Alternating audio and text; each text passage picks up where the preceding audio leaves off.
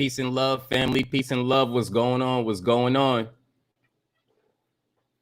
Back with another build on the Smokers Lounge. I am your host, Chris Cyphers.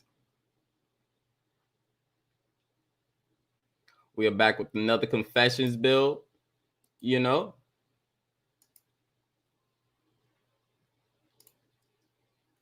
I'm about to drop this link in the comments, in the chat section. Y'all know we keep this open build live and open. Pause. You know, we gonna chill for a little bit and wait for the fam to come through. You know, hope everyone's had an amazing day, had an amazing morning, afternoon. You know,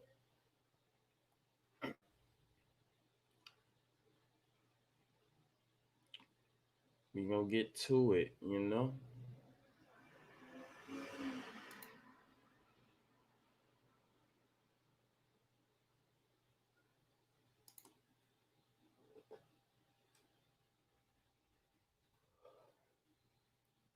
Play some music, play a little music, a little tunes or something as we get this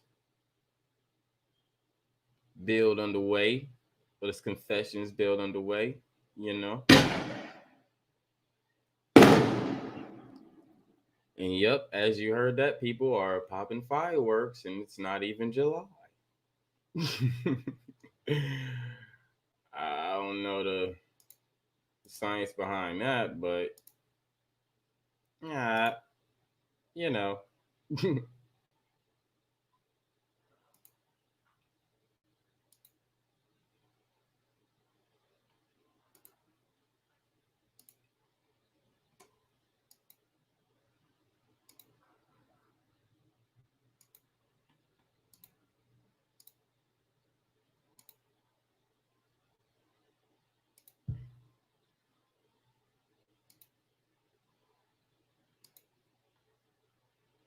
DJ Fresh.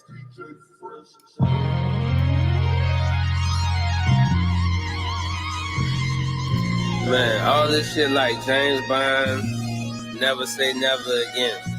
Every fucking beat.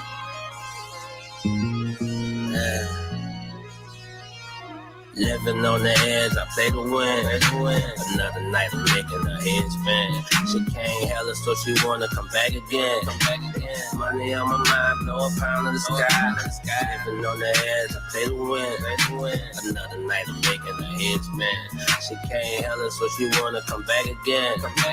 Money on my mind, blow a pound of the sky. Jet life, stand high, Chevrolets outside. Ain't hard to tell if it's mine. We talking about rides, autobiographical. If we talking about rhymes, they try to downplay it, but I don't even mind, cause they know the deal, and I can see it in their eyes whenever I appear. They think I'm here to steal their shine, but I can't steal some shit that's already mine. When the tide smoke clears, the streets will recognize. And I slide on the grind, pay permission, step aside. You in the way, broke niggas tripping, they got no vision, and she can see it.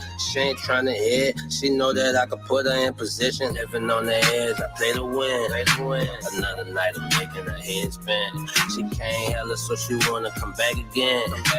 Money on my mind, blow a pound of the sky. Living on the edge, I play to win. Another night I'm making her head spin. She can't hell her, so she wanna come back again. Money on my mind, blow a pound of the sky. Money on my mind, blow a pound of sky. Chevrolets outside, niggas always high. On the east side, dollar sign high. Money on my mind, blow a pound of sky. Always outside, niggas always high. Money on my mind, blow a pound of sky. Chef is on switch, nigga, we smoking weed and we laughing in the dirt. What you talk about, niggas getting living. If you need to see it, then you'll come.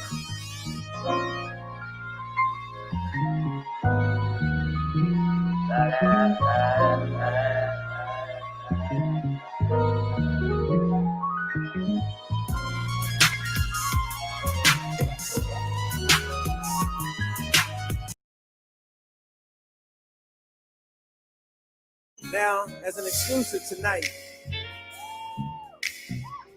I'm gonna give you the next piece of the confession that nobody has heard. This is an exclusive. No one has ever heard this, just so you clear.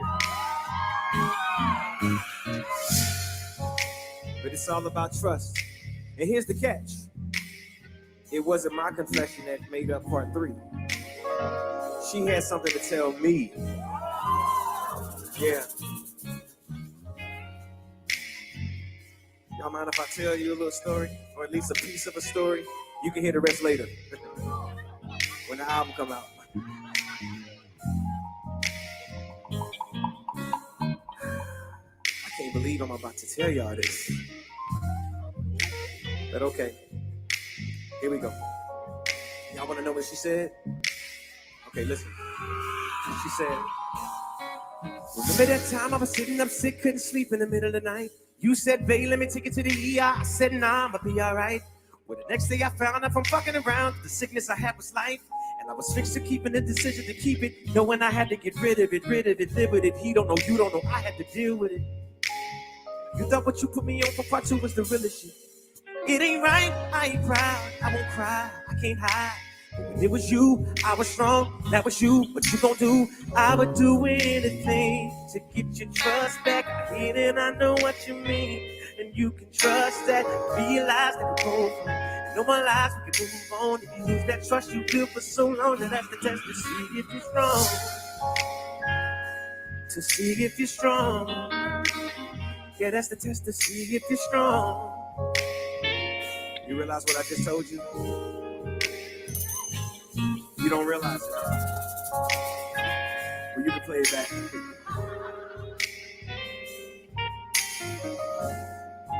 Yeah. These are my confessions.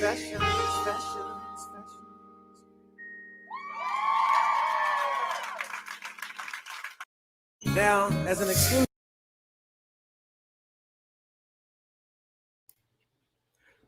What's going on, family? What's going on? Peace and love to the family. Peace and love to the family. What's going on? Hope everybody's doing great today. See the brother This I Am is in the building. Peace to God. See the Beach is in the building. Peace to the Goddess. How y'all doing? And for everybody else who's viewing, peace and love to y'all. How y'all doing?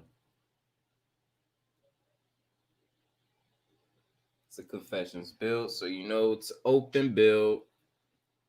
So come on up on the chat so we can get these confessions down.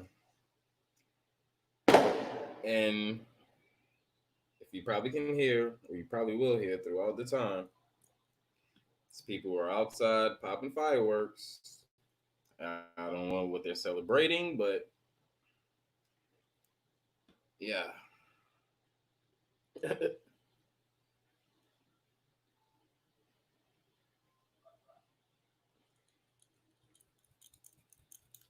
don't know, that's kind of weird. Yeah. But yeah, I don't know where everybody at. I know Godbody was live earlier. Then Truth was live earlier.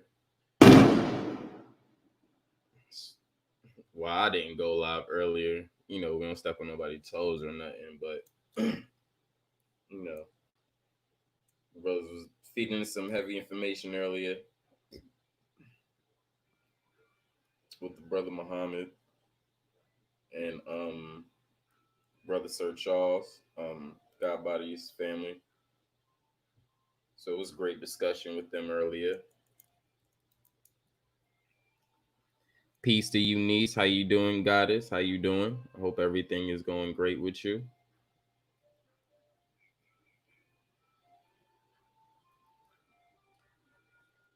Oh, I'm sorry to hear that, Queen. I hope you get some great rest, and I hope you feel better because I suffer from my migraine, so yeah, it's nothing to play with. So yeah, Queen, I appreciate you coming through. You know, showing your light. You know, go ahead and get some rest. You know, anything to make you feel better. You know.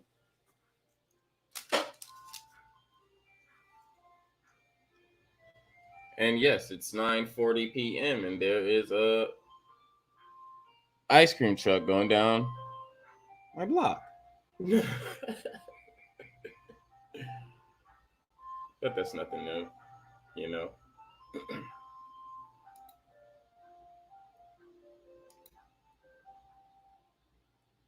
You know. But as I get this medication rolling up, you know.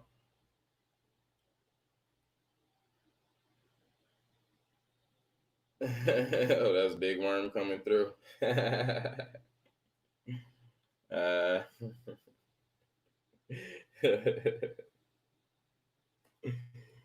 That's what's up, Big Worm.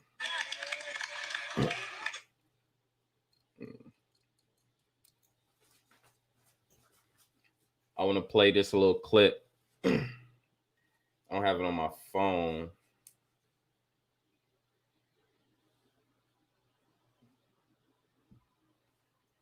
Hold on. Let me actually see if I can find this on Instagram.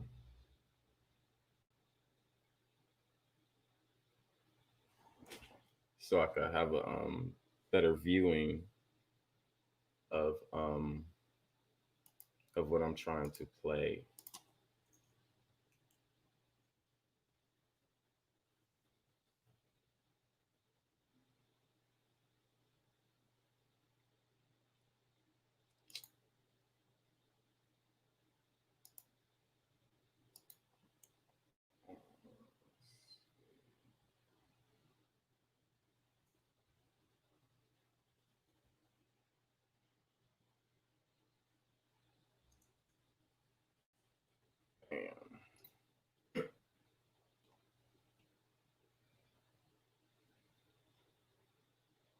Okay.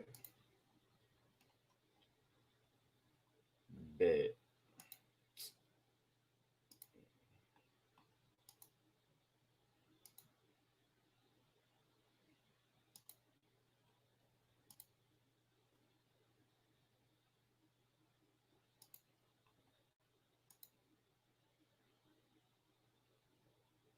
Buildings are burning is because this city, this state would prefer preserving that white nationalism and that white supremacist mindset over arresting, charging, and helping to convict 4 officers who killed the black man. That is the reality of what we're dealing with. This is not just a few cops doing things across the country. This is not a good cop versus bad cop situation. This is Ahmaud Arbery being shot down by white men on the streets of Georgia.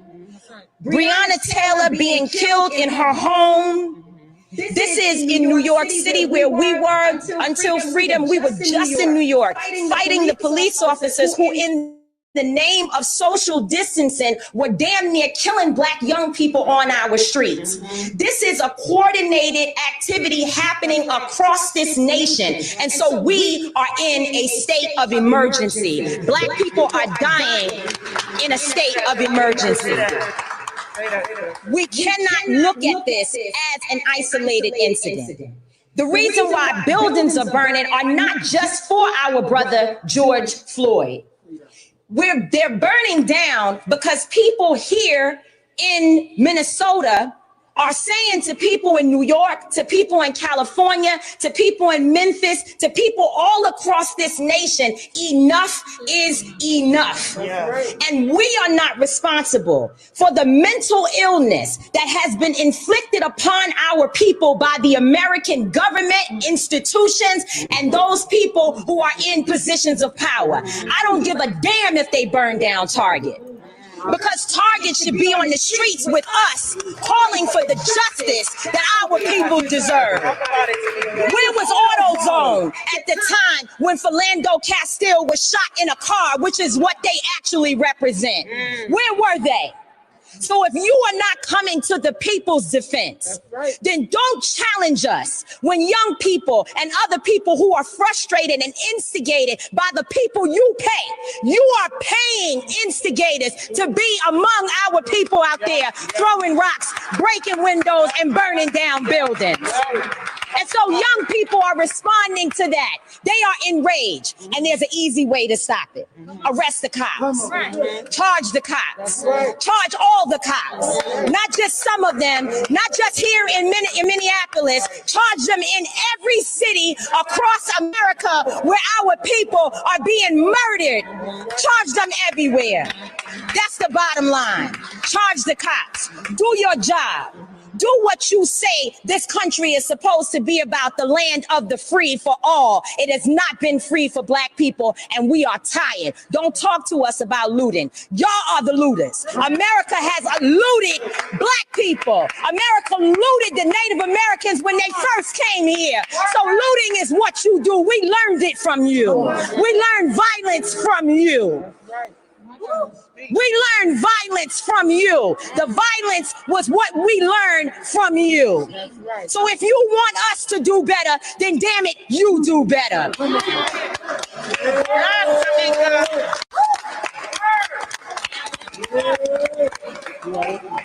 Buildings are burning is because this.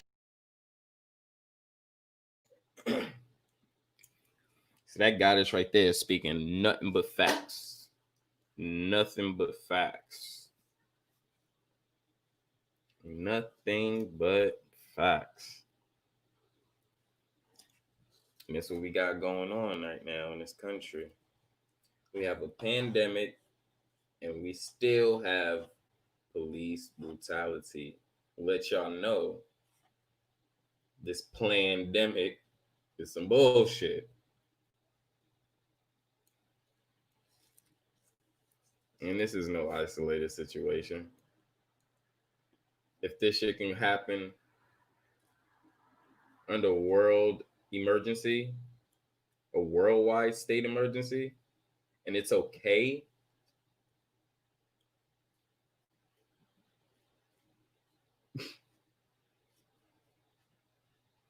come on.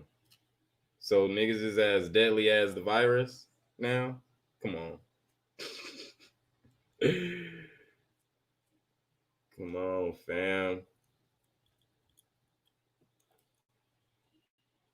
This is crazy. Mad crazy.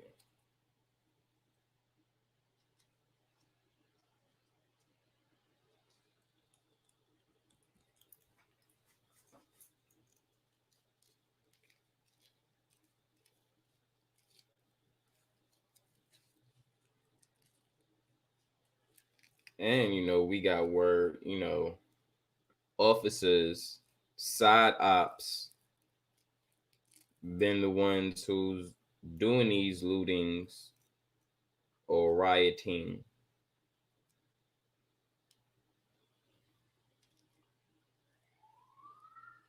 Or, in another sense, you just have maybe just some white people that's tired of this stupid shit.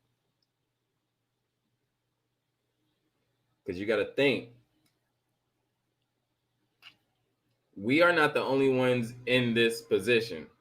Yes, it's being highlighted for Blacks, but we're not the only ones in this position. A lot of white people starting to feel some type of way too. And this is why I love stepping out and feeling other people's, opinion. Yes, the leading group, European, Caucasian, whatever you want to say. Right? But if I was Caucasian and I was in a trailer park or a project or still subject to these conditions just like Black people, why can't they outrage? Why can't they have a problem? Because they still going through the same thing that we're going through.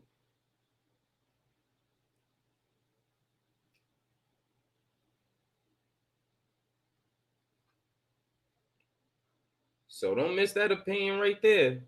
I ain't there because I don't know what's going on.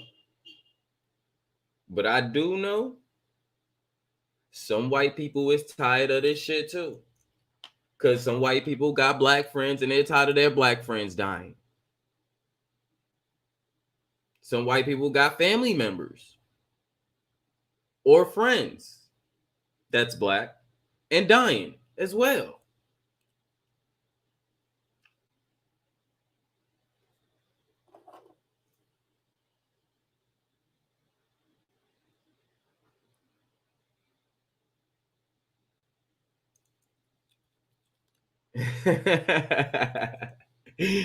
This you crazy, bro.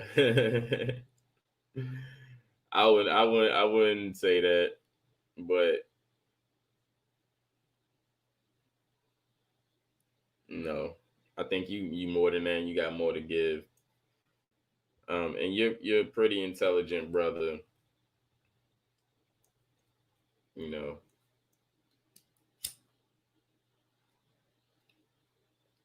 regardless of trailer park, it's not the means of like a mansion, apartment, da da da da. So you still putting your own peoples in conditions, in project conditions, just like they did black people.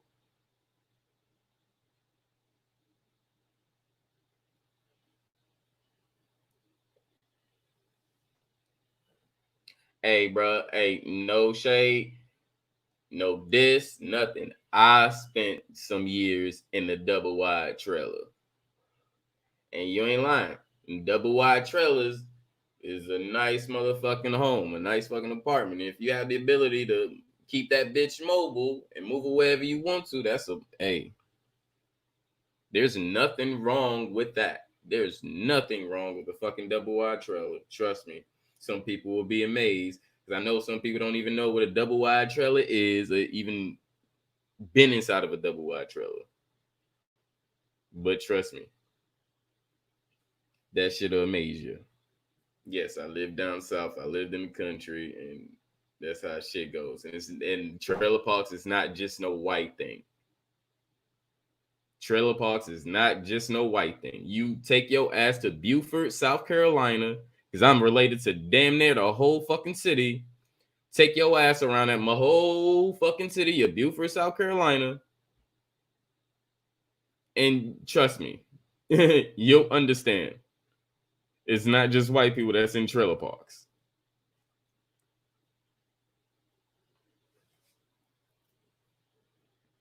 So if there is a white person out there looting, hey, they got a reason to loot. They got a reason to riot.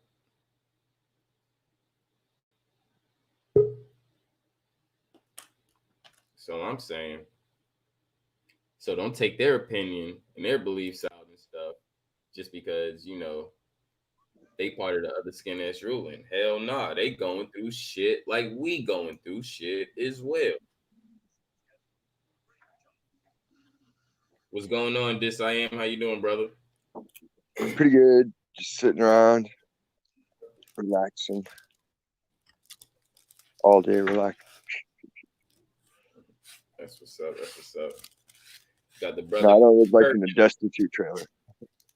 I live in a nice trailer park with nice. Everyone's got nice stuff. Right, right.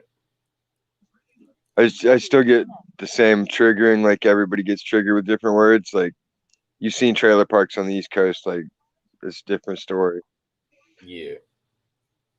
So I just had to clear that one up. I don't live in the ghetto, but I'm not in the rich people area either. I'm just in the normal, everyday Joe area. Right. I know that never really been a joke to me, you know, the trailer trash shit. You know, that never been a real joke because I've been in that life. So it's like, that's just a home. Like, what if you had a home and it's like, and someone got a trailer, nigga? Like, what the fuck? I'd rather have a trailer than no home any day. My mom would beat us over stuff like that. She'd be like, "What the hell are you making fun of? It ain't like we live anywhere fancy. Like we're 2 streets away from where they live. So what the hell does that make us? You know, Exactly. like money don't make you better than anybody else. It's your character. That's how we were taught. You know, Yep. Yep. we also taught try to get some money, but I digress. Right. Peace to the brother Kirk is in the building. How you doing, brother? Peace to the brother Cook. He's in the building as well. You know, he's always around with the confessions popping. So it's great to see y'all brothers here. Where are they at? They're on the other. I gotta jump in the other chat channel. There we go. Yeah. Now I I got see it. yeah, I'm still going live on Cyphers as well. It would be cool if everybody can go to the Smokers Lounge chat, but that's up to you. It's cool. You can stay either one. Be like the VIP room. Yeah. Yeah. But I just want to, get a flow with, going on with the Smokers Lounge now. So if I do end up going on with the Smokers Lounge and not with Chris Cypher's channel, then I want everybody to, at least get the notifications and know to go over there too. So that's why I'm still like, double dipping. Yeah, that's what sets it too. Like when you double it up, whatever one they hit's where they're gonna end up. Mm-hmm. Once they subscribe and hit that bell, then it'll be all good. Yep. See, I hit that bell. So yeah, that's what's up. I don't know, for some reason I see people subscribers going up. My subscribers is not going up. But it is what it is. I ain't complaining. It's the It always goes and fluctuates. Yeah, well, the fam kind of put that to my eyes the other day. It's like, you should be getting fucking subscribers. I'm getting a lot of views and stuff, but it's like, it's crazy. Me and Truth, he started his channel a little bit after mine, but we had about the same subscribers around. Now this nigga's like he's way over me. And I was like, damn, bro, been working. Yeah, he's moving quick. Shit, I think I had like 10 subscribers for 9 years. People watch. Like I get lots and watch minutes and lots watch time. I think my watch count was up like 3,000 minutes this month. So it's like all my analytics are good. I just have I think maybe 50 subscribers. But I ain't worried about it. So I never pushed it. Like the people that are really, really getting numbers hard are pushing it. You got to be all over the place, everybody's channel. Most of them won't even go back. Mm-hmm. Too much effort for what it's going to amount to. It'll just make the subscriber count go up. And with StreamYard, it makes it pointless to worry about the 1,000 subscriber limit. Especially if they're going to start censoring hardcore, man. They took down, like, Jeranism stream got blocked on copyright, and Godbody got blocked on copyright for the part 1. Damn. I think I saw something else was blocked too this morning, and these it was major channels. Like Jeranism's got 24,000 subscribers or something like that, and Netflix popped them. It's fair use. Crazy. It's crazy. Yeah, I was on Bro Sanchez channel, I think it was like yesterday or something, or the day before yesterday, and fucking YouTube was all fucked up. Like, because I was in there and K Smith was in there, so he said what's up to me, and then I look at the name, and the names was all fucked up. Like, it's like he tried to put my name, but then somebody else's name was there, but it still was highlighted like he mentioned me. Weird. And he didn't, yeah, it was weird as fuck. So, and it crazy because I didn't really catch it at first, but then I replied, and it did the same thing after I replied. So that's when I really caught it. I was like, huh, who's this? Like, I said this to K. What the fuck? Fucking AI. It was all fucked up. The AI is losing its mind. Right. I even fucking matter of fact, I even took a picture of that shit. I take a picture of everything, man. These motherfuckers, they can't Did get you through. ever get the crazy commercials? Remember back during Jade Helm? Like I would get these weird commercials on YouTube that weren't even commercials. It would Uh, show the little streamer at the bottom for the runtime, but it would always say 0.00, like there was no time to the video, and then it would be about a minute and a half of just slow motion sound, weird sound effects, and like just weird imagery. And I recorded some of it and posted it back. Like, what the hell is this? Anybody else getting this? And nobody else was getting it. And I always had people around when it would happen. I'd be like, look at that shit, look at that. And they're like, what is that? And I'm like, exactly. It's an ad for nothing except like dementia or something. It was just weird. It looked like something you'd see in one of those dark web videos, like people sitting around with television sets on their head in black and white, and just weird stuff. yeah, like look at this shit. Look at it. They got my name as Big O, right? And then if you look like 2 messages down, the person named Big O is right there, and that's not even Big O. That was K Smith. What? Exactly. That's why I'm like, what the fuck is going on?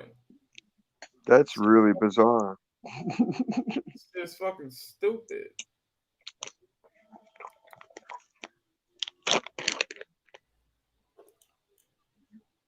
You can change it if you want to, Bucko.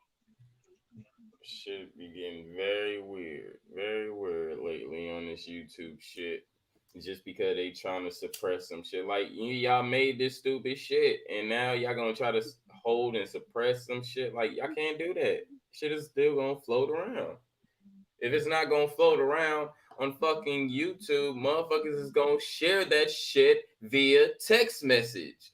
Nigga, y'all made this shit and now y'all mad because we using this shit? You stupid. This is what we do. We showed y'all with the word nigga. Now y'all motherfuckers using that shit, trying to make that shit sound cool. This is what we do. We take what y'all motherfuckers do. We use the shit to our advantage. This is what you fucking supposed to do. Flipping the script. They get mad. They get mad because we outsmart them with shit. And we figure shit out. Like, come on, man. You mad? Yeah, you got it. These people were raised to think that they're superior in every way. That's what it boils down to. Like these people are taught, oh, God made you special, and you're just the best at everything, and every idea you have is original, but everybody else is a copycat. It's the same racist bullshit since day one. Like everybody's equal. That's the nature of water, level, and we're all water. What boy? Okay. Yep. You got black people that could play basketball. You got white people that could play basketball. And not even just that. Now in 2020, if you ain't know, Mexicans can play basketball. Like real shit. I've been knowing this. I've been playing basketball all my life and I travel. So I play with lots of fucking people. But, you know, they got everybody can do everything. They got brothers playing ice hockey now. I seen that in They been brothers playing game. ice hockey. That shit just wasn't highlighted. We invented the sport of ice hockey. I didn't know till I seen it in the game. Like ice hockey don't come on TV here. It's California, but like, yeah, I saw it in the NHL game. I was like, what? The first hockey teams were Canadian teams, and they were all black hockey teams. Yeah, because it's an indigenous thing. Yep. You have snow and ice to play a snow sport. Same thing with skiing and everything else. Talking about white people. White people didn't invent skiing. Whoever was in the snow invented skiing. Every time they get in the snow, whether they know history or not. Yep. Yep. That's facts right there. Face still looks fat.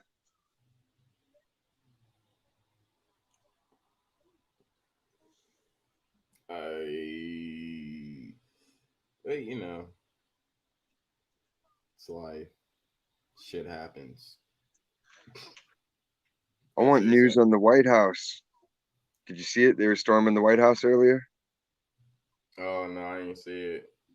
Yeah, it looked like a group of about 400 people were just charging the White House, and they were climbing on the fence and just going bananas. And like, that was the last news you seen of it. I wanted to see him get over the gates. See how far the government will let it get.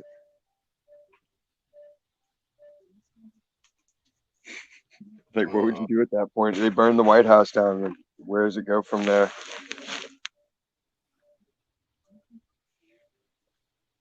Yeah, I'm gonna try to search it.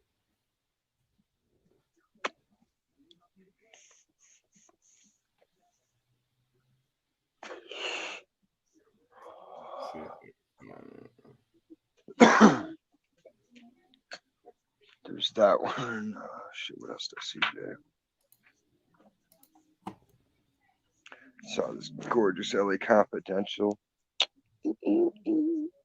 There's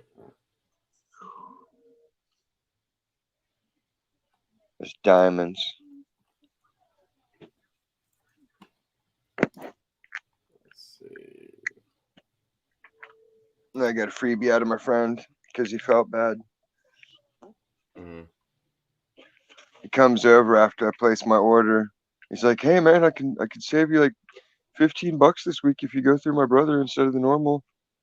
I'm like, "Yeah, I just ordered. Why didn't you tell me that like on when you telling me you're coming over half an hour ago and I would have just got from him?" He's like, "Oh man." I was like, "Yeah, oh man." So he tossed me a free gram. I was like, "Right on." You can argue freebie ever. Right.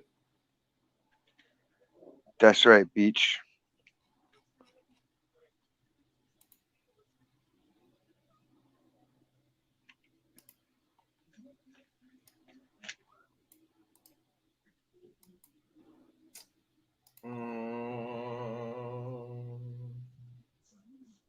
Like Henry Rollins says, you make weapons of your imperfections.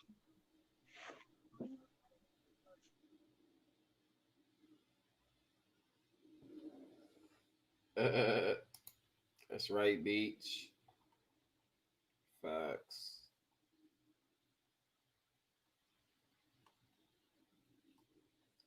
Yeah, I'm trying to see if I can find a video of it.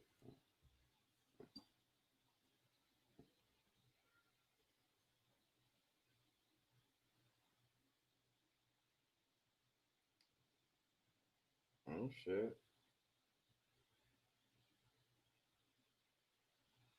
Okay. Enjoy it.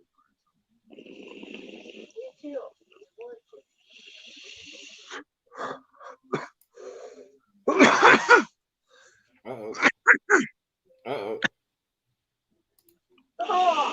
2, 3, 4, 5.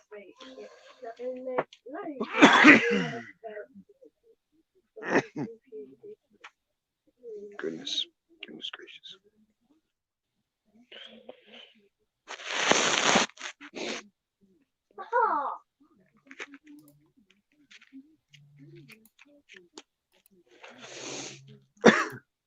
To the White House. The crowd did get a bit rowdy for a moment when they seemed to turn on one man, but now they are on the move again. And this is going to be a live look at Atlanta right now. We're told the protesters and police are clashing in the streets. This is outside CNN headquarters. We're told that several cars have been vandalized there. One person at least taken into police custody. Our sister station also reports people have vandalized the big red CNN logo and are throwing things at police. Yeah.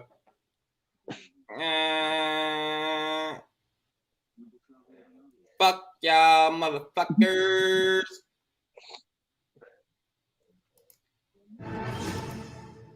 Fox News Alert, protests growing tonight outside the White House this evening. There's a live look outside the front gates. We're told that there's a lockdown in effect, meaning that people who are there, reporters, are not leaving the premises at this moment. But there's a pretty good crowd growing out there this evening. We're also seeing a similar scene unfolding at this hour in Atlanta, Georgia. Take a look at these aerial shots that we have. This is outside CNN's world headquarters, where we're told that protesters have smashed the windows trying to enter the building. We told you moments ago about the CNN reporter who was arrested with his crew and then released in Minneapolis. We're not sure if there's a connection, but obviously this is all the base of all this is the killing of George Floyd by a police officer in Minneapolis. So my next guest joining me now as we take a look at all of this is the former safety for the Minnesota Vikings, and he writes about all of what's going on today. He says it's emotionally draining to write this often about unarmed Black men losing their lives at the hands of evil individuals. It's even more draining to continue to watch polarization and identity politics being used to divide us following a brother or sister's tragic loss of life. This is definitely a war. I just hope we keep our eye on the actual enemy. Joining me now is Jack Brewer. Jack, thank you very much for being here tonight. Obviously, there's a lot unfolding as you and I are speaking. What do you mean when you say we have to keep our eye on the real enemy here? The enemy of evil. We live in a world now where, Satan drives racism. Racism is evil. Racism is of the spirit. Racism, as we can all agree, here it goes. You gotta add God in every fucking thing. The devil in every fucking thing. The Bible has nothing to do with this shit. And that does not mean blaming it on President Trump, fucking booty chin ass niggas, blaming it on the governor. We have to really do soul searching right now, and it's going to take repentance. Our country has a long history. It's going to take repent. People got to repent. Have a long in order for this country to get back police officers back in order. That is just one that has not been very good. Everybody so have to address those things. Fuck out of here. Most Americans Stop agree. being gay. And what's so sad right now is that you see all you gayness is making hurricanes. Shut the fuck up. I ain't even play that shit to hear that shit, but nigga, that was weak as fuck to you as a nigga. That shit happening to your people to go in there saying you gotta fucking repent. Get the fuck out of here, you cornball, dick sucking, coon, ashy knee, elbow, webby hand, finger, motherfucker. Get the fuck out of here, man. That shit is a disgrace, nigga. Did you go home and look at yourself the same way in the mirror? I bet he didn't. I bet he didn't. He went home to his tranny man and was like, "How'd I do, baby?" He's like, "You were so good." And they counted their money and went to sleep. The devil, you have to this country have to repent to get in order. What does repenting have to do with fucking evil motherfuckers killing somebody? So when next time, while some brutalities happen, you're gonna put up your Bible and say, "Hey, God didn't say do that, cop," and then the cop is gonna stop.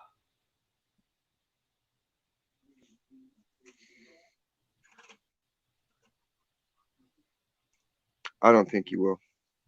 How many people was praying to God while they was getting killed by a goddamn cop, and shit still didn't happen? Could you change this? I hate changing it. How many people were praying in the cattle cars? Or what about the people in the church that got shot by the little crazy white bull? Or the movie They was theater? in the church. They was in the church. Yeah. Praying, rejoicing, repenting to God. Nigga, are you blind?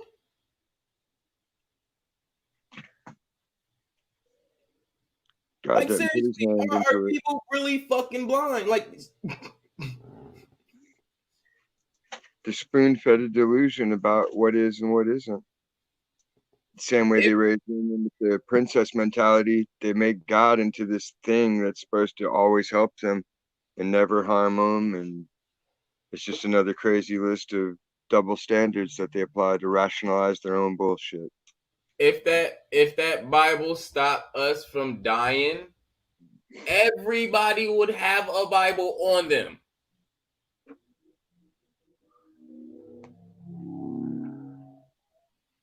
That shit is not a bulletproof vest. That shit is not a force field. That shit is not going to stop the current situation from happening. The Amish suffer. How's this? Dave? Look. How's this? Like they adhere completely to it. So do Orthodox Rastafarians, Orthodox Jews, you name it. There's people that don't do anything wrong and they still suffer. Even the people that don't even subscribe to that shit. Everybody have some sort of suffering. So why can't you see that this fucking entity is not gonna hold you back from suffering?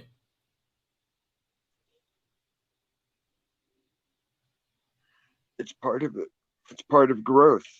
And if he could stop you from suffering, your life would have been in a better position.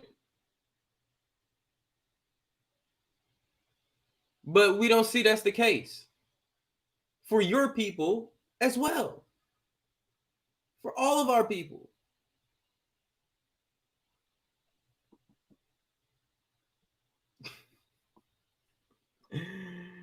People are really blind to what's in front of them and what's being told to them. Even when some of the truth is being told to them, it's...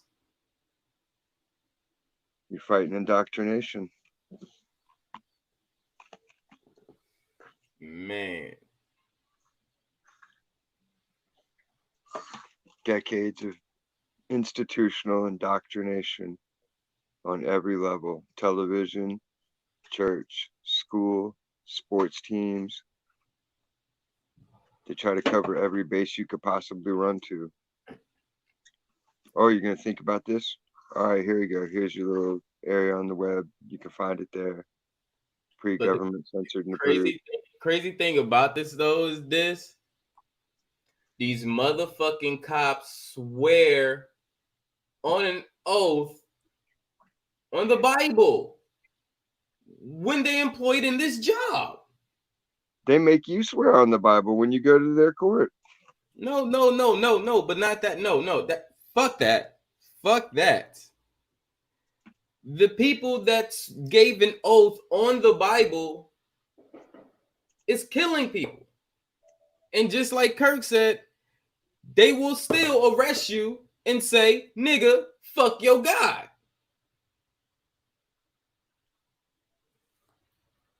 Are you not getting this circle that you're in? People are not getting it?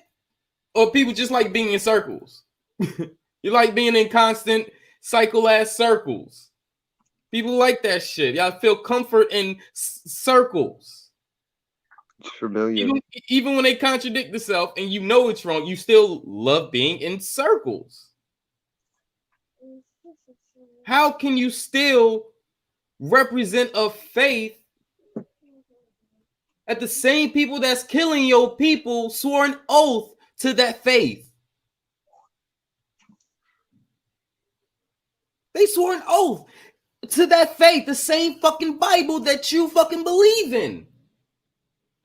And you still don't see nothing wrong with the Bible?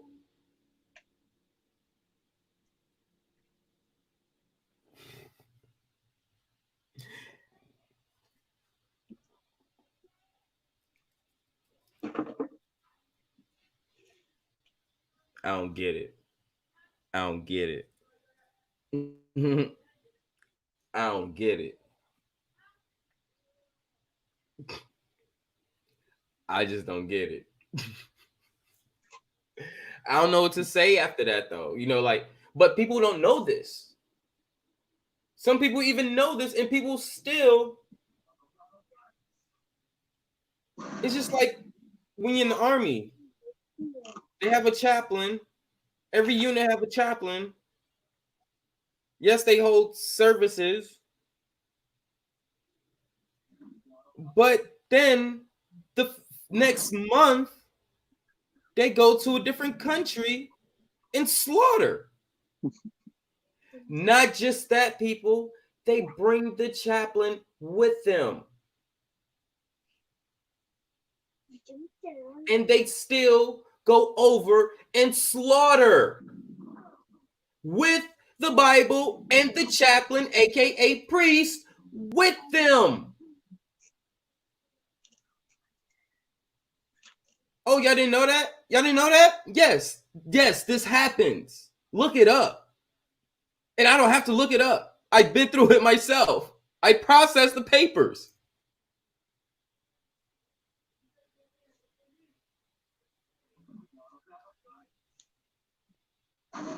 This is a fucking sick ass fucking cycle that people get stuck in. I don't see how you get stuck in this shit when you see the reality in front of you.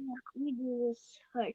Y'all see this? How many people carry a Bible, go by a Bible, and still kill? This is not about the Bible. This is about even upon what the brother said, according to this shit, saying we need to repent to get this shit. No, we don't. Repent to who?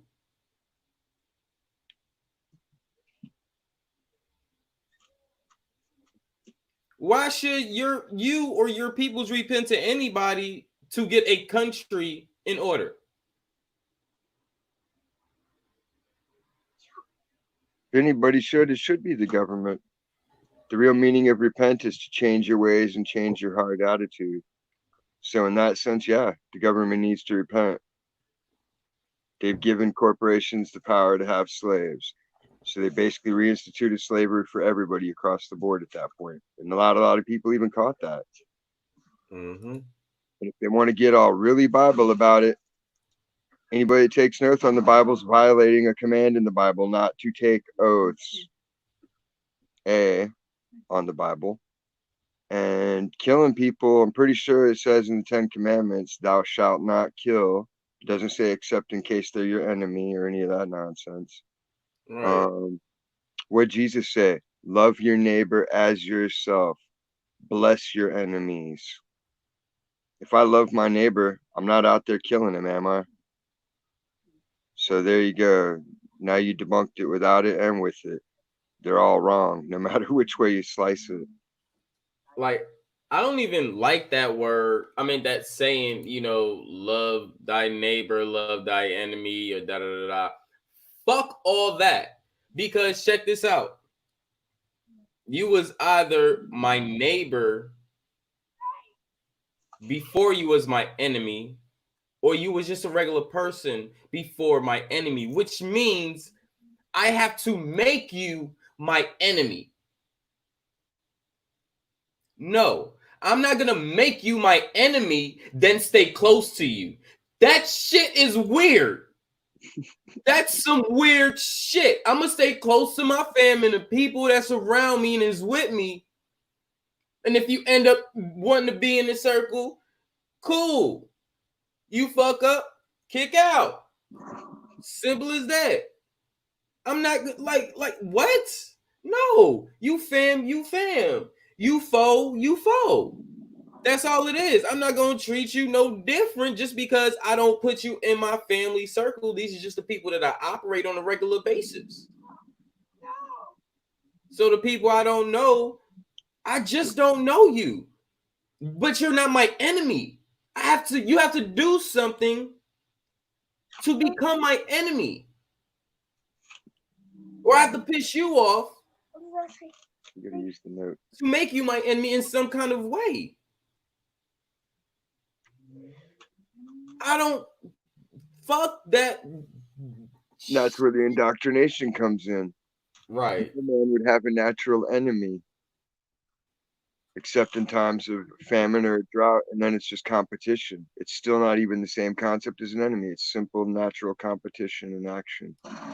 But with the divisions they set up, then suddenly you start judging people like books. Oh, well, that jacket and that shirt tells me this about him, or look at that hat he's wearing. That tells me he thinks this way and that way. It's like, they don't even think about that shit.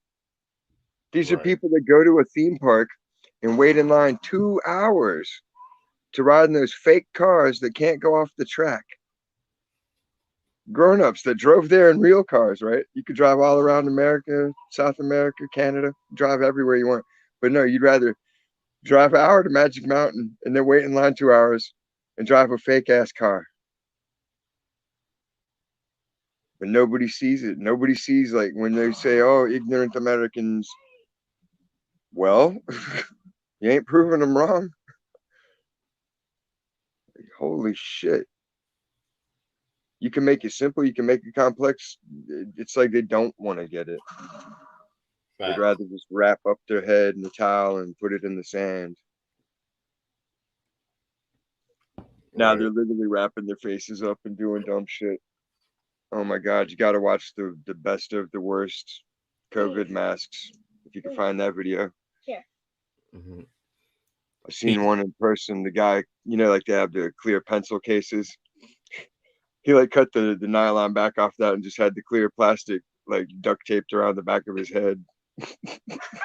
And that was his mask. I was like, dude, what are you doing to yourself?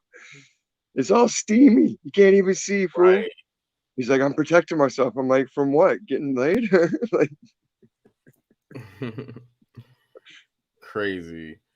Like, that's stupid. Shout out to the brother K Smithy in the building. Cat. Got it. She's in the building. The brother Chad Murdoch is in the building. What's going on, brother? How you doing? Hope y'all having a great evening this evening. Yep. Y'all right in the chat, like, that's facts. Yeah, I don't do those 42 laws. You can't write no fucking book on laws because you still given a controlled construct. Who wrote that shit? Who wrote that shit? Niggas is really following that shit? This niggas like, really? Really? You couldn't be creative to come up with your own laws. You had to follow by somebody else's. You had to study somebody else's laws and learn somebody else's laws. Not even just that, you're already under governmental laws. Oh my God. Oh my God. Because I know some people do take those 40 laws of power like serious. And they think that shit is like bam, bam, bam, just because, you know, the government operate along with that. So again, like I said on last bill, these motherfuckers be teaching y'all how to be them. And niggas be following this shit. They show it on Star Trek. They do the Borg. They assimilate, and they just slowly start adding their stuff to you. A little attachment here, a little attachment there. Next thing you know, you're a walking billboard. Thinking and acting just like a non-entity, just a consumer. What can I buy today? Dick, what are you doing? There you want to be. You wanted to be up in the mix. Yo, chat. Nah, I mean, it's like I don't have no ill will towards that situation. With the goddess.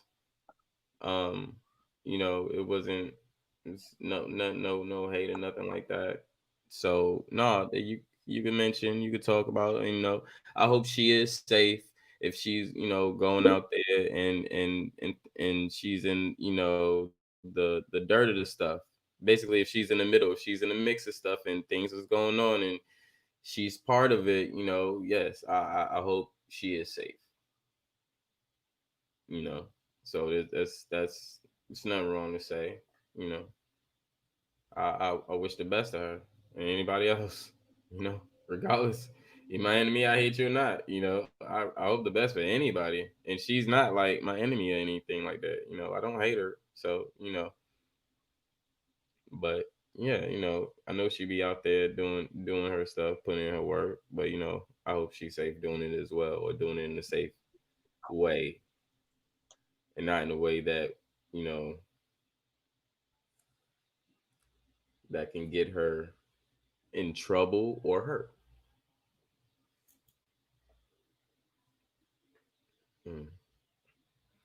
But yeah, no, that's cool. You don't got to be sorry. You good. You cool. No problem with that, bro. Let's see. Kat said I just wasted my life studying that. Yeah, I'm sorry. And you not the only one who wasted time going through that shit too. So, you know, a lot of us like information, like reading stuff, but as I was going through it, this sound nothing but like constitutional laws. These sound like the same shit. These sound just like the laws motherfuckers was given when they was conquering, when they was colonizing. Those are colonizing laws.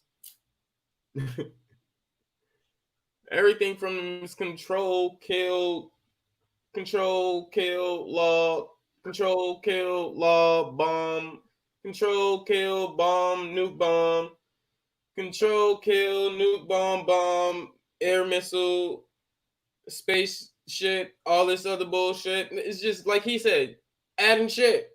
It's adding shit. But if we can't follow what's going on, we not gonna be able to see what the fuck is going on or paint a picture. It's like they're painting a fucking war picture of add-ons.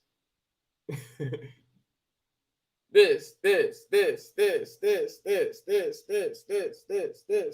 It's like,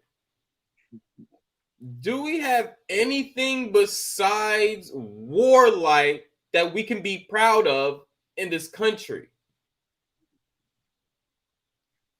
Do we? Music. Do we? Hell no. Music. Fuck that shit. I'm not weed, not music. Fuck that. That's a controlled, infiltrated system. So I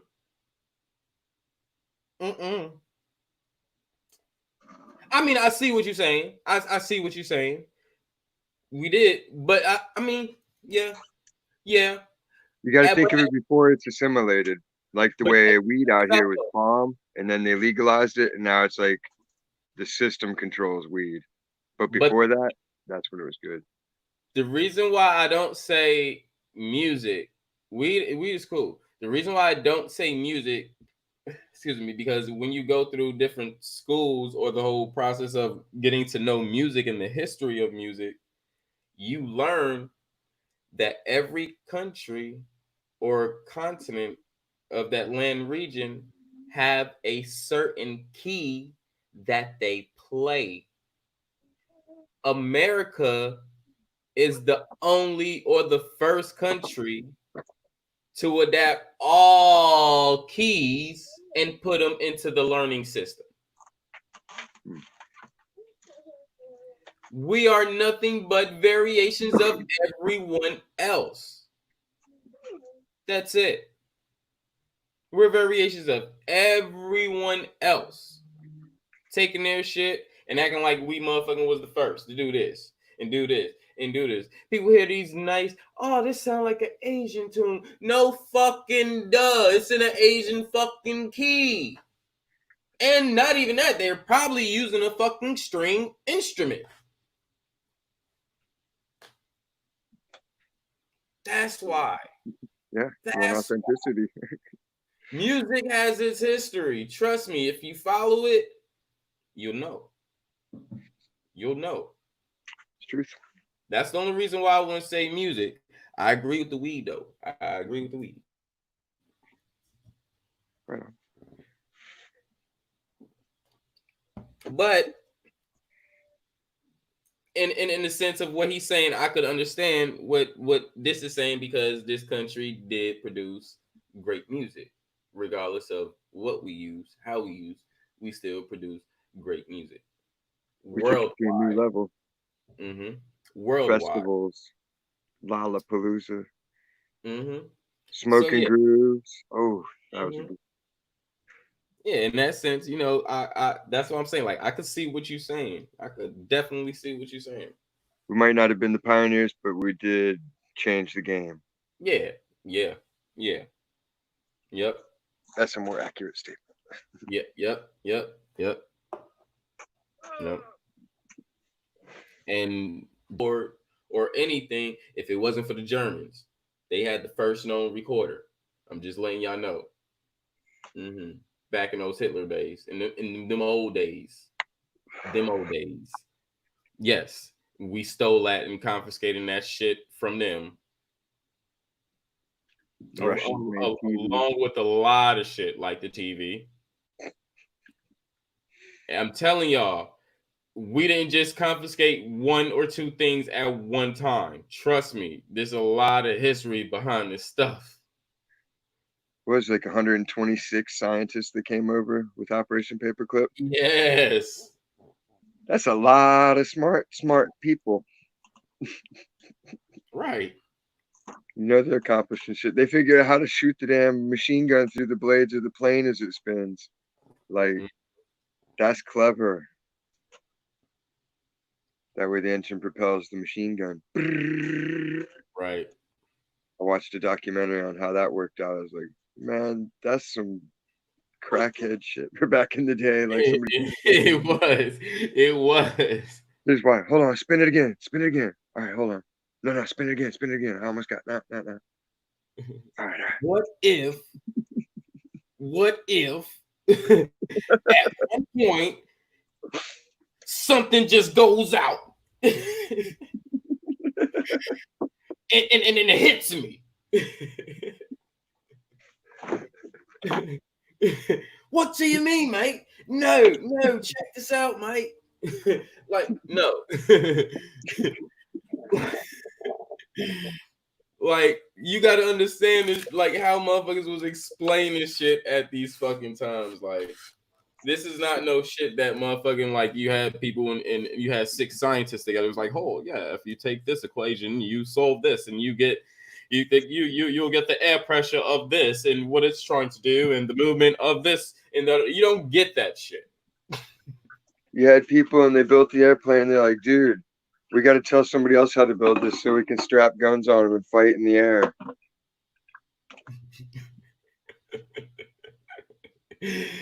Man, it's like. Have you watched that one? The after the reset, UAP put it up and it was showing how the rich people were just taking trains and smashing them together for fun, and then they would invite the public to watch because they had to get rid of the technology, all the steam trains.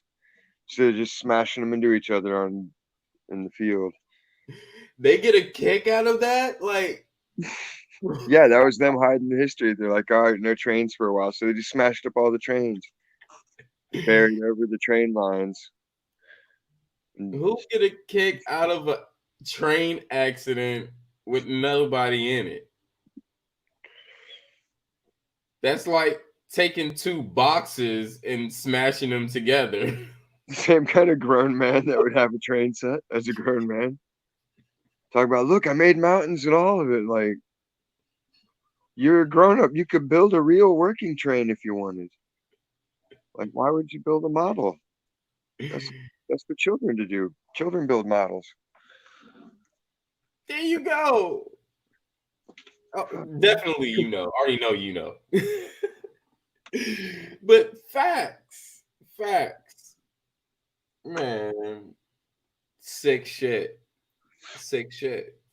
Hey, I'm sorry if that's your forte, people. You know, some of the viewers out there, I know they ain't all y'all forte, but I'm just saying, if that's your forte, hey, no disrespect.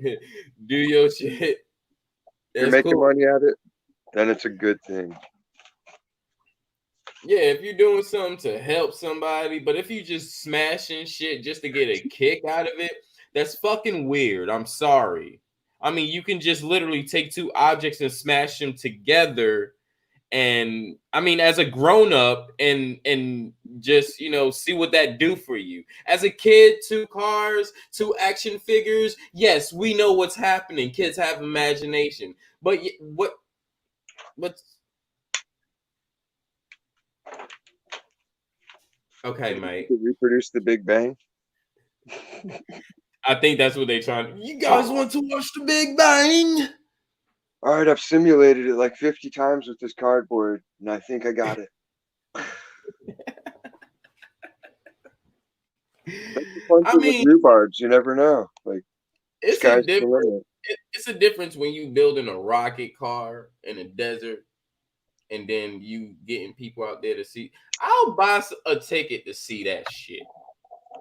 I want to see a fucking rocket. I don't want to see nobody in it. But I want to see you test the rocket car because everything is electric and we know y'all motherfuckers can control it. Stop being stupid. So put a crash dummy in that motherfucker, test it, and let's see this shit work. I'm cool with that.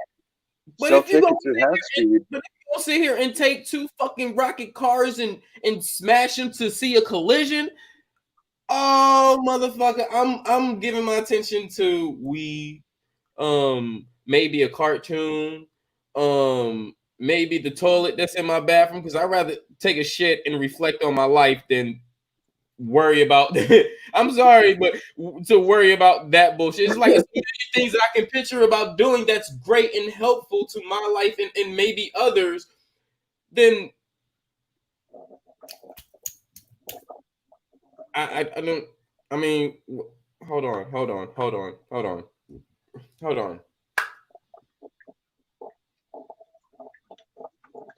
Pay to see that. Oh. Oh. Oh. Okay, stop. Oh. Now I gotta change pants. It was too exciting. Hold on, guys. I'm gonna make this even better. I'm gonna give you new colors. Oh. If only it was on fire. That would be the ultimate. Oh, you could smash two lighters together. Oh, cutting edge. Hold on.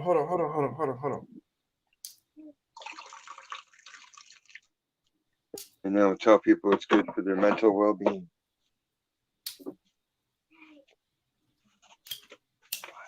Okay, they work.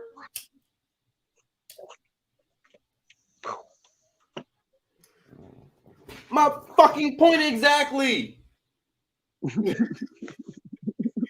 people really do this shit in life, like, it don't have to be the same objects. It's just, come on, you're gonna see the same thing. Two objects crash into each other and cause an explosion. So if the explosion is something that you really want to see, go on YouTube and watch an explosion. When you see a real one, it puts the fear of God in you. You ever had some shit blow up on you, man? I blew up shit. I was in the military. I know how to use frags and shit. We had to test them out. I do great. I mean, like in the civilian world. Oh, okay. In the civilian world, no, I haven't blown up anything. Oh, hold on. I could witness. I'm actually not witness. I was part of blowing up a car when I was young, because we was in New York. You did fireworks and you know about M80s. See, there you go. If you know about M80s were the thing in New York. Even when I was young, yes, we used to blow fucking cars up, literally cars up with M80s and some other shit. And I'm not gonna go into that because I was young and I mean it was crazy. Limitations. Yeah. So I'm gonna keep but yeah, go ahead, dude. Before we had like a real lab back in the day, and we still had the blast hash. We had like the 4-foot tubes, like 4-inch piping.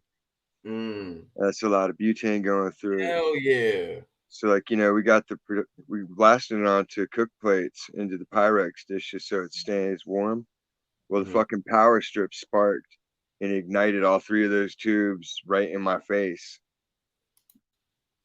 Like I had to drop and roll, jump back up, throw blankets on the shit, get the plugs. Like you had to move like a ninja. That shit was scary.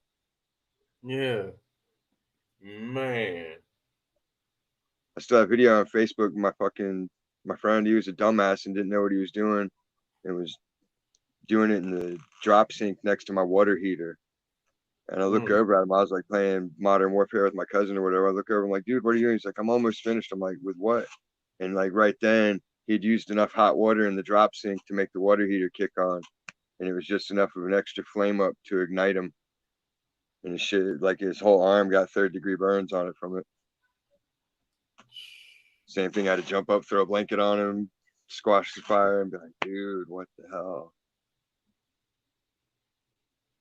And at that point, it ain't much that you can do to a 3rd-degree burn, man.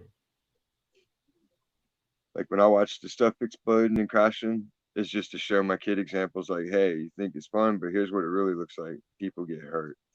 and it ain't funny. Like, this is reality. So you Man, know the I'm difference. telling y'all, like, when you watch a bomb on TV or a grenade explode, it's not the same thing. And I'm gonna be honest. I've thrown grenades. I've thrown frags. It's not the same thing. It's literally not the same thing in visual, in real time, when you're seeing it in real life up close. It's not the same thing. That shit will put fear in you. He's not lying when he say that shit will put the fear of God in you. That shit will put some fear in you. Even you can watch somebody blow some shit up, but when it's your turn to blow some shit up and you actually see what the fuck is going, it's a whole different experience, y'all. It's a whole different experience. It's a whole different experience. Changed my cousin totally when he came back from Afghanistan. It was like 8 months where we couldn't even reason with him because he was just out of it. Like, dude, what's going on? He's like, I can't talk about it. Just let me be.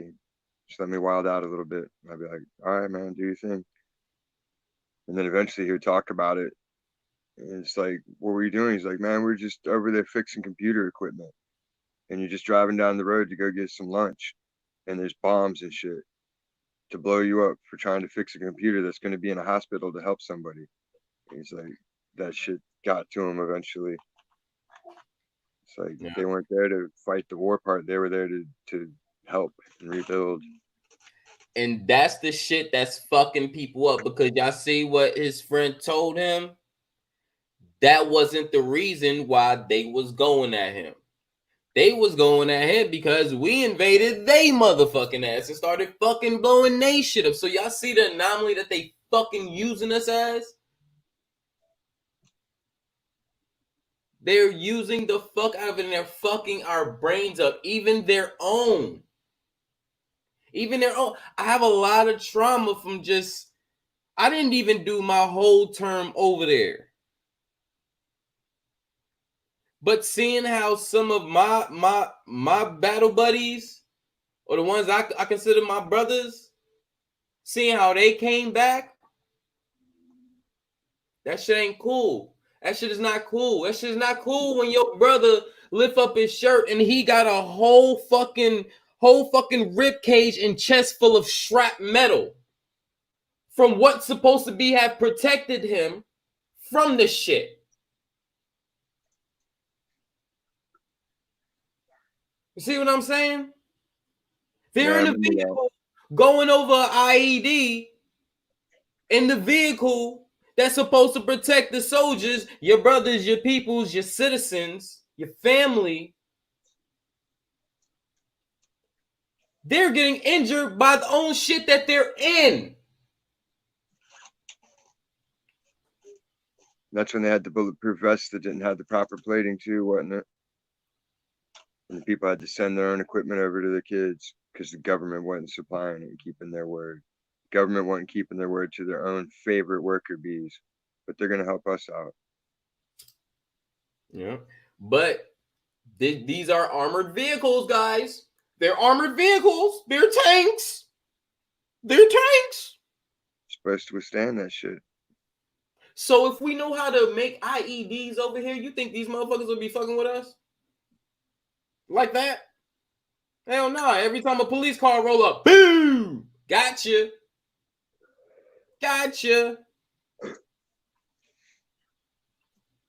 I ain't saying we should start making IEDs and shit, but I'm just saying, hey.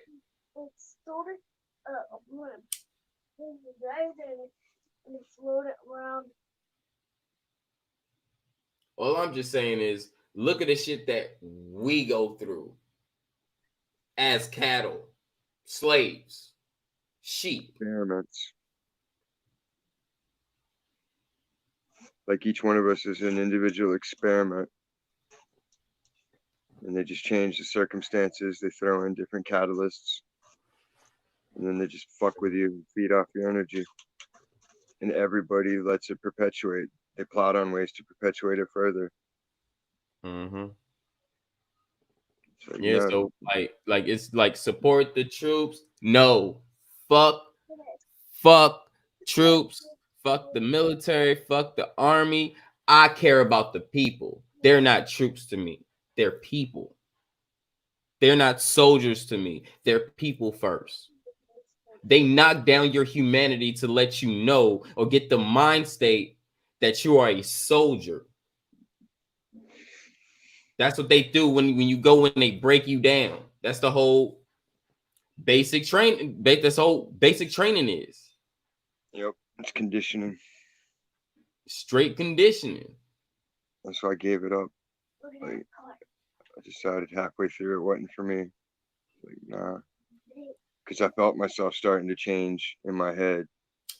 And I didn't like that. Because it was right. I felt like whatever I'm doing right now, like I don't know how it was for other branches, but the Marines, they would make you sit there for 3 hours on the floor and we were chanting kill for 3 hours. You got to scream until your voice is gone, and then you got to scream some more. And if you don't break your voice, they'll make you scream and scream until you do. And it's just, Yep. I mean, well, you know, they had us do some stuff, not like that, but in other ways. You know, I think, you know, all branches have they, you know, have their little things that they do. Like, here's another traumatic experience that I had to go through because of my because I couldn't stay so long and I was injured and I had to come back. I came back to Garrison. I was working in the main headquarters for our unit. So basically everything that happens over there, I'm in first communication with. Right. So when something happens over there, I'm one of the first people that get the first call. Literally the first call. Even messages, fax, all that. My desk get the first call. So we got a report because we got this dumbass lieutenant that flanked a B company to the wrong side and got A company and B company ambushed, and we lost 144 plus lives in that unit. This was 2006. So if you heard about that, that was my unit, Fort Deuce. That was my unit.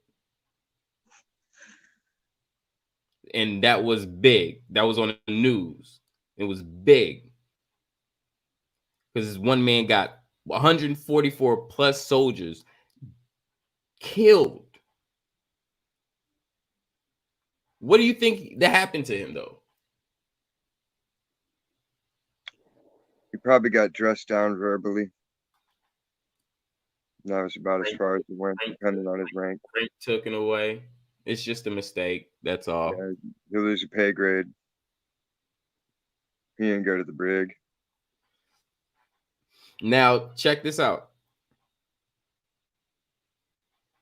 I knew 80% of those soldiers. The other 20% was new. So I didn't know them because I probably didn't in process those soldiers. But all the soldiers before them, I in process into my unit. So let's just say I had to, you know, hold a family brotherhood like relationship with these guys. Then I had to be the one to type out 4 different awards for them. Then I had to contact their family, which I knew. So imagine knowing somebody consistently every day. Every day for the past 3 years, 2 to 3 years, you're knowing people. And then you have to turn around to at least more than 30 mothers and fathers to tell the families that their son passed and how. The how was the worst part about it. Why? Because the how was a lie.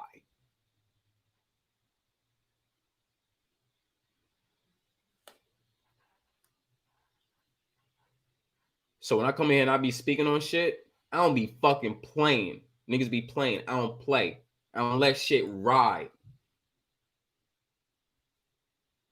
I don't let shit ride. Shit is fucked up. That's fucked up. That's so fucked up to do to anybody. And some of these people I had to see face to face. You think I could hold that? No. No. No. And the fact that I have to write and type out 4 to 6 different awards for the soldier when you wasn't recognizing this soldier for nothing when they was here. They was a piece of shit. They was scum. They was the bottom of your boot when they was here.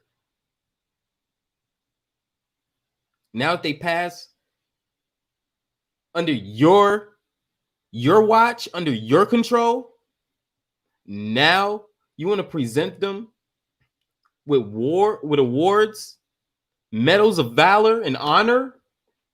Where was your honor? Where was your honor when you had to tell somebody else to contact other people's family and tell them that they passed? Where was your honor then? Since you couldn't do it yourself as a man. You got to get the lower ranks to handle your little traumatic situations. Because you want to sleep nice, comfortable. That's how they wash their hands of their guilt. Right. But knowing that they got a problem because they've been through this as well. But they're conditioned. Which make you a toy fucking slave soldier. And when you hop out of that system, your mind goes haywire to the point where it's unbearable to live. This is why people are committing suicide.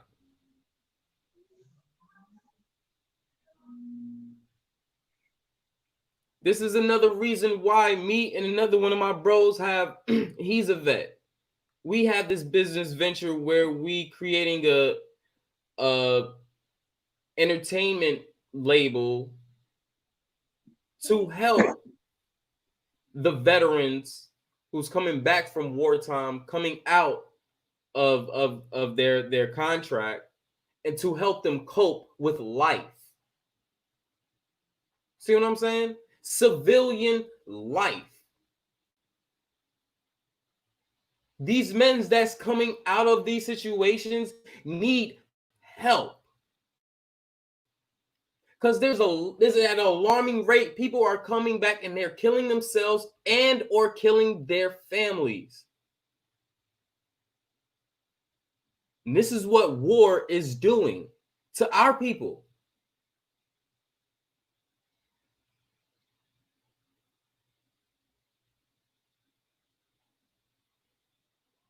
This is what war on other lands is doing to our people.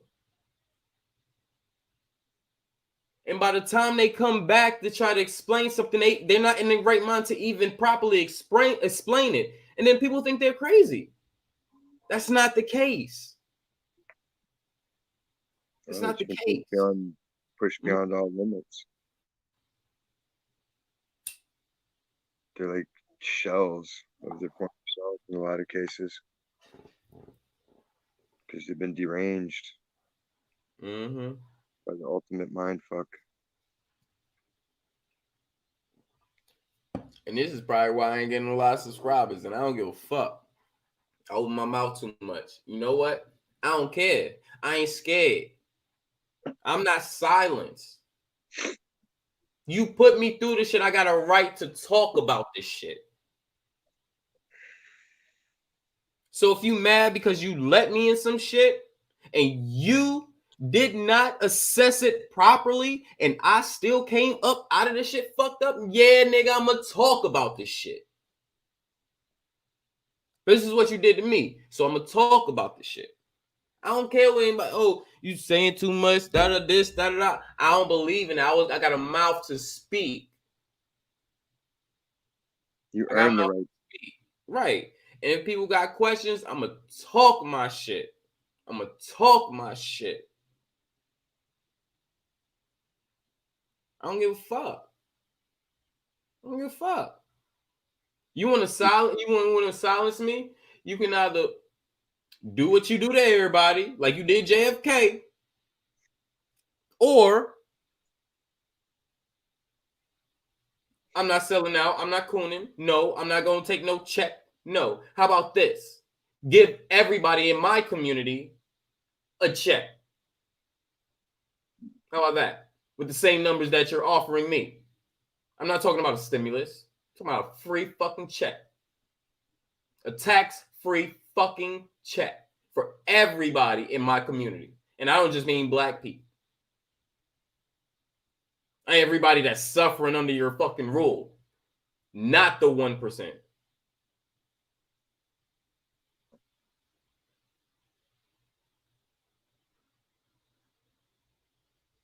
Then I'll shut the fuck up. I'll proudly shut the fuck up. And I'll start talking great of you. Yep. For the sake of my people, I'll shut the fuck up. Yep. For the sake of your money, I won't. No. I don't give a fuck. I don't give a fuck. You're going to have to put me away and I ain't scared. I'm done. I'm tired. I don't care. I'm ready to go to the next phase. If so help that be. If so help I come back, well, bitch, I know about responding now.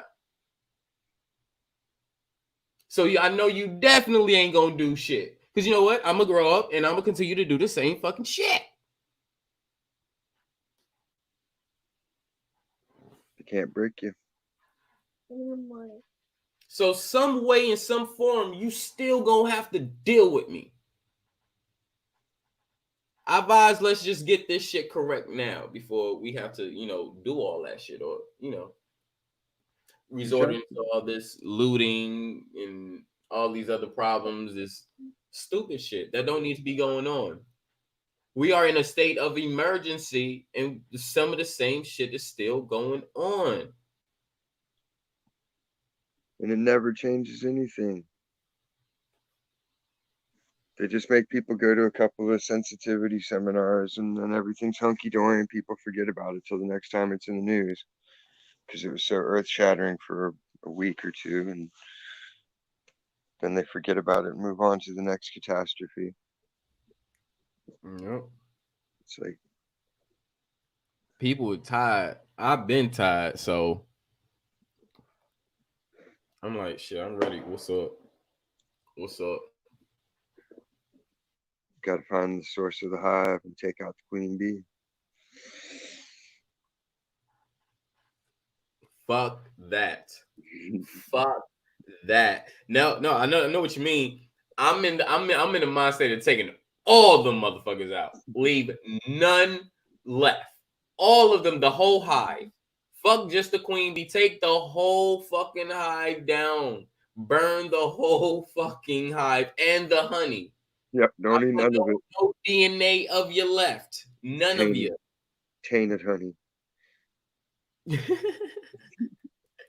Do them just like the Jews. Don't keep their gold, don't keep nothing. Bury it all and burn shit on top of it so people know don't ever go here.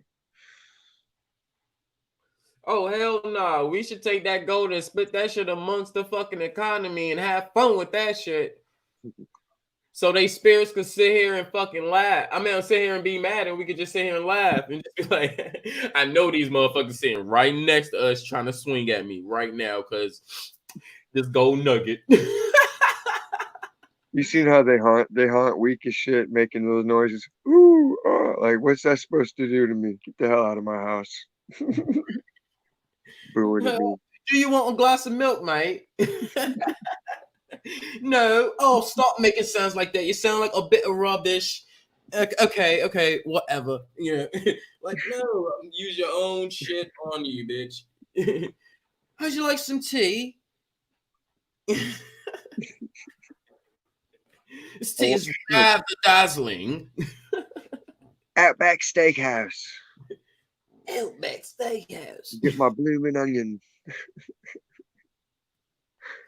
Right. I hate accents so much. It's all contrived. I don't believe British people have an accent. I think it's all fake bullshit. They all keep it up. They're like, nah, we're going with this. It's our thing. You're from here, you got to talk like that. And like they'll spank their kids till they talk like it, just the way they used to make right-handed people out of left-handed people. Like, no, you're going to talk this way. Mm-hmm. Yeah, I don't see the big hype. Especially when you see them over here, they act and they talk in English and you don't even know that they're British. Like, you can't just do that with another language, instantly mimic it and have perfect inflection and dialect. Mm-hmm. But with British, you can just, oh, hi, hey. The only thing is, for me, like when you talk to like a Caucasian British, they act like they don't know what the fuck going on. I'm like, it's stupid. And then when you just relate, like, ain't this shit going on over here? Ain't this shit going on over here? Yeah, well, okay, that's the same shit that's going on over here, motherfucker. We still part of 13 colonies, which is under your rule, motherfucker. It's the same shit. What do you think when you go to New York? People damn near talk like y'all. That's New England. That's part of New England. There's the Dutch Empire State Building. Motherfuckers don't understand why they fucking call that shit New England. What the first fucking colonies were fucking goddamn controlled by fucking England. They came here and they established the rest of the 13. They took it from who? New Amsterdam to New York. It changed ownership. Just like the fucking franchise football team. New owners, okay, we got a new mascot. We're not Amsterdam now, we're New York. Motherfuckers ain't do nothing but take part of their people and trade locations and start talking like something else. Meanwhile, the capital is the district of what? Columbia. Where's Columbia? It's not one of the 50 states. It's not part of Hawaii. Oh yeah, it's South America.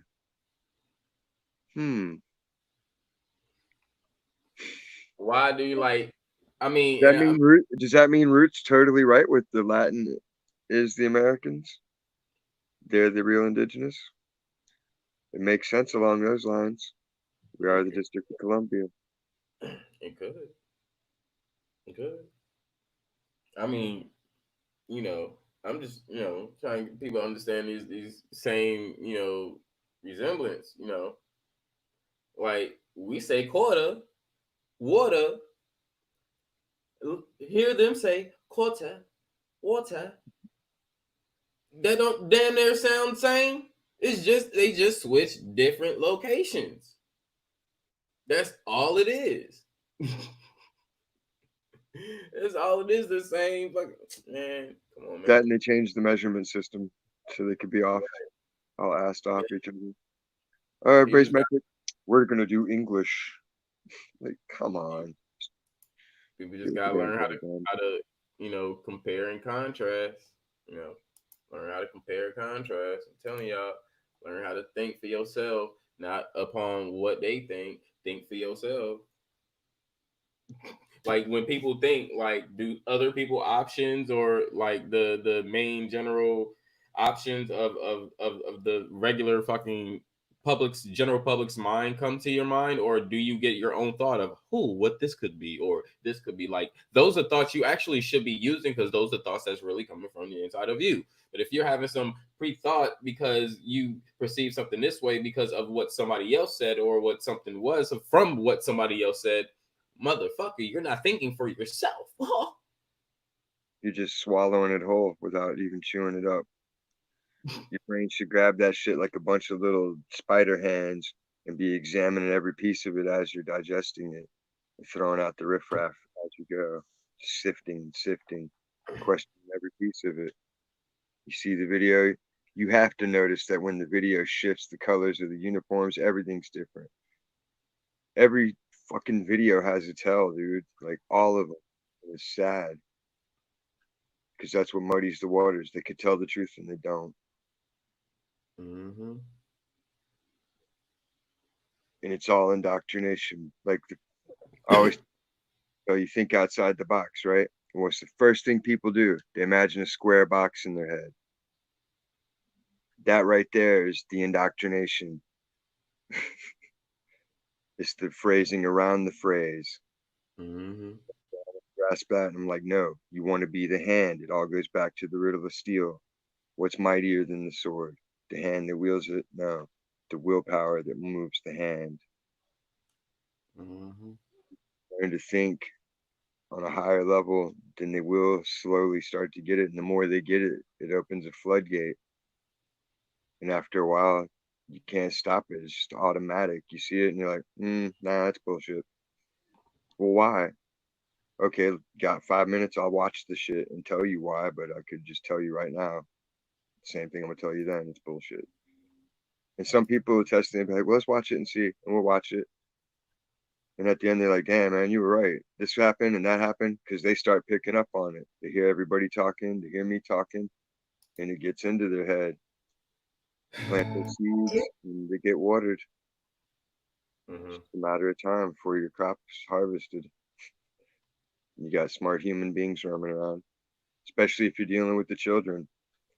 By me teaching my kid the right ways and how to be, he's going to impact every kid he comes across, because he's going out there with manners and watching his behavior and being a chivalrous guy and treating ladies with respect and treating the older people with respect. That's the way it should be. Mm-hmm. And the kids see that, like, wow, look how they treat him because he's nice and does things good. They're going to want to be that way. Hopefully the parents will teach them the right way too. But, Alabama's reopened. If anybody, want to know, be giving little updates on cities that reopened. So just found out Alabama is reopened. Yeah. Seen they reopened all the nail salons and barber shops in LA.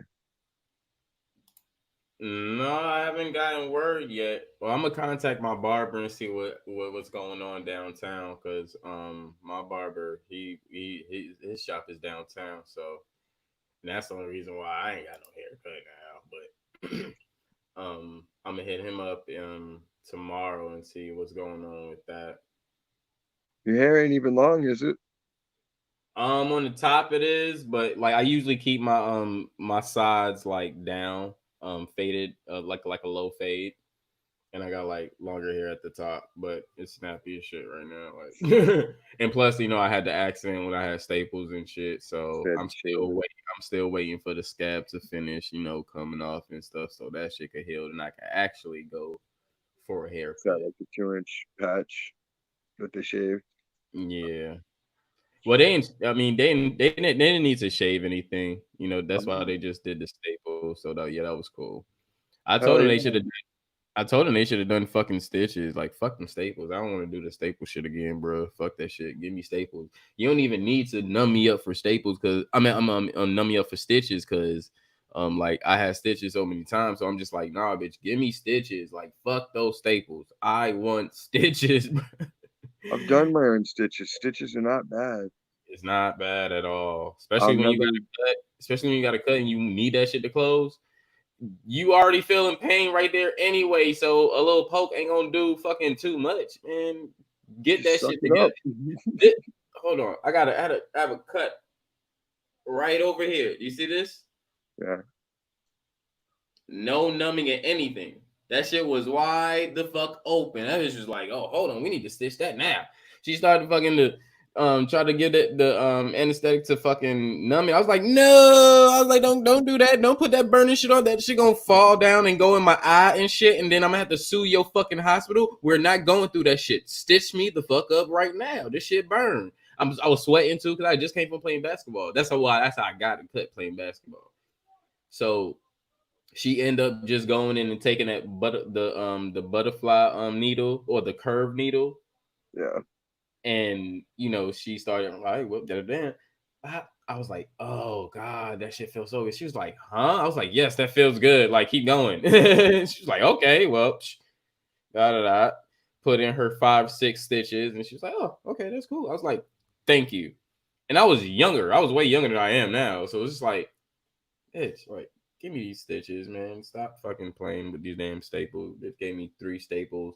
They put the cream into so-called, I mean, not a cream, but the anesthetic to numb it. And I still felt the staples. Yeah, because it's only a topical numbing agent. Right. It's like, no, don't do no. And I had to feel the shit when the motherfuckers goddamn took it out. I was like, goddamn. Well, the first one I felt, the other two I didn't feel. The first one, that shit was weird as fuck, and it hurt. I was like, damn, man, you just feel like somebody just took a nail out your head. Like you feel like somebody just took a nail, just like. That's a horrible feeling, I know from experience. Fuck, bitch. The fuck did you pull out of my brain? Dude, when I was framing houses, like, you know how you build in your materials, like your T's and your corners or whatnot.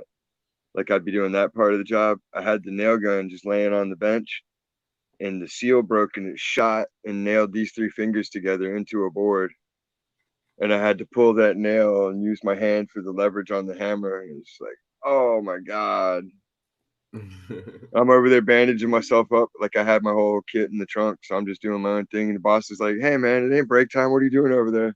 So I had to like hold up my bloody hand. He's like, oh, shit, hold on. Let me see what's up. And I'm like, dude, it's just bloody rags. Like the nail gun fired on me. But they ended up giving me like $100 extra that week because it happened. They felt bad for me. What happened? Yeah, the nail gun blew a thing and it shot a nail through 3 fingers and missed all the tendons and the bone. Just Oh, that's like permanent. it was.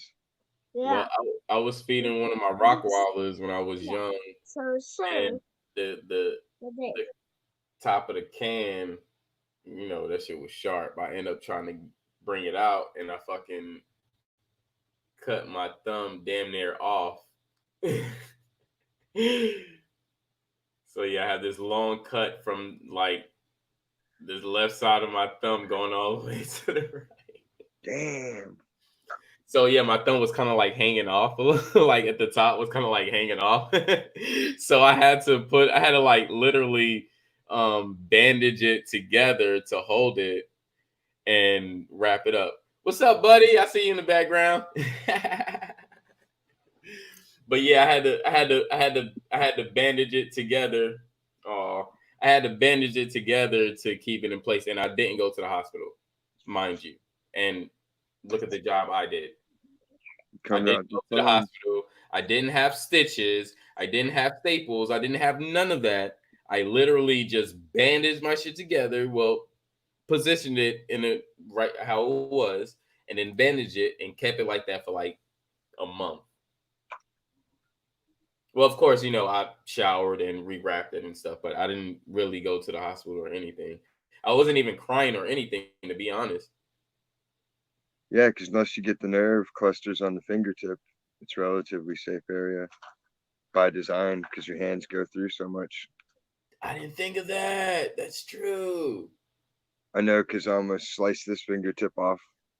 Like, you know how you'll open a can and it'll have that one little bit, and so you just twist it 9 times out of 10, nothing.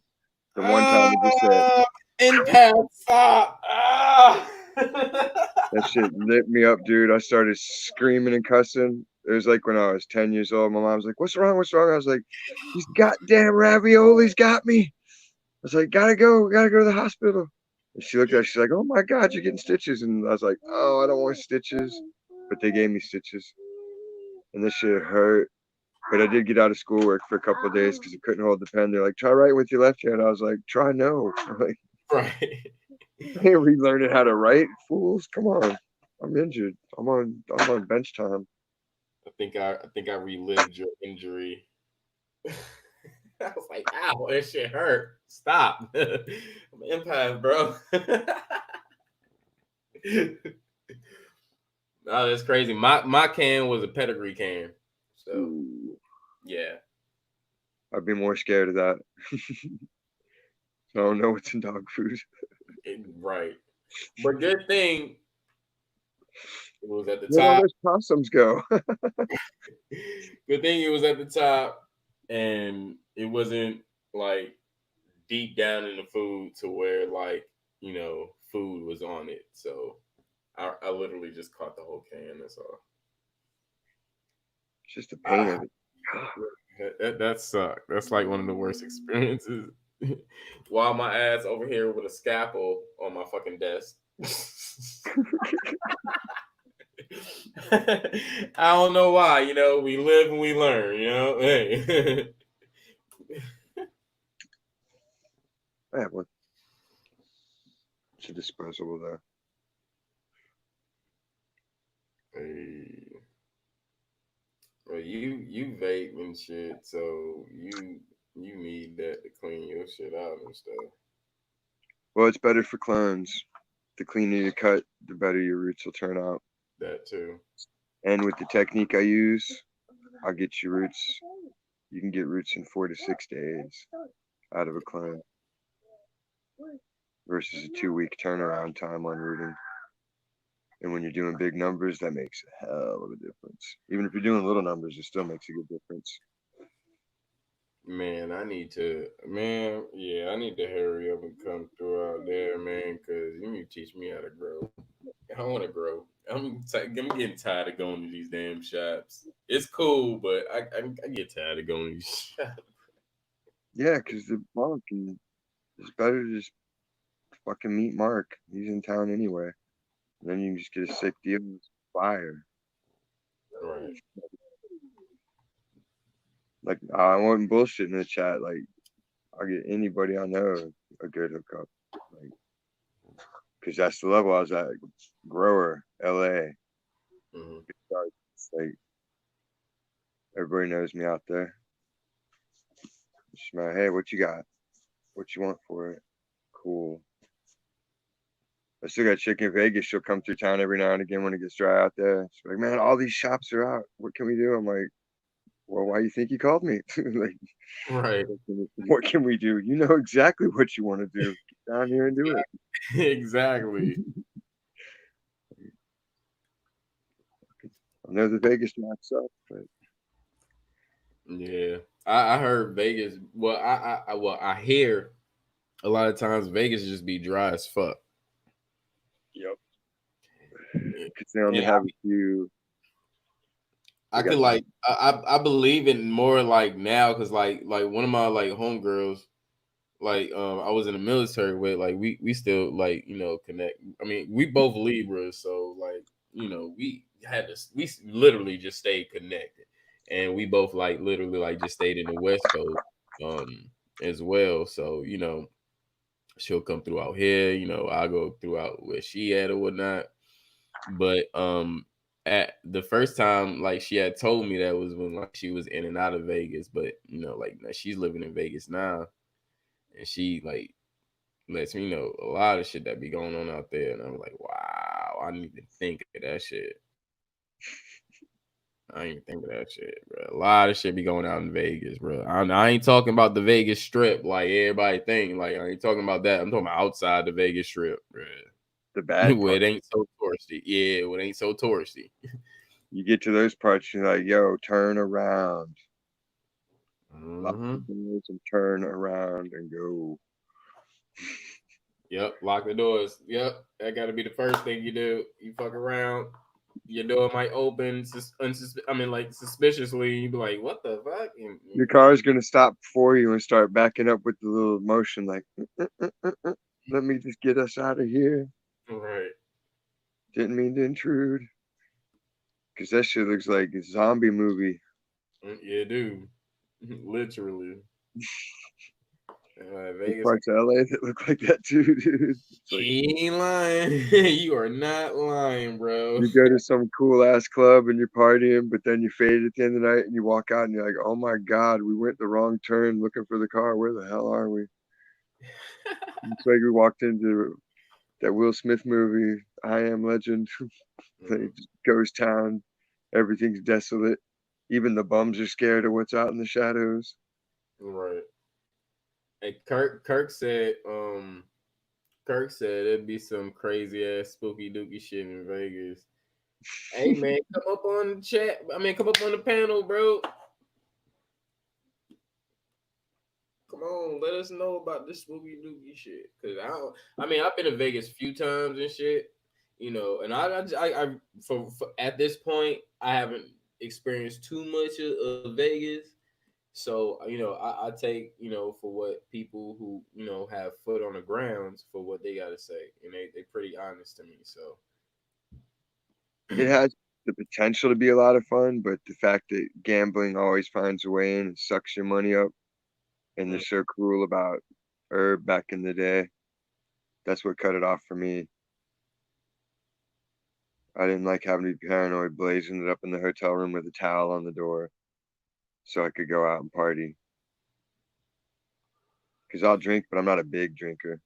Like, I'll drink maybe 3-4 drinks over the course of a night. Because I'd rather be on shrooms, Molly, something good, I got some now.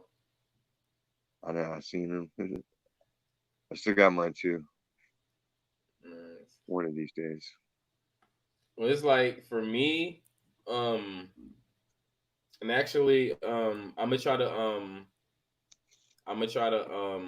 like when I get a chance to like come through up there, I'm gonna try to hit my weed event up, and I'll get some stuff from there, and I'll bring it up to show you where I'll be getting my weed from, because I don't always go to dispensaries. Oh, right on. I go to some clubs, that host like events and stuff, and the farmers market. Yeah, exactly. I think the quick thing you have here is the Simi Sesh in Simi Valley. Yeah. Ohio, I think, has an event, but I never go up there because it's usually outdoor. So, I don't need outdoor. Don't have to make wax anymore. I can just order it. It's cheaper to order it. That's what I heard. Yeah, like in the old days when you had to blast it, shit, you were getting 40, 50 a gram for good stuff, easy. Now it's like you can get good shit all day, 15, 20 bucks. Like, it ain't worth it. You spend more in gas than you would just getting like 3 grams worth. Right.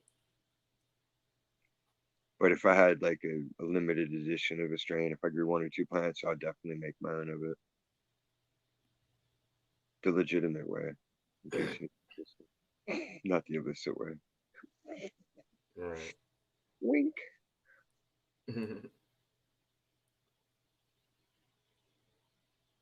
Yeah. Vegas got his spots. You better watch out. Yeah, but the thing, like for me, I'm the person that could go to any casino and not worry about a gambling habit or spending money or anything, because if I have it in my mind that I'm gonna go to a casino, I got a limit. I got a limit for every fucking casino in this goddamn world. And that limit starts at 25, and the highest it goes to is 50. And I'm talking about of my own money. So when they sit here and be like, oh, we can give you a free $25, $50 for signing up, for being a member, and da-da-da. So I take that 25 fucking bucks, you know what? And I try to make something of it. So if I can make something of it, cool. Now, if I can't, I have my additional 25 bucks that I can put in. And you know what? From my understanding, I don't have to put another 25 because that exceeds my own limit that you gave me half of it. So I'm going to keep that other 25. So fuck that shit. I'm going to try to use The first 25, the free 25 that I got, if I don't make nothing of it, I'm gonna try the initial 25. And if it's a nice place where it was a nice vibe, and I feel like, you know, maybe I could come through on some more, or, you know, maybe I'm just in that mode where I just feel like doing some more slots or some blackjack, I'll do the extra 25. But it's not likely that I do the 25 because I always get a free 20 or 25 or $50 when you first go. So that's my limit to every fucking casino, and I do not exceed it. I'll stay right there, and when I'm done, I go straight back to the homies. What y'all doing? I'm like, oh, we still playing this slot. All right, cool. That's what you done. Yup, I'm done. I got a drink, got my cigarette. Y'all keep playing, have fun. I have mine. I'm cool. Exactly. You ain't gonna be a big winner. You might as well be a winner. Exactly. And if I fuck around and cash out on like $56, nigga, I'm gonna cash out on $56. And you know why? Because I'm leaving with the plus. And I didn't have to use no money. So why not?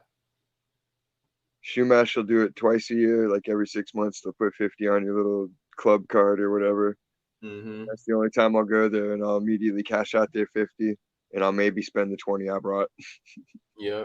Because, yeah, they do be having specials and shit where you could come out, and, you know, if you just come out, they'll give you additional 20, 25, 50 fucking bucks just to fucking play their shit. I mean, Death play coupons, everything. They're like, please come out here. They want young people up there because it's the elderly vibe kills it. Yeah. Because they just gonna sit there and hog the machine and be there 20 fucking hours. Oh, I'm sorry, I'm on here, I'm winning, bitch. I can look at your game and I can tell you ain't winning. Move. That was my machine. I made it hot. You won my jackpot. Like, right. It was my quarter. I won the money. Die already. Like, get out of my face with that. You didn't pull the lever, you ain't win shit.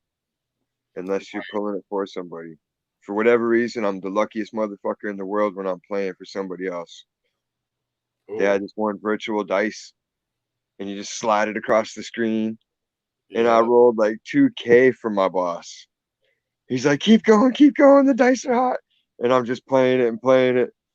And he gave me a taste of it because he was cool, but I had more fun winning for him. I think I won maybe $180 just playing my own shit. It's like, man, why can't I come up like that for me? Yo. What up, Kurt? His name is King. That was good. Chilling was good, family. We just chilling, having a great, conversation, having some smoke, Yeah, you can hear me? Man. Yep. Huh? So laughing so hard made my cheek hurt. Oh. I bit into a marble the other day.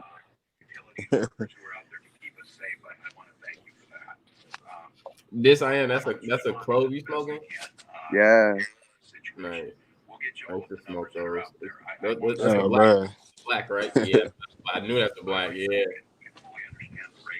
I like the vibe of those on a nice cool club night. It's a good elevator. Yeah. And the club's a nice sedative, so it's like up, around, and down, and you smoke it right after a fat bowl pack, and it's too. Especially if you would a shorty, shorty. Man, I gotta tell you about the spooky dookie. Oh, tell me, go ahead. The disenfranchisement that went with what we witnessed with George's death is one thing, but the absolute chaos. Go ahead, you got the mic, bro. This is not. This is.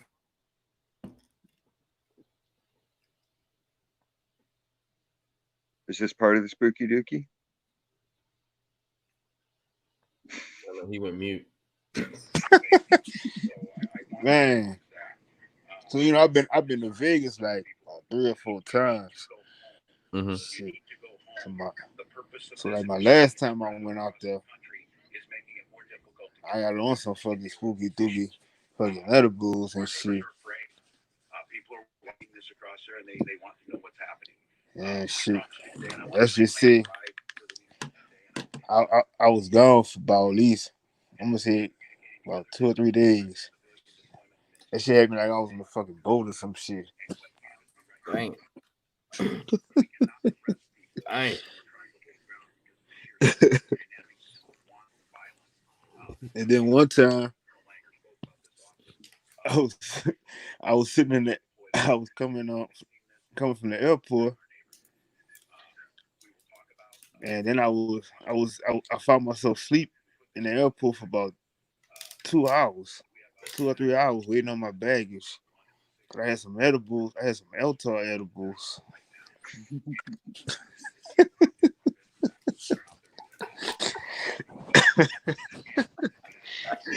Damn.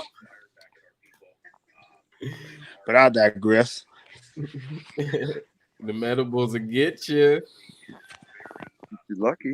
That's when you want them to be. I like them when you get hard and caught off guard. Like, man, like that one time I told y'all about the I edibles. felt like, I was on the plane, Mm-hmm. and I was like, I didn't know that shit was, when that shit kicked in. I feel like I was fucking about to die on that bitch. I kept fucking hollering, like I was hollering, but nobody really heard me. And then it was like, I kept asking for some water, and they said, yeah, it's like $3 for a bottle of water. So I was like, shit. I couldn't even, when I bought the water, I couldn't even drink it. I felt like I was flying out the motherfucker.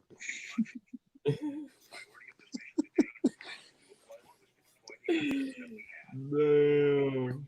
But that's my spooky dookie story. Them edibles got you, bro. Like when I gave that when I tell people about the story, I was on edibles, man. It's the Kiva bar. That yes. That's what you were describing. And as soon as you started talking about it, I was like, that's the Kiva bar. I know. Yes. Fucking Kiva bars, man, bro. Them fucking Kiva bars will put you on your ass. But the thing is, the Kiva bar wasn't the only fucking thing that I had, though.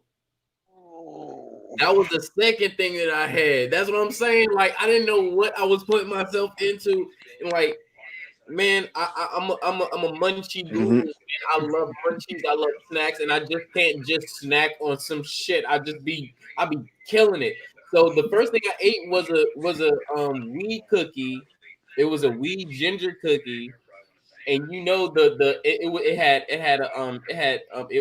it had icing on it, and the icing was from the weed butter itself. So after I ate that whole cookie, about 20 minutes, and I was like, man, God damn, it's just not kicking in yet. Fuck this shit. So I started doing some music, and I started getting into it, and it felt like about 10, 15 minutes after, and I was like, damn, this shit ain't kicking yet. Fuck it. I went to the refrigerator, got a piece of the Kiva bar. It was a wrap. About 10, 15 minutes after that, bro, I was swimming in this song for so long. Only thing I knew is I woke up. Roommate comes in like, yo, nigga, you knocked the fuck out. I'm like, what are you talking about? I was right here doing music. I'm looking at my computer. The session is halfway done. I still got elements and different instruments I gotta fucking put into the beat and shit. My niggas was like, yo, man, you knocked the fuck out. I'm like, nah, I wasn't knocked out. This nigga was beat. And the beat was not even playing. This shit was just silent. It was like, well, I was just like, niggas playing. And I'm looking at the computer. I'm like, oh shit, nigga, maybe I wasn't. I'm like, what the fuck happened? It was like, nigga, what did you do? And I just looked to my side and I see the cookie wrap bar. And I just be like, I think it was this edible right here. And then he ended up going to the refrigerator. He was like, nah, this is motherfucking Kiva bar you motherfucking ate, motherfucker. He was like, "This shit fucked you up." I was like, "Yeah." And it creeps up on you. That's the Yep. worst. That It's shit like was a you sit roller there and it's like, coaster. oh damn. That shit was a roller coaster, man. Man. I mean, I didn't even remember making the beat. I don't even remember what the fuck, how I did, what key I was in, or anything. But that shit turned out being dope. So the next day, I just kept building on it. Fuck it. My mind went somewhere. Oh yeah.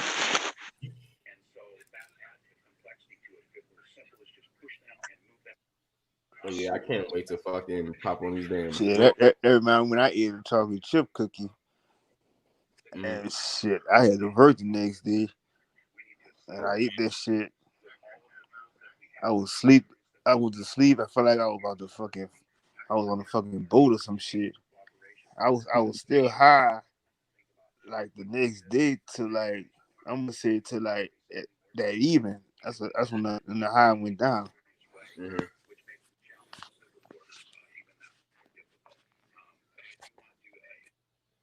Yeah. Fucking, I just can't wait to hop on these damn shrooms. I'm gonna go ahead. I'm gonna get some more fucking next week. You know, I'm just, oh man, I just can't. Man, I'm gonna take a good little trip out to nature. It's gonna be a wrap. I'm gonna be in my own fucking world, bro.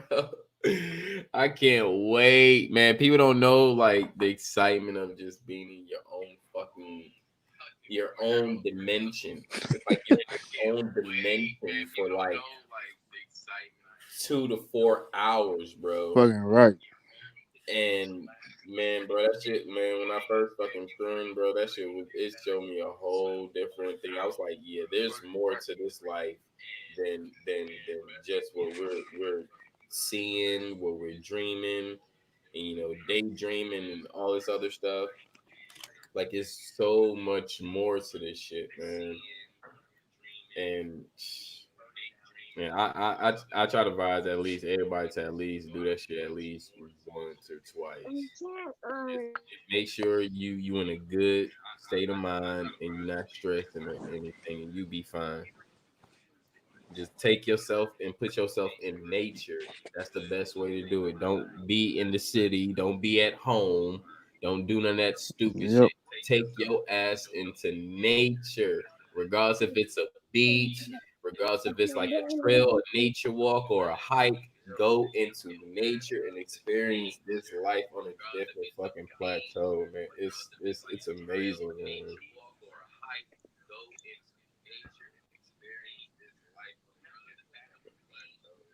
Especially if you're out here.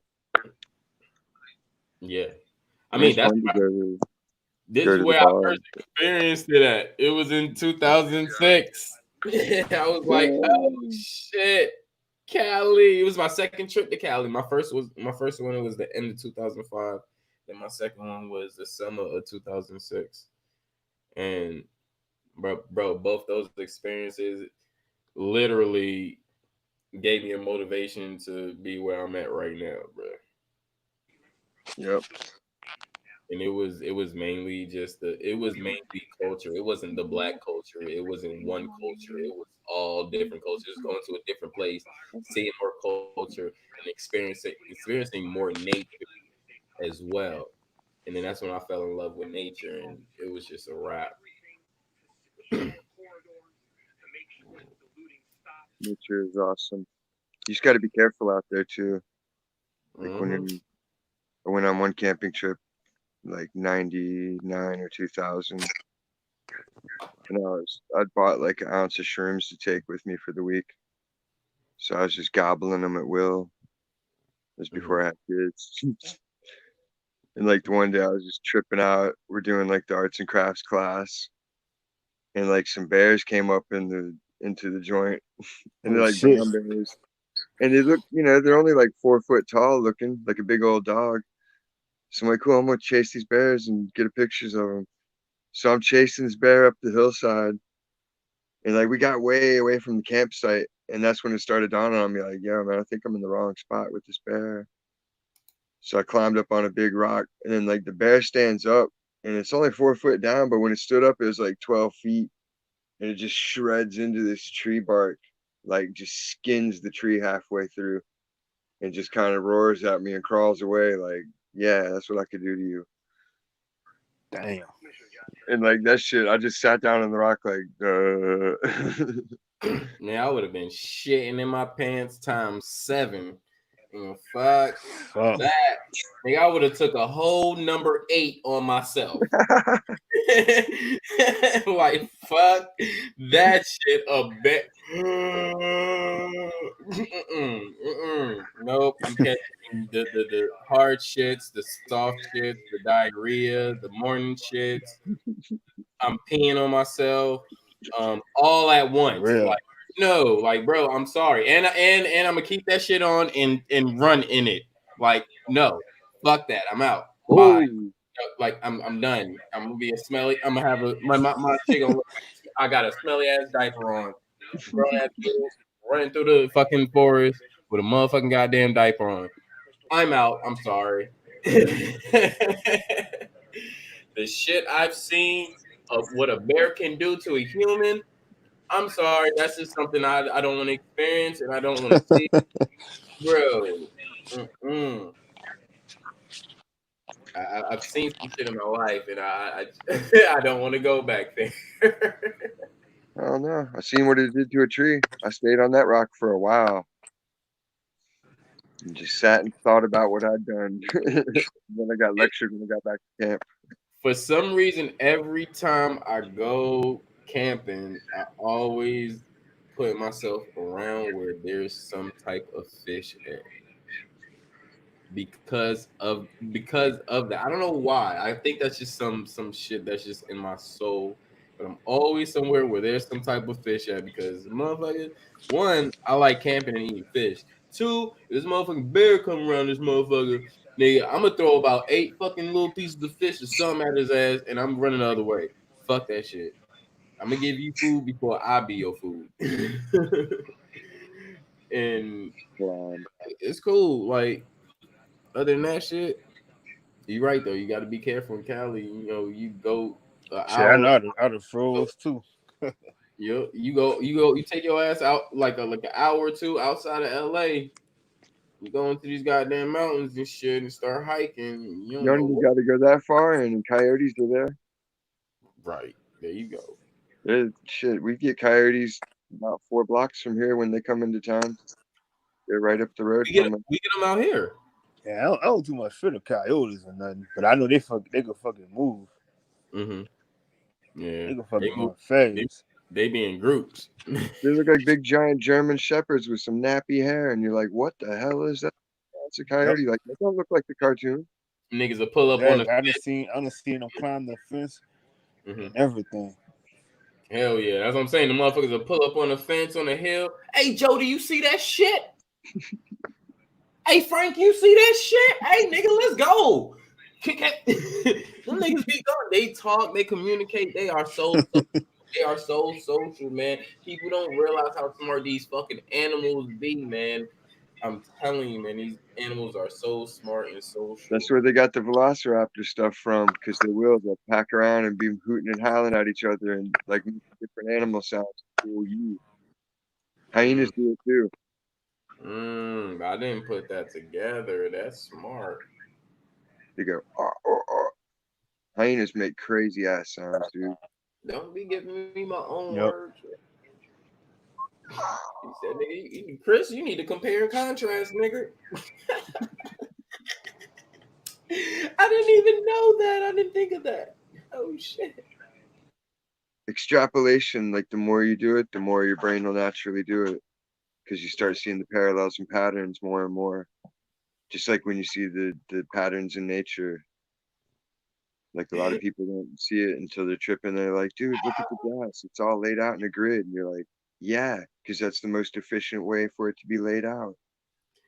I'm so off right now. I don't even know if y'all seen what the hell I just did, man. I got a lighter in my hand with the blunt, and I took a whole nother lighter. Like,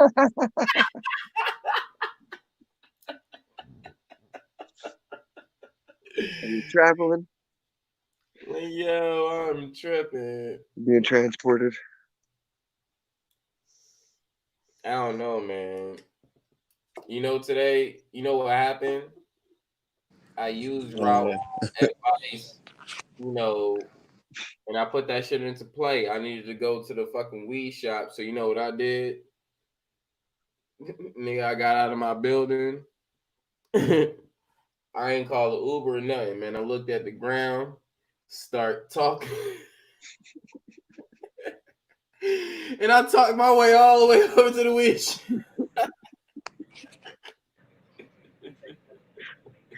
And got there quick as fuck. I'm just fucking around this. Shout out to the brother Raul, man.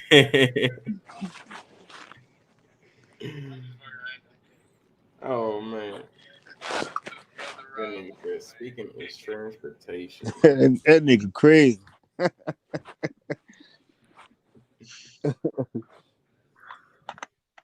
Fact.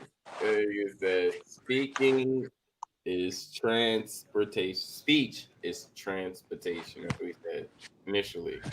Verbatim. Speech is transportation.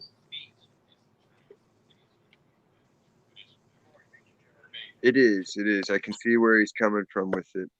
Like, if you have the full, complete information, you're carrying it on that frequency, you're transporting that idea in a waveform. It is transporting information through a frequency. Yeah. And that's the difference. You just got to focus the expression so it's totally understandable to everybody involved, from the simplest to the smartest. Mm-hmm. In layman's terms, putting in layman's terms makes everybody a layman. The thing is, when you say speech is transportation and you don't put it into the context of what really communication is, I mean, what speech is, which is communication, like saying, like, basically, like, you know, speech is communication, but also can be a form of transportation. You see what I'm saying? Yeah.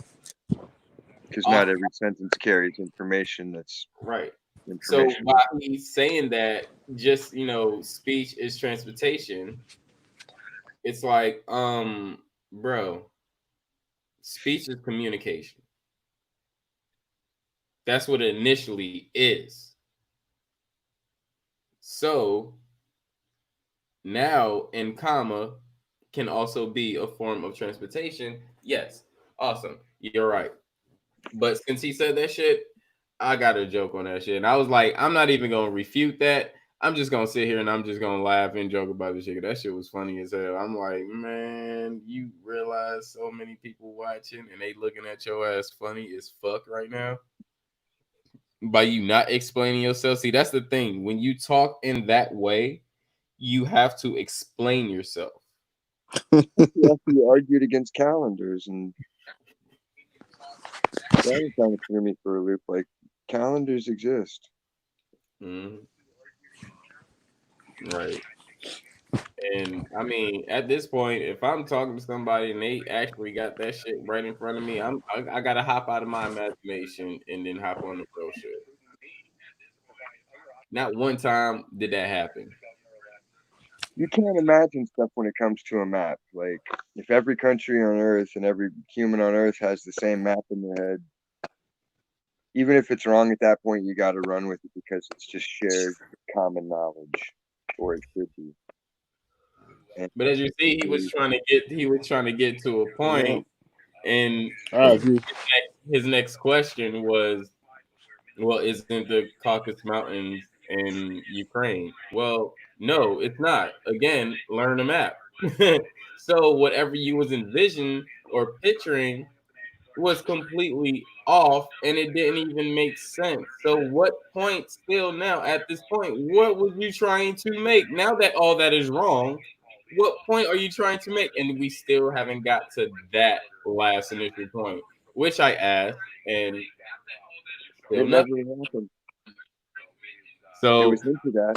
and to him, you know, oh, I was trying to say this, and then you know the conversation went left this way, and that no, it didn't just go left. It didn't go left.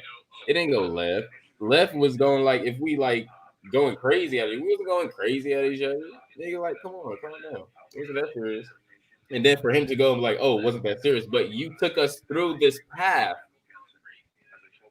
Like, people, you cannot say it's not that serious, but take people through loopholes of paths of bullshit. You can't do that. If it doesn't mean nothing, you don't argue it for 4 hours. Right. The same answer you got for the first 4 questions, which were the same, and you still got the same answer. And it was dead set on saying in Ukraine. You could have passed the geography class quiz after listening to the way you explained it 5 times in a row with a visual aid. That's fact. This is Southeast Asia. This is Ukraine. Like, watch Rambo Part 2 and 3. It explains that whole area. He goes from Burma to here to there. Russian soldiers in this part, but not in this part. There they got the Chinese.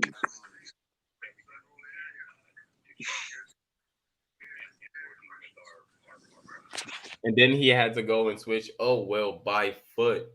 Well, you said if you take the rest of the land masses out. Well, if ifs and buts were candy and nuts, or what a Christmas it would be. And I think he was trying to explain it in a way that he could have said, well, if you take all the rest of the land masses out, connect Ukraine to Africa and connect Ukraine to Asia, we could understand what he's talking about now. But it's none of that. And then any time I would say, you know, or say, hey, you could explain this or give an explanation to this. He's like, no, I don't want to put it in a way that you understand. That's the way you understand. I'm like, what are you talking about? None of us understand you right now. None of us do. Not just me. None of us do. And then you have me and God Body telling you the same thing.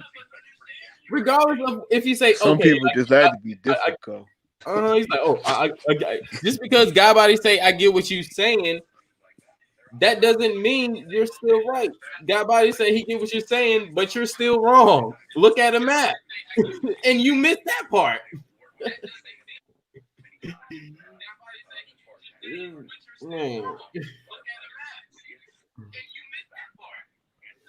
I just respectfully even before all that got into that, respectfully, brother, can you please pull up a map in front of you so you can better convey your question? I don't think he understood any one of those words in that sentence. I don't know how. It was calm. It wasn't abusive. It wasn't obstructing. It wasn't, aggressive. I just, gave him advise you to pull up a map in front of you so you can better relay your questions and we can understand you and understand what you're saying. But by you not pulling up a map and not knowing the land regions or masses, you're confusing everybody. And we're even not the only two that's saying that. Look at the chat. Like, I literally told him, like, look at the chat. And I was posting what people were saying on the screen. So it's just like, how are you missing this?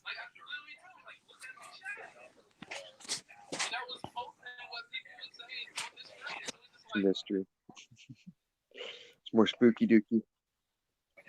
Definitely spooky dooky. Right, that part. Spooky dooky as fuck. And that's the shit that be making me feel like some people are agents to a point. It's not that you're not getting it. You're literally not getting it, and you're purposely not getting it.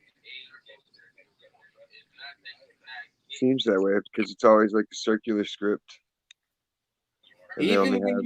Even when you show people, like the map was on the screen, the map was on the screen, and he still, shout out to Christopher Cobb. He in the building. What's going on, brother?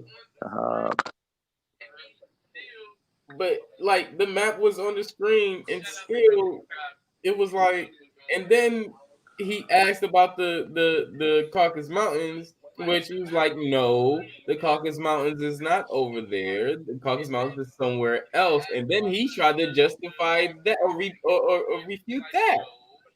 And it's like, you're not even looking at a map still. And I brought that up again, when she said, bring it up, bring it up, bring it up, bring it up.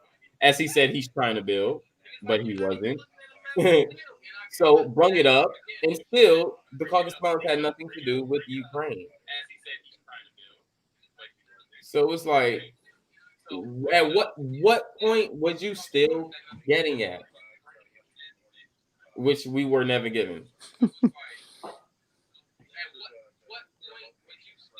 takeaway was that if you eliminated the landmass over there, you could sail right over to the boat because it would be an ocean. So. Right. Shout out to Christopher Cobb. He was persistent. Oh yeah, he was persistent to say that shit. Very persistent. Christopher Cobb birthday today. Shout out to him. Happy birthday. I don't say birthday because your ass ain't gonna be birthed again. At this point, from that point, because you've been birthed already. So happy soul day, happy solar return. But yeah, it's like he's very persistent, and it's cool because like I see the passion. I see Happy born day, Chris. Yeah. Who's giving them birth and spankings? Mm-hmm.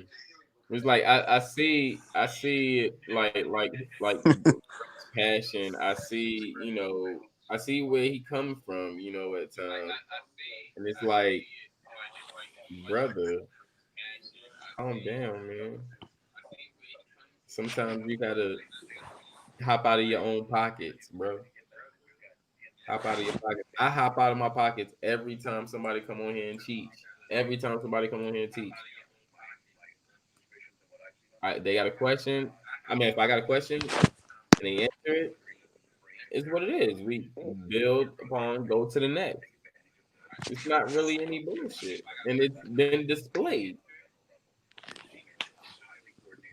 So it's like, come on, bro. Like, I'm actually showing you a map, and you're still not willing to learn. So that gives me the, if you show that a lot of times, that's gonna either give me the impression that either you're not getting it or you're an agent. And to know that you're in some of this research and, come through different builds with, different research and stuff. I don't find you to be a non-intelligent brother. I find you to be intelligent. And everybody's pretty much teaching along the same lines. Mm-hmm.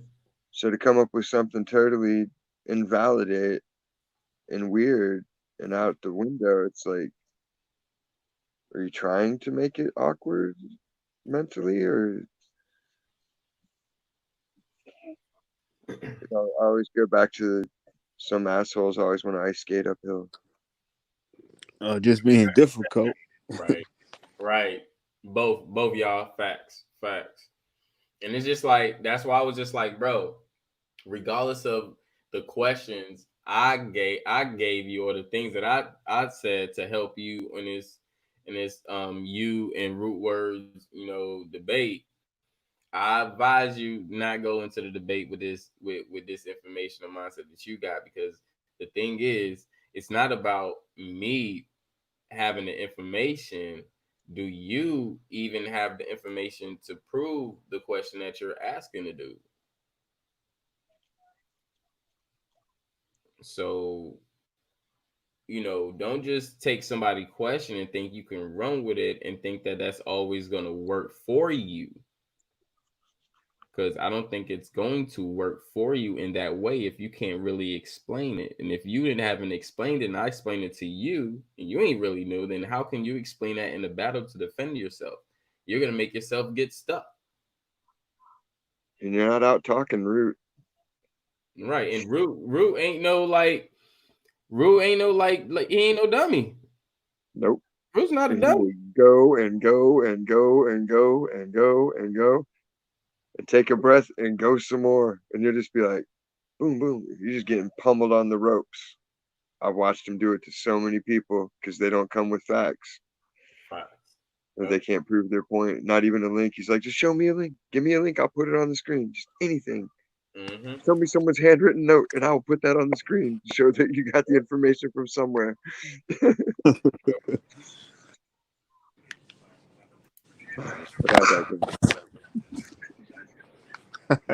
He'll definitely work your ass. Like if you don't know how to stop that shit, nigga, you gonna be in some trouble. You gonna be in some trouble. Because I don't just listen to the question. I listen to the shit that you saying before and the shit that you saying after. And so while we in discussion about the question, I don't need to hear that you contradicting or you regurgitating yourself in some type of way to support your answer. That's not even going into accordance of the proof. So, I catch a lot of shit. So you can't fuck with me in that sense. But a lot of people don't have that quality in their character at a time of battle. At a time of battle. It's different. You might have it, when you're doing regular shit, but this is time of battle. So now you gotta be on your toes. You gotta overcome panic. You know how to respond to that shit. Your first response is what? Think. Don't react. Think, observe what's going on. Get a feel for your surroundings, map it all out, actually ascertain the situation. Then you can make a map. Pretty much. So I'm saying the shit that he was giving out, because he would just reply, just want to be heard. Take that shit into the battle with Root Words and watch him chew you up. Just watch him chew you up. And like I said, I'm gonna be there. So even if you get my information, I'm like, Root, we talked about this shit on my bill the other day. So have him explain this shit his damn self. So it's like, now you fucked your damn self up. You could barely even use what I even said. I was trying to help you. But again, like I was telling him the whole bill, I'm trying to help you with information and everything. I'm trying to help you. I've never had people argue and agree with me at the same time. But if it ever happens, I'll probably just stand there and look at them like, what are you doing? Like, I'm agreeing with you. Like, I don't know how much easier it gets. You said it better than I fucking did this. You fucking on point. Fucking mic drop, bro. On point. You said this shit better than I could fucking say that shit. Dude, I was just pacing at work, carrying boxes back and forth like, oh my God, what the hell? What? I couldn't hold my tongue after a while. And I was just like, holy shit. This is unreal. It was like the same. And he literally argued you for 45 minutes on something you agreed with him on. Right. Because that was like my last hour of work after my smoke break. And I was like, good God, he's arguing in agreement. Cause I thought he got it at first, and then I love dogs. I love dogs too. Well, I'm not saying I love dogs, but I love dogs.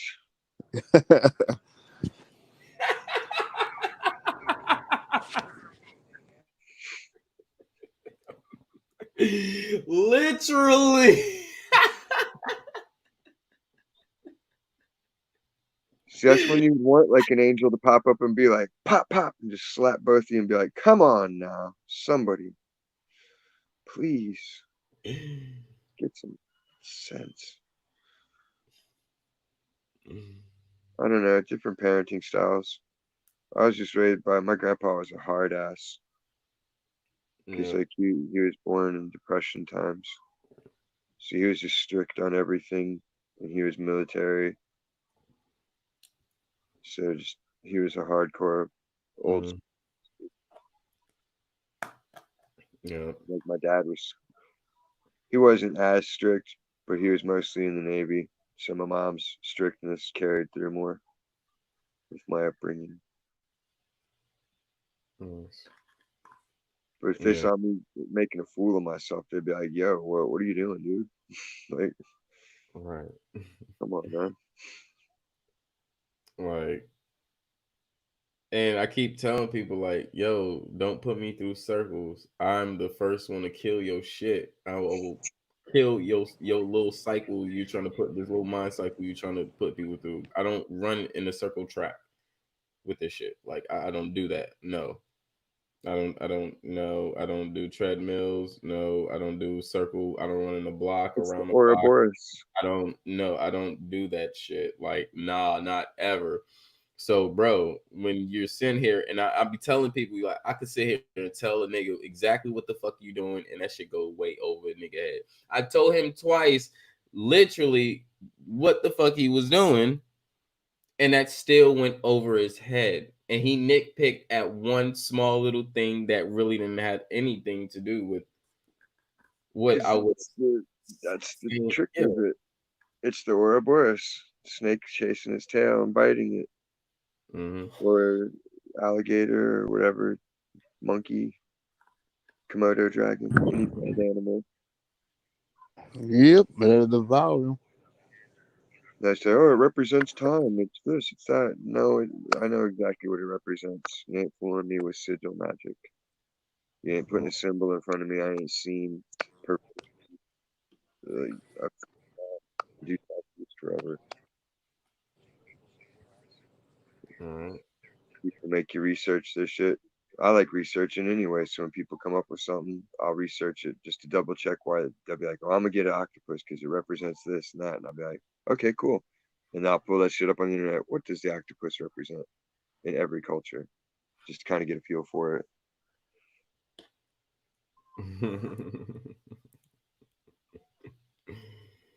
And you're gonna draw the shit, you might as well know what you're drawing. Make sure you're not gonna draw something bad where someone's gonna be like, yo, you ain't got the right to be putting that symbol on people. Because there are cultures that are like that with their stuff. Yeah. But I mean, still to me, that just still felt like just some Asian shit right there, man. For real. It really just felt like some Asian shit. And I just like some CNN style shit. I hope my feeling is not man, I can't even say that shit because I listen to myself too much and myself be right majority of the times, and I really don't want to look at the little bro as an agent, but the shit that you do is suspect, bro. Yeah, exactly. Compare and contrast. When other people that was brought to their attention, what'd they do? They stepped their fucking game up 100% to avoid doing that again. So if it's brought to someone, let's say 3 or 4 someones I could think of offhand, just in general reality. All of them kind of had the same little issue of getting stuck in that little loop treadmill, hamster ball thing.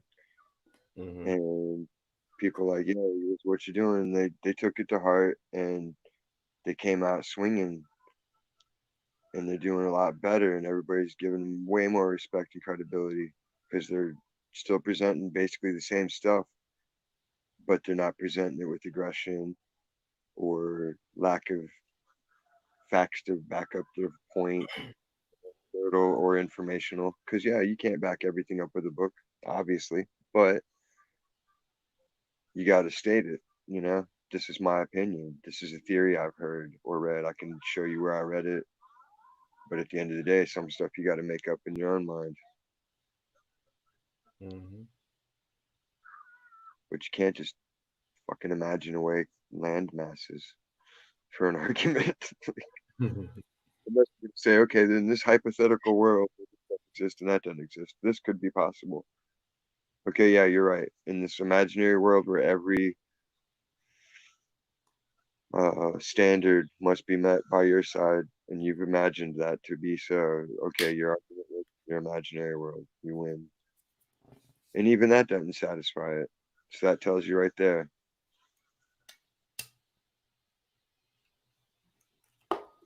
Yep.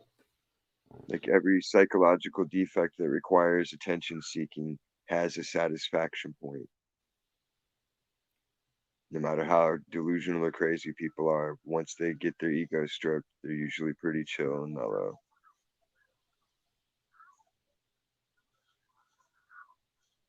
And if they're not, then it's like, what are they, so unhinged that people being nice to them doesn't faze them?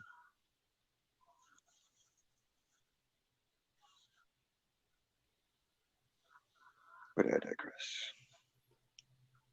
Digress, gang, gang, gang, gang, gang, gang, gang. What does the king of digress have to say? The king of digress.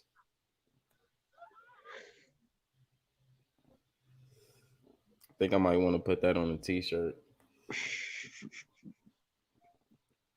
I want to put I digress on a t-shirt. Then I want to put digress gang gang on a t-shirt.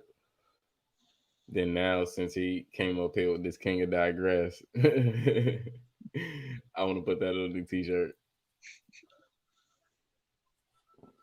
We'd have to have like the digress master. Mm-hmm. And for me, on my part, this is just me. Okay, I'm pretty sure y'all know how I am now when I hop on this business level. Now, for me,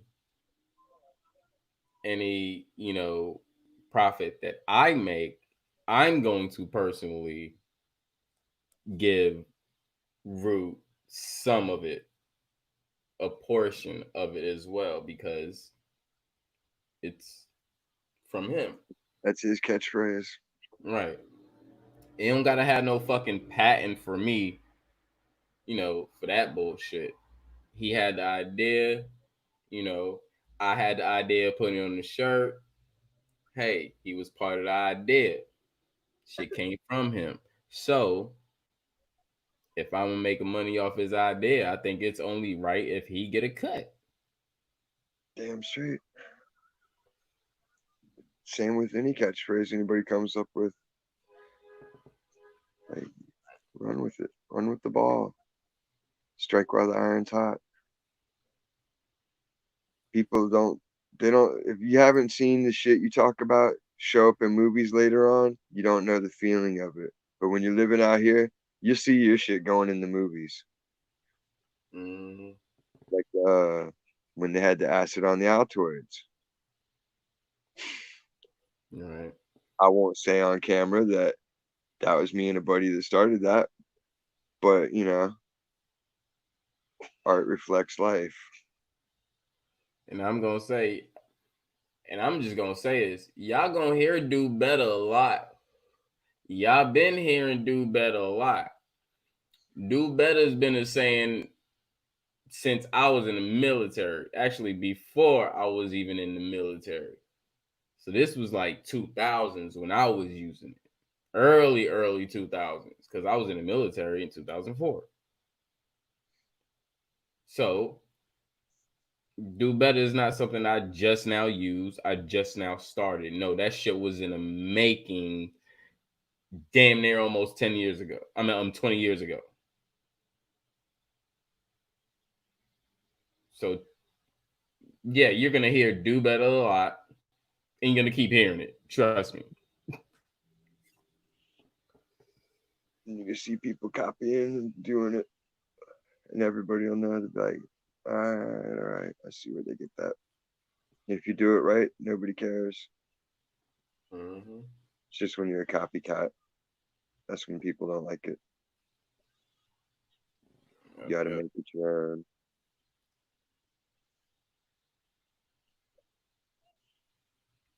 Shit, cray. You know. But I bet you anybody else that make a digress shirt, I bet you they ain't gonna approach you and be like, "Yo, bro, I got some digress shirts. One, you should have one for free. Two, here go a percentage from some of this because this is actually your catchphrase." Then he can write his book. Yep. Never So care about it. and I mean, for me, I'm a spontaneous dude, so I like surprising people with shit. I might just even go on his motherfucking shit on his fucking on his live and fucking and you know everybody got they like support and I'm gonna see if he got one. If he got one, you know, take that bitch down. And when the Just time print up comes, the shirt, and then pull it out on cam and be like, check this out, bro. Bam. I digress. exactly. Pop this shirt up, like bam. Find out what size he needs, send it to him. But after every month, for every percentage I get from a digress shirt, he gonna get part of that percentage at every month, and I'm gonna just wire him part of that percentage. And that's how we fucking do business, nigga. We don't need no goddamn paper. The fuck? The fuck? That nigga didn't write it on paper for us to motherfucking goddamn continue this shit. That was part of him, you know, and we know that from him. So get that man that respect. But I bet you a lot of people ain't gonna do that though. Oh no, they start using it in their everyday life, and people pick up on it, be like, that sounds cool, and be like, yeah, it does, doesn't it? I thought of that. Like, oh, okay. Right. You know, there's a dictionary, right? Right. I thought of some shit. Yeah, you and other people. Everybody thinks the same shit. There's a conscious collective network out there called reality. And you can actually back and forth with it and pump greater minds that are out there for information. Once you get enough clout with it, you can get energy from anywhere, from anybody. Anything that's in net, we are all working in the conscious collective together with. You got, I mean, that's why they name it after network, Netflix. Come on, internet. But it's two different things. There's the internet, then there's the World Wide Web. The internet, you can go and you can shop, you can get information. But when you get on the World Wide Web, you're just surfing and letting shit get you. It's two different programming going on at once. Mm-hmm. Well, don't they call the internet the web too? Yeah, the World Wide Web, www. Mm-hmm. More of that coding. Oh yeah, yeah, duh. Okay, yeah, I got you. Weaving spiders, you know. Yeah. Yep. Web. Everything's coded nonsense with those guys. WebNet Dome. America Online. We used to joke that, but then we came up with McDonald's Wi-Fi. Like you'd be playing Call of Duty or GTA Online, and people are struggling. You can see their car hopping all over the screen. Like, yo, man, quit stealing McDonald's Wi-Fi to play. Pay for your own internet. Like, oh man, it's not me. It's not. I guess it is. Your car is glitching. Ain't nobody else glitching. Trying to put rich man's game. Kind of made me want to play that game now.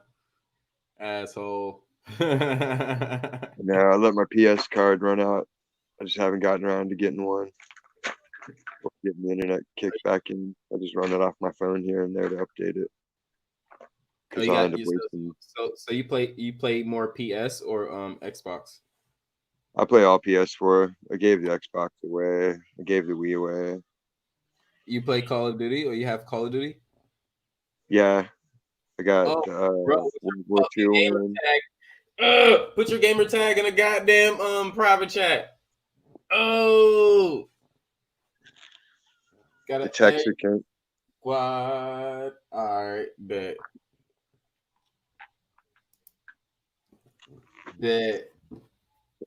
Because I know I'm gonna get on tomorrow at some point, probably early. I don't know, but You got the World War II one and Infinite Warfare. I don't have the new one yet. okay. I gotta get the memory expansion, Yeah. which is some bullshit. Like, that's, man, come on. Y'all gave me games that are awesome, but then you didn't give me enough memory to load more than 10 of them. Like, That part. and I can't not have, like, most of it's Lego games.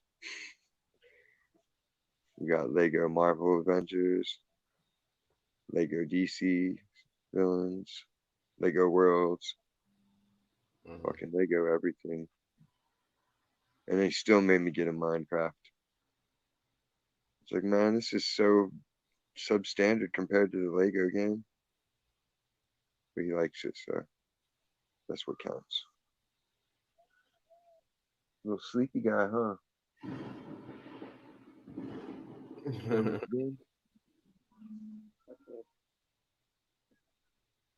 Yeah, I miss GTA, dude. I love designing race courses on that thing. Like, I was using it to test out a lot of physics theories, see how well the programmers really did. And I made some crazy racetracks where you do like a wall ride into a corkscrew, and then you do like a 90-degree angle into another corkscrew. And then we'd all test them out, and people like, God damn, dude, this is like the worst thing to try when you're high at night. I'm like, I know, that's why it's fun. Like seeing who can pull it off. Right. We did a couple of film shows with it. Like, one dude was streaming it.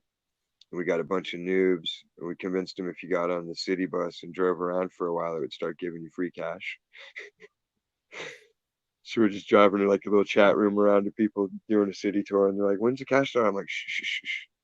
Just listen. You got to listen for the bell." And then like we had another private chat room, we were all laughing about it, like, "Oh my god, I can't believe they're falling for this shit." Ugh, pranks.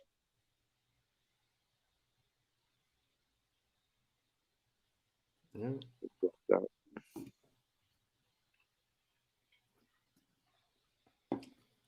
But yeah, I'll be on it. I'll be on that Call of Duty. Something easier to get that memory expansion, so you can go ahead and get What's that. the new one? The Modern Warfare reboot? Yeah, the Modern Warfare 2. I think yeah, that was one of my favorite ones with the snipering. This one took away like the other like you don't have the boost and stuff like that in this one, so it's more, yeah, it went back to Hated more. that shit, dude. Yeah, that shit was stupid as fuck. I tried playing the Infinite Warfare for like 5 minutes, and people at red and blue, I was like, what the hell is this nonsense? And just try to create some like super soldier game and shit. It was cool for like a good 5 minutes, but like after that it was just like, this shit is stupid. Like, get the fuck out of here. It's like I'm playing the arcade version. Well, it's like if I want to do all that, I'll play a superhero game and have real powers like Dragon Ball Z or Super Friends or something. Like, that part. I like the warfare because I'm hiding out with my sniper rifle and my ghillie suit, just pinging people, bing, bing, listening to them cuss. Right. And Where every is he? yo, it's crazy because I love talking shit because that's all I do in there. I go in there and I just talk shit for fun. Like, I could have 4 fucking kills. I'm gonna talk the most shit. I don't care about the game, bro. It's like, it's a game, so I don't give a fuck. I have more fun when they're talking shit. So every time there's a kid that's like 13 or 14, I'm like, all right, kid, you have one rule. You cannot curse because they're gonna kick you out, and I know you know how to play this game, and we're gonna need you. So we cannot hear you curse, little buddy, all right? We'd get the kids, and I'd be like, "Yo, man, go get your mom. I want to talk to your mom. I heard your mom in the background. She sounds hot." No, I can't say that to the kid because the kid is on our team, and the kid is badass. So we can't talk shit to him. But you can kind of talk shit, but you got to make it seem friendly and funny. Yeah, So it's like that's what I do. So every time, like, we'll come in the game start playing. I'm like, God damn, fuck, where everybody going? Because you know how like the game just starts and everybody just start running. I'm like, fuck, where everybody going? Just bullshitting. And this kid would just come on. He'd be like, God damn it, I goddamn got the wrong fucking weapon. I gotta switch weapons. Or he'll say some stupid shit like, where the fuck am I? And I'm like, hey, kid, stop fucking cursing. They'll kick you out and we need your little motherfucking badass, all right? It's like, look at your map. You got a map. Right. I'm like, but I just do that for shits and giggles because everybody laugh because it just comes out of nowhere. It literally comes out of nowhere. Like, we can have like 5 fucking games, no fucking kids. Then all of a sudden you'll have this fucking 12-year-old that'll come on. Oh, dang it. And I'm just like, hey, you better not curse. And everybody just start laughing, bro. Like, this shit's funny. I'm telling you, bro, I'm wild on there, bro. I just be talking shit. Motherfuckers be thinking, oh, we won the game. I'm like, nigga, you won a free game. Who gives a fuck if you win a fucking free game, nigga? What did you accomplish here? What's your prize? What was your prize? You happy till the next time you lose? Nigga, you got points and you happy? Nigga, what the fuck are you talking about? Like, nigga, come on. Be 13 or 84. Like, what's your age range at this point? Like, where's your mom? If she's in the next room, tell her to come in the room and smack the fuck out of you. Because you stupid as fuck. You puss. Like, get the fuck, dude. Niggas But the KD is high. He's like, oh, it'd be the guy with the least kills to talk the most shit. I'm like, nigga, you're at the bottom of the motherfucking list and you're talking shit. What the fuck are you talking about? You dumb fuck. Like, I'll be calling niggas. I don't give a fuck, bro. I don't give a fuck if you won. I don't give if you on my team. If you on my team and you do some stupid shit like shoot me. And you're looking at me, or you're just standing there, nigga, I'm gonna call your ass out. I'm like, look at this dumb motherfucker. Sit. I bet you he don't got no microphone. You weak motherfucker. I be getting on all the people with no microphones. If you don't have no microphone and you do some dumb shit, I'm like, nigga, how can you tell us what's going on? You can't even communicate with us, nigga. How you buy a $400, $300 system, damn near $100 game, and you didn't buy the headphone? You didn't buy the headset. They give you the little cheap headset mouthpiece with it, so there's no way they ain't got it. Like, that's the first thing. Like, you got that microphone. You're just scared to turn it on and plug it in. And not even just that. Everybody have like a headphone jack that they can use, a headphone set with a microphone that they could use. You could just plug it in. And I mean, if you that much of a gamer and a geek, I'm pretty sure you have that. All the real ones got Turtle Bay, some good cans with the little side clip. Hell yeah, I got some. My shit's like this fucking big on my. I got a whole mouthpiece and everything. Like, hell yeah, like nigga, I could be going hard. Like, fuck this shit, man. I like that game. I don't love that game. I like that game because that shit be pissing me off sometimes. I guess it don't be pissing me off. People be pissing me off. It's the cheaters. I hate people that run mods. That's just no, it's not that. The thing that get me is now that it's all integrated, you got PC players. So the people that play on the PC, it's much quicker. It has a quicker response time than PS4 and especially Xbox One. So you get shot before you see him. Hell yeah. Or when you think you saw somebody and you shot and you die after you shot like 4 fucking bullets, you're like, what the fuck? Not yet, nigga. They already shot your ass, bro. Yeah, you gotta see the kill camera. It's like that's what happened. Shit, yo. That ain't how it looked to me. Either that or you got like 7 devices on your online account and on your Wi-Fi, and you need to take about all of them off. Because if you got a lot of devices on your shit gonna lag. It ain't the network. That shit's your motherfucking Wi-Fi. It's your neighbors. Yup. All your neighbors are watching Netflix and you're struggling to get a kill. Right. Netflix bagging on you. I got to do that shit because I got like 3 fucking iPads. I got fucking 2 laptops, a cell phone, and I got an old cell phone. So it's like, yeah, I run it all off my phone. I got to turn off all that shit if I want to play motherfucking Call of Duty. Literally, like I do. I just throw on my hotspot and go. And every month they'll send me the alert 2 or 3 times, like, you're burning up way too much data. And then I'll text them back, fuck you, I pay for unlimited. Unlimited means unlimited. Look up the definition. Right. The thing is, I took my hotspot off because that was an extra. That's, I don't know if what they tell you, I know what you got, but if you got T-Mobile, that's actually an extra charge that they put on you. And you can get that removed off, and it's less money because I took it off because the reason why is because I have an unlimited plan and I'm a veteran, so I have a veteran's unlimited plan. So I got Metro PCS. Oh, it's no different. You're with T-Mobile. It's no different. So plan we got, it's I don't even pay. Like I set it up. My mom wanted to pay it so she could guarantee I send her kid pictures and videos. I was like, all right, you want to pay for that data? Go for it. So she did. Right on. I burned through 35, 40 gigs a month. Right. It's like, what the hell are you doing over there? I'm like, I'm broadcasting TV. I'm watching TV. I'm watching movies. I'm playing games. Like, I'm making the most of it.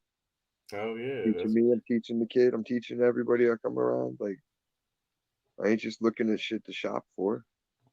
Like, right. And that's exactly what you're supposed to do with it. Make the best of it.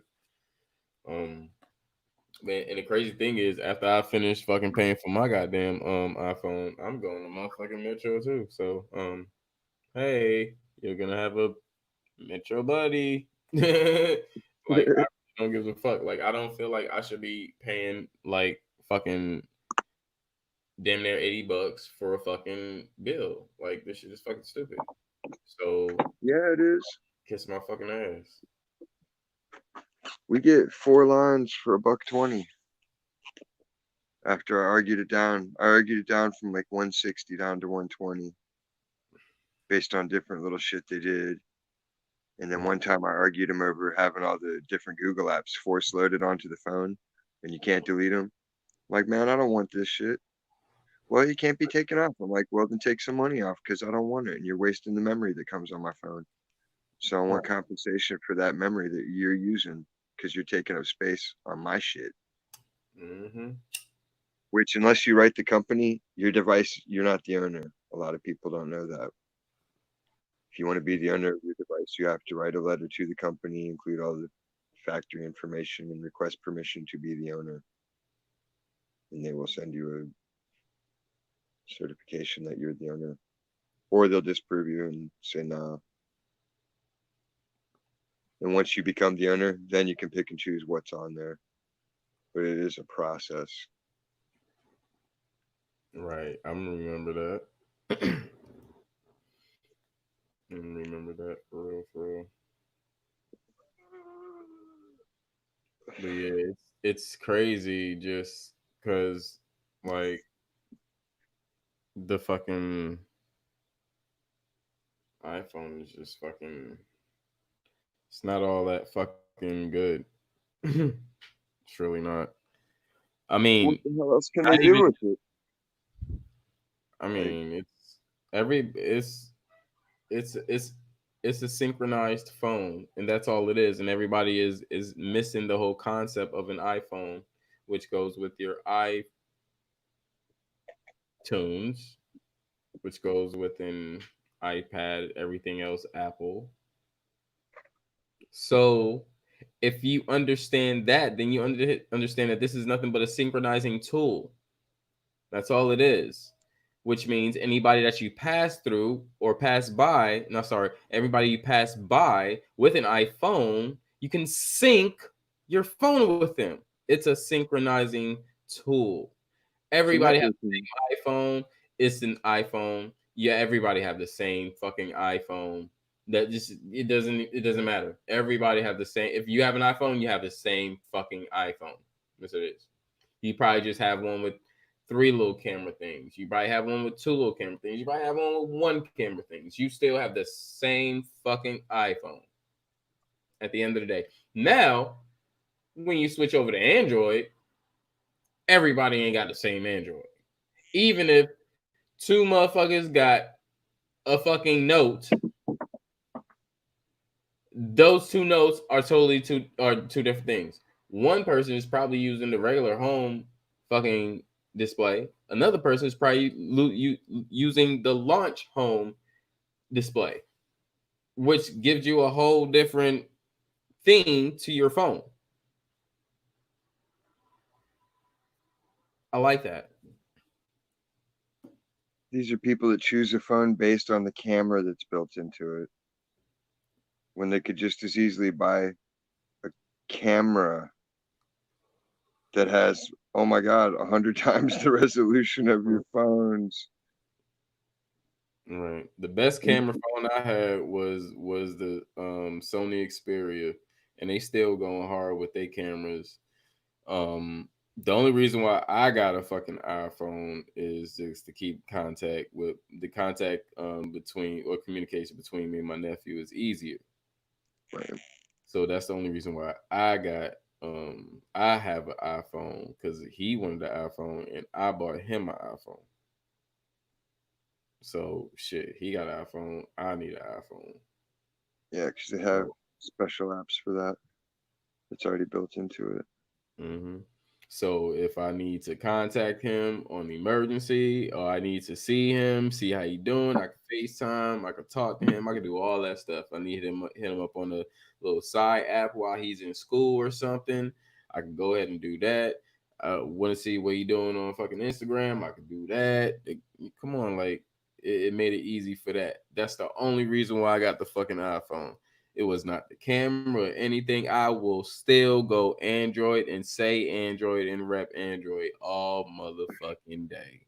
And I will always choose a Sony Xperia Android over any and everything. That's just me. I like my Motorola. Like for what I use it for. Just basically taking pictures and texts. Little videos here and there. Motorola's have have a good amount of megapixels, have some good displays of pictures and videos as well. The size isn't too cumbersome. Mm-hmm. Screen cracked though, and it's like not from breaking, it just overheats after a while. Yeah.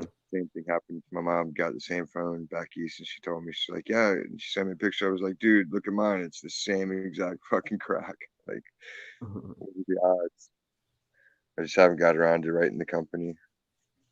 Tell them, yeah, I love your phone, but I need a new glass, and I'm not paying for it because I already paid for it once and it didn't do the job. So send me a better one.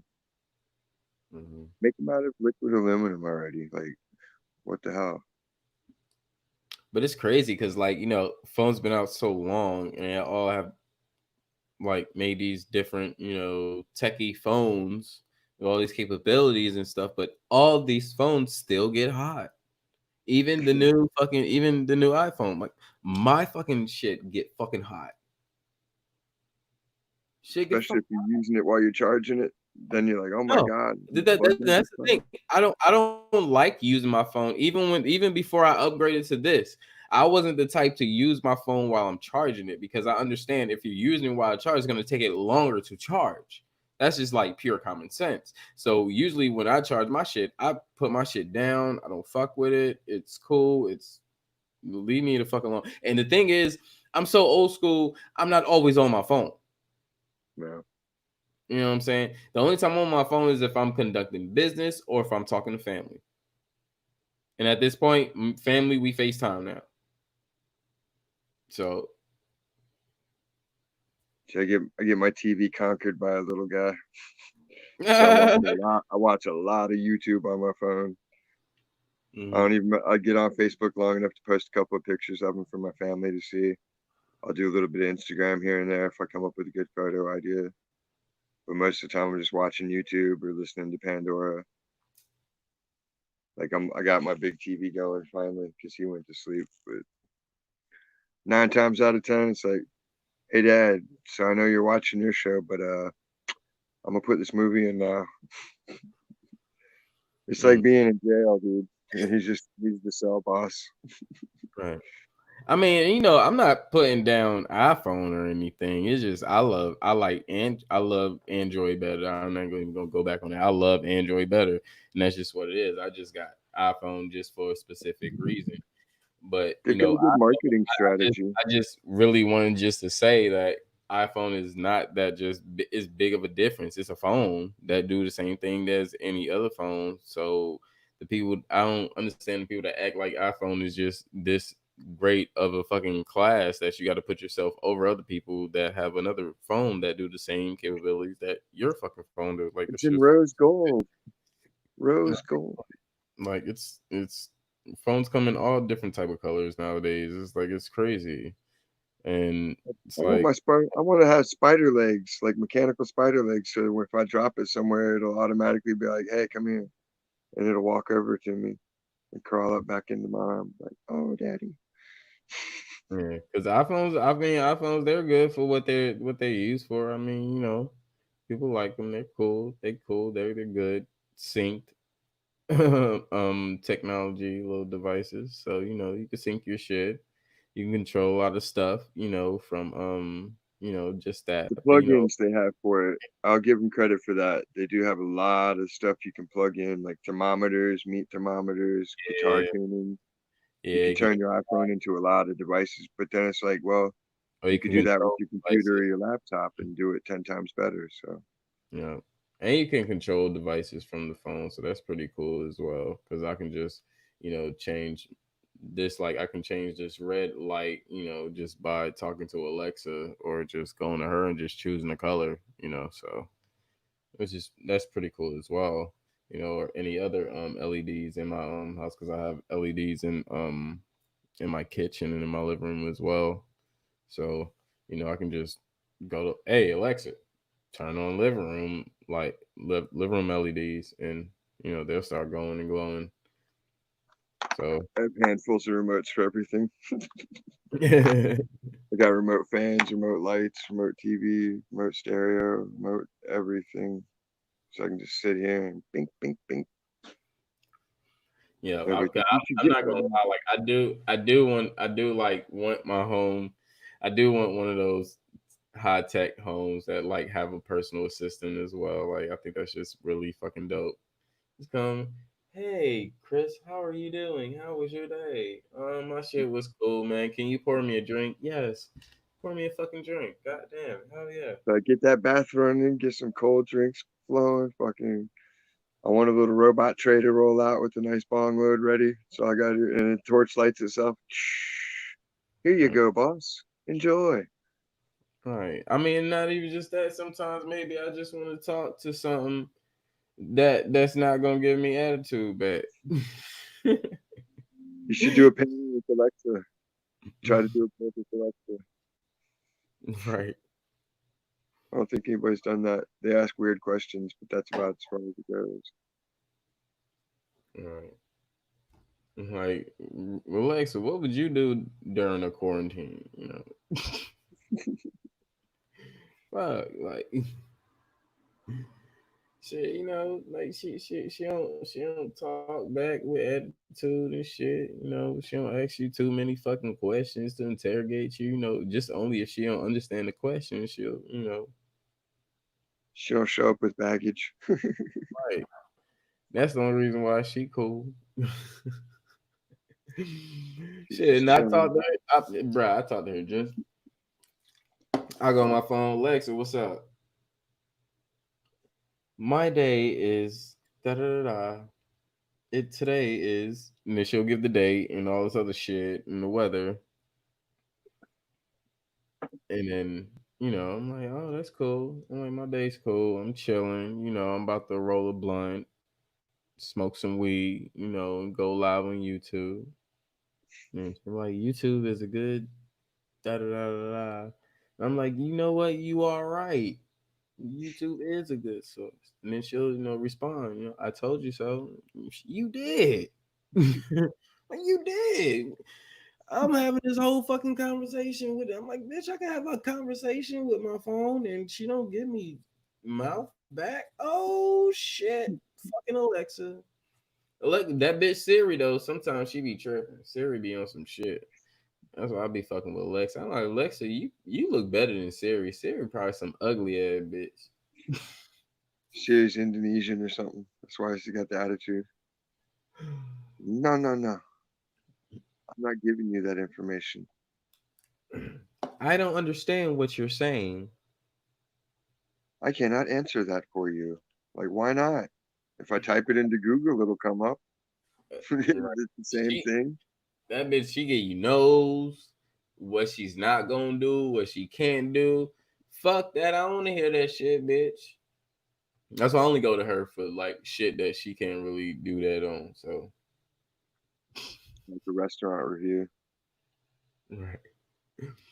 I hit her up for like locations and shit like You don't want to go there? Right. Alexa though, that bitch, you can chat with Alexa. They used to have chat bites, so those are pretty fun to do. Like the longer you chat with them, the more extraneous and weird the conversation gets. Especially if you try to make them guess what you are. Because they'll start off assuming you're a human, then you can be like, hey, why do you assume I'm a human? Like, oh, then you're AI like me. And you're like, why would you assume that? And it just spurs their little robot mind into a world like, what the hell am I talking to? And you can really manually do and it. I have Jarvis as a personal assistant. He's the bottom bitch. Yeah. Jarvis, what are those girls up to? Put him in check. Siri got a little bit sassy the other night. Yeah, I like the whole personal assistant thing. I think that's a pretty cool little techie little thing to have. As long as you're not spying, right? I'd be more into it. Like if I could rig up a home system where it's not tied into the web or Wi-Fi capability, then I'd be a lot more happy with it. Yeah, see, I don't have anything like that. I just have like Alexa on my phone to change my lights. That's all. But I don't have like a Alexa like speaker or anything like that. It's just the app on the phone. Right on. Yeah, like people that have the speaker, they're sitting there telling me, I'm like, yo, I ain't chilling at your house no more. Right. I don't want to come up with something and then people are like, you rat bastard. Like, yo, I ain't said nothing to nobody. Alexa. Right. That's why I use Jarvis. Jarvis old school, he keep your secrets. Right. Like, I see nothing, sir. Carry on. Carry on, sir. Cheerio. I hear nothing. I'm on your side. I'm always on your team. Would you care for some tea? Your personal assistant. I'm here at your service, sir. He's hanging out in the bathroom with a hot towel. Did everything come out well, sir? Good show. Right. Outstanding show, sir. Good shit, man. Good shit.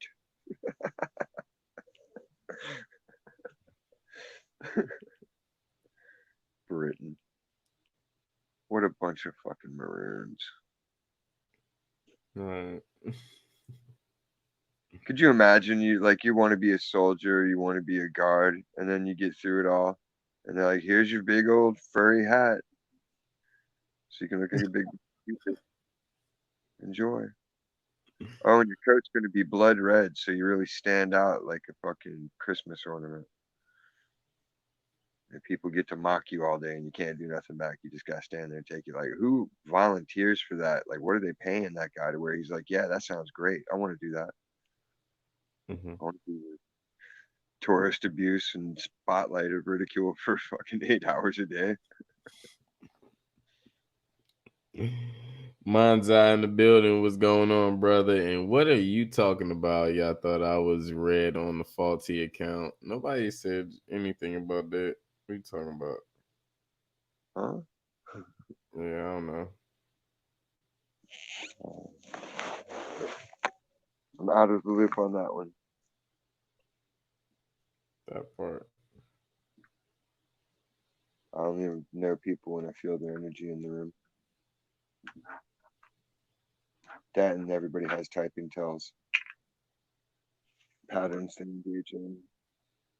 The way they end sentences, all of it.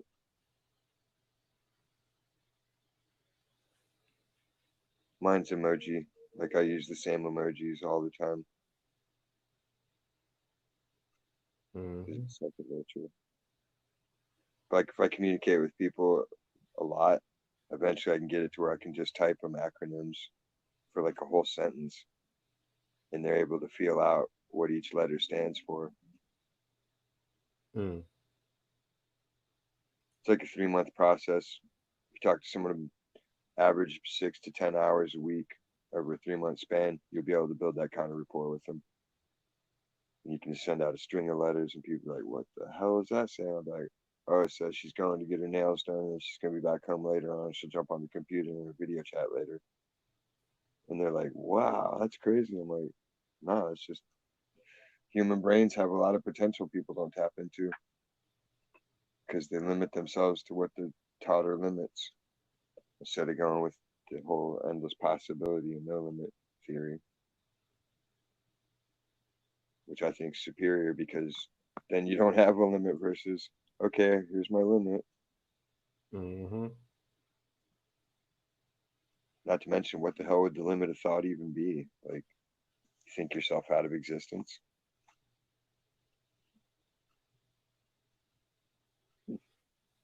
Probably not. It's just OGKB. What do you need? Oh shit, my fault.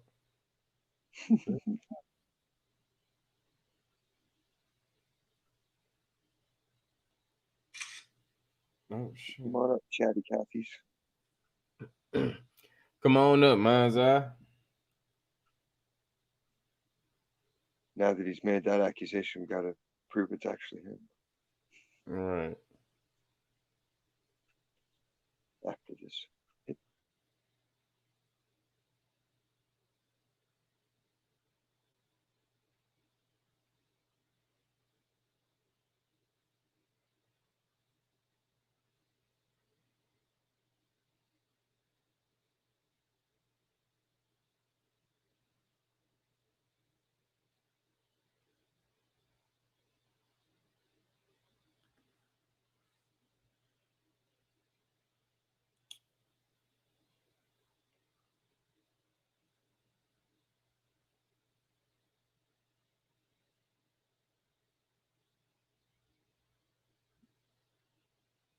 No. You ain't coming up, bro.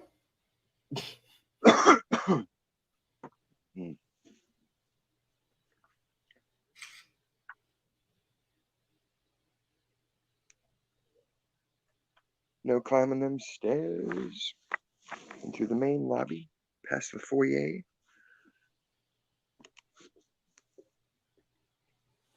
Mm-mm. I don't think anybody's been pretending lately. The last few times I've seen Red in chat, he was there as himself. See who? Red Squid. Like, I seen Fuck him in him. a few different shows, but he wasn't there as like the other accounts. He was just himself. I don't think Fuck anybody with- thought he was my type.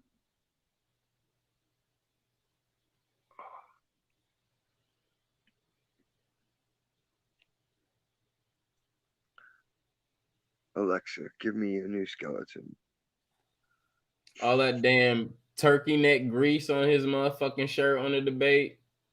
The fuck, man, that shit was looking like a dinner napkin, man. What the fuck, bro? Like, you just came from supper by yourself, all messy as fuck, and you enter battle in that? Come on. It's the 8 Mile tribute. Throw up mom spaghetti. And you got ate the fuck up. Like, you would never do another dialogue over here. Now you got to struggle to try to get money in other places. And that shit don't even roll like how it was bought over here. So you're going to be sad when that starts to continue and other people start doing it. And this shit start happening and we can start... Can't play yourself out on the YouTube streets. Right? And it start getting bigger and bigger and bigger. So it's cool. That's cool. Like, hey, opportunities come. They come and they go. They go as well. Just like you said, they go. They come and they go. That's why you gotta appreciate everything and be grateful and fucking run with the ball, man. Oh, he appreciated. Trust me, I know he appreciated. Why? Because when we was in the last build talking about it, this motherfucker talking about I still got the $75 on the Cash App. Okay, well, since you do, screenshot it and post it on your YouTube or your Facebook.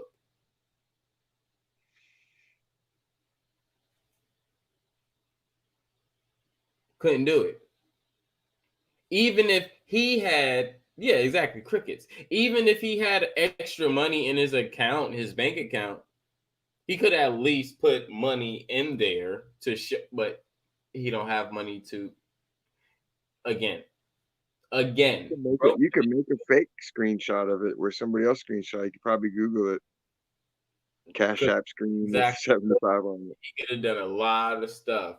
But the thing is, he know I'm going to sit here and I'm going to ask him questions. Okay, that's the screenshot. Okay, cool. Well, that means that's your account, right? So click that the icon that's all the way on the left. Click that so it can go to your account.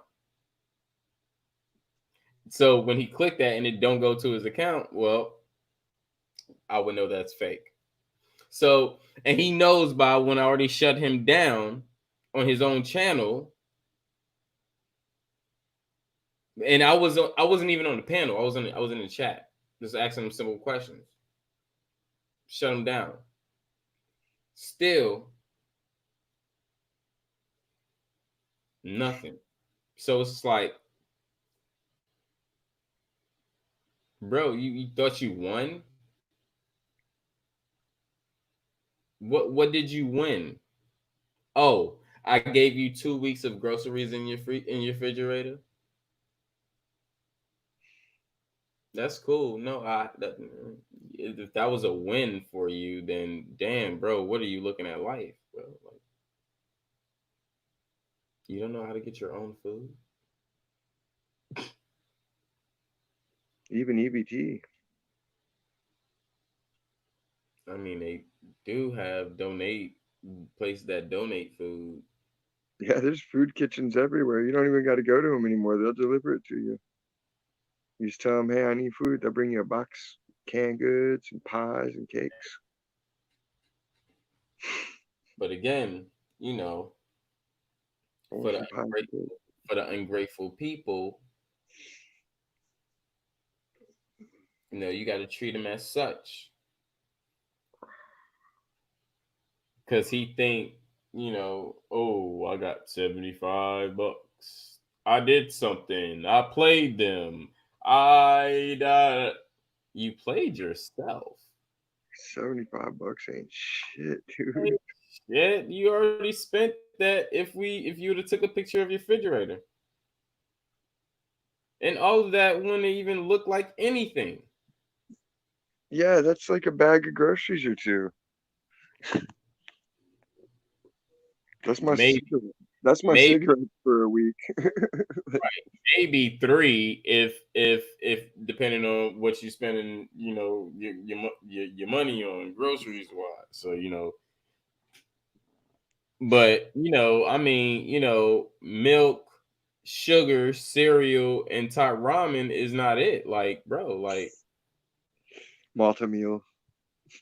right. I mean, Campbell's chicken broth, No, that you got to save the seasoning pack from the noodles, and that way you got broth for the next day. So your rice has some seasoning. You dip your bread in that shit. It's like dumplings too. Or if you're really tight, you can make some swole at home, just like in lockup. Get your pickle and your chips and your ramen noodles. Just crunch them all up. But it'll be all yours. Your own swole pie at home. You can even use a dish to make it fancy and shape it. All yours, buddy. Remember that top ramen. For somebody to be like, man, this is too dry. It's crunchy. And someone else will look at all of it and be like, you guys are out of your fucking minds. All you did was mix a bunch of shit up in a bag.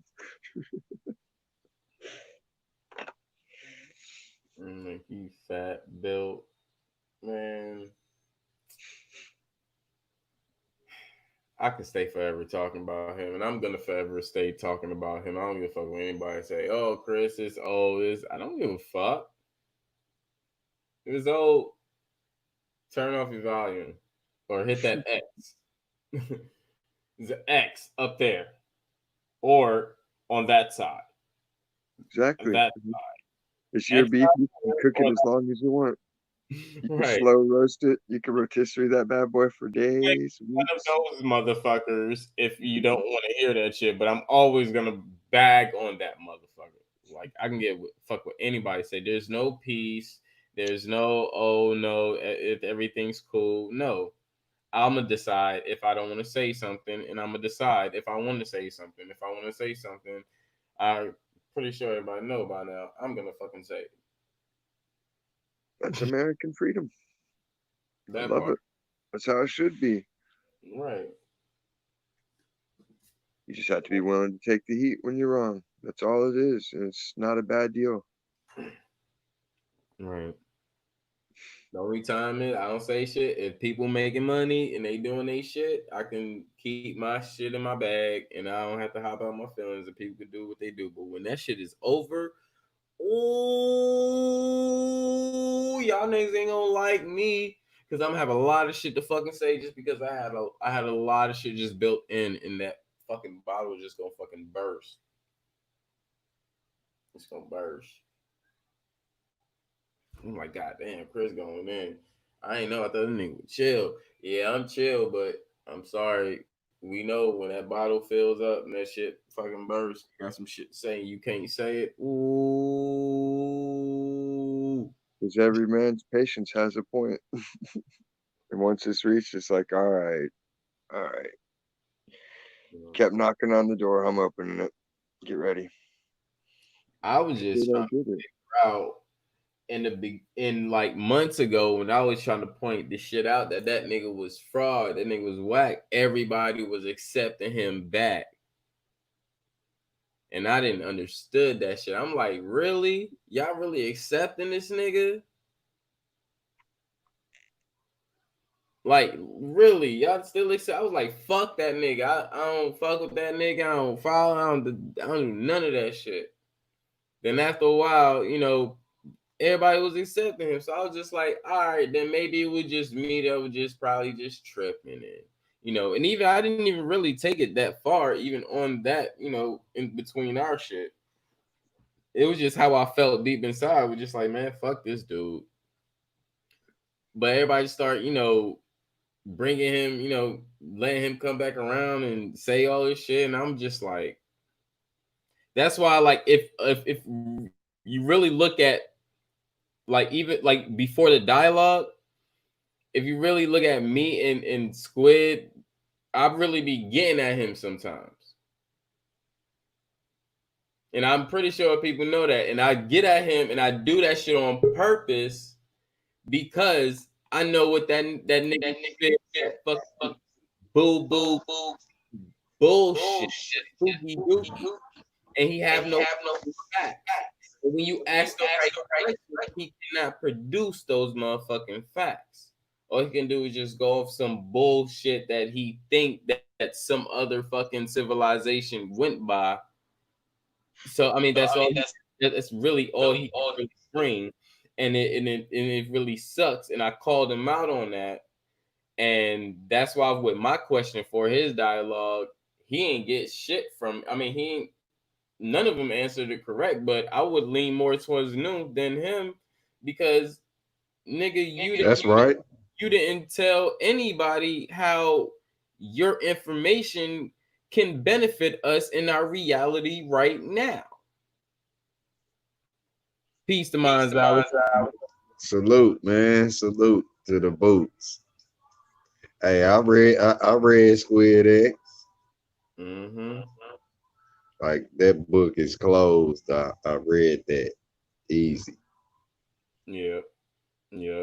And I read like a while ago, and then but people just kept accepting him. I was just like trying to figure out why I'm accepting this dude, man. This shit is not cool. And for the longest, when he would hop on the panel, I will always get at him. Like I literally got at him. I ain't get at him aggressively, but I always challenged him in a way that it was debate, that it was like debate type, but he still couldn't do shit because it was the right questions. And I always keep him in his fucking, I keep him on his fucking, sitting on his pockets, on his ass, like a little fucking kid. I feel you. It's crazy because I experienced the same thing, yet like I'm in a zone where I ain't really, I ain't got the time to be barking at, no next man or really tripping on nobody like that, especially not on this wire. So it's where the ridicule, all that shit, it was going on with me. I was like, damn, it's like the people didn't see, but it's where you go ahead and you give a fool enough rope, you hear me? I mean, I ain't setting you up or nothing, but you gonna hang your damn self. Right. You know what I mean? And that's what eventually happened. It's like I could have pointed it out and said, hey, everybody hold the fuck up. You know what I'm saying? That would have made a whole nother spectacle, and we don't come here for that. So I just fell on back. But yeah, we hand over enough rope for a fool if you eventually hang your damn self. And that's what happened. The whole community bust your motherfucking head, boy. You hear me? Right. Pistol whip that nigga, man. Hit him, Tony. They trying to accept him. Like that's one thing. Like, and I'm gonna talk to Cook about that. And if Cook is still here, I would like for him to come up here because we was on Truth Searches live, and that nigga Red Squid come back in there and then he talking shit, acting buddy and shit with people, and Cook was one of the main people that had a problem with him, but niggas in there trying to fucking, I'm sitting there like literally bagging and joking on this nigga and disrespecting this nigga, and then later on, now he's giggling with everybody. And I'm just like, fuck on, like crazy, yeah. Everybody forgetting this shit. Everybody forgiving this nigga or something. Like, what the fuck is going on? So I end up leaving the whole bill just because it was just like I felt confused at that point. So I'm just like, what the fuck is really going on? It's raw, man. It's, hey, you said, man, it's unforgiving when you think about this shit. Like I won't have the nerve to cross none of y'all. You know, like a real man that cross a motherfucker, like I'll bear the scars, you know. So how could I take that back? You know what I mean? Once you done slung your blade across my chest, you feel me? Like say I got the damn scratches across my face. You seen them type motherfuckers on the movies, and they live to get your ass back, man. You unforgiving. You can't take away what you done said out your mouth. Ain't no rewind to this part of this movie, like your blockbuster video. You can't just take it back. You know what I mean? You can't make sure you rewind this shit. You better watch what the fuck you say, because you will be unforgiving. I don't give a fuck if you forgave yourself or not. You on some bullshit. And the scar on my face show me that I gotta keep these eyes open. You know what I mean? Because you's an old predator ass beast. You know? You don't trust yourself. So like where you know, hurt people, man. Mm. I'm gonna get his ass. Fuck that. Fuck that. We about to go twist this motherfucking cat back. Menace to society, yo. Hey, that. You know what I'm saying? Right. Nigga got the nerve to tell me that I'm a fucking broke. Bitch, you didn't even receive a stimulus, so shut the fuck up. Let's see, where you live? LA? Damn. How the fuck you gonna tell me that I'm broke and nigga you can't even receive a fucking stimulus? So if you don't receive a stimulus, nigga, that means you had no job, you did no taxes, and you did nothing for your life that previous year you came from. Or you're What you say, turkey neck grease? The turkey neck grease. I can still put food in your fucking refrigerator mid-month, end of the month. So what are you talking about, bro? I'm always talking about putting money in people's pockets, bro. I'm always talking about putting money in people's pockets. It's better to give than receive. You know what I mean? Right. And it's like, who money y'all think I'm fucking giving up? Oh man. Who money you think like the build is the build, man. You feel me? It's a few who, you know, really give from, you know, from the heart or whatnot. But That's if how you we could build, make man. a Superman that would give money, you could give your energy to that money Superman. Man, and it's not even about that, man. I'm trying to show people that there's more, you have more value to give. And I want to appreciate you and appreciate people in different ways that, you know, like if you on here active, yes, I want to bless somebody. Well, not bless somebody. I want to, you know, give somebody something, you know, an appreciation. It's not, oh, you need this or this is an opportunity. No, this is a gift. It's a gift of appreciation. Facts. You give yourself an advantage. Yeah. We take too much shit. I'm not saying I'm trying to make somebody rich and I'm trying to put $2 million in a fucking bank account. No, it's not that. It's a, hey, it's a gift of appreciation. Hey, thank you for being active. Bam, bam, bam. I didn't have to do it, but I did it. Right. Like you see your peoples, you be like, here go a couple dollars. Right. Here go a couple dollars. You give them 20, 40 bucks, you know, for sure that's gonna handle this day. If they need to buy something, you know, they'll be able to get something to eat or whatnot.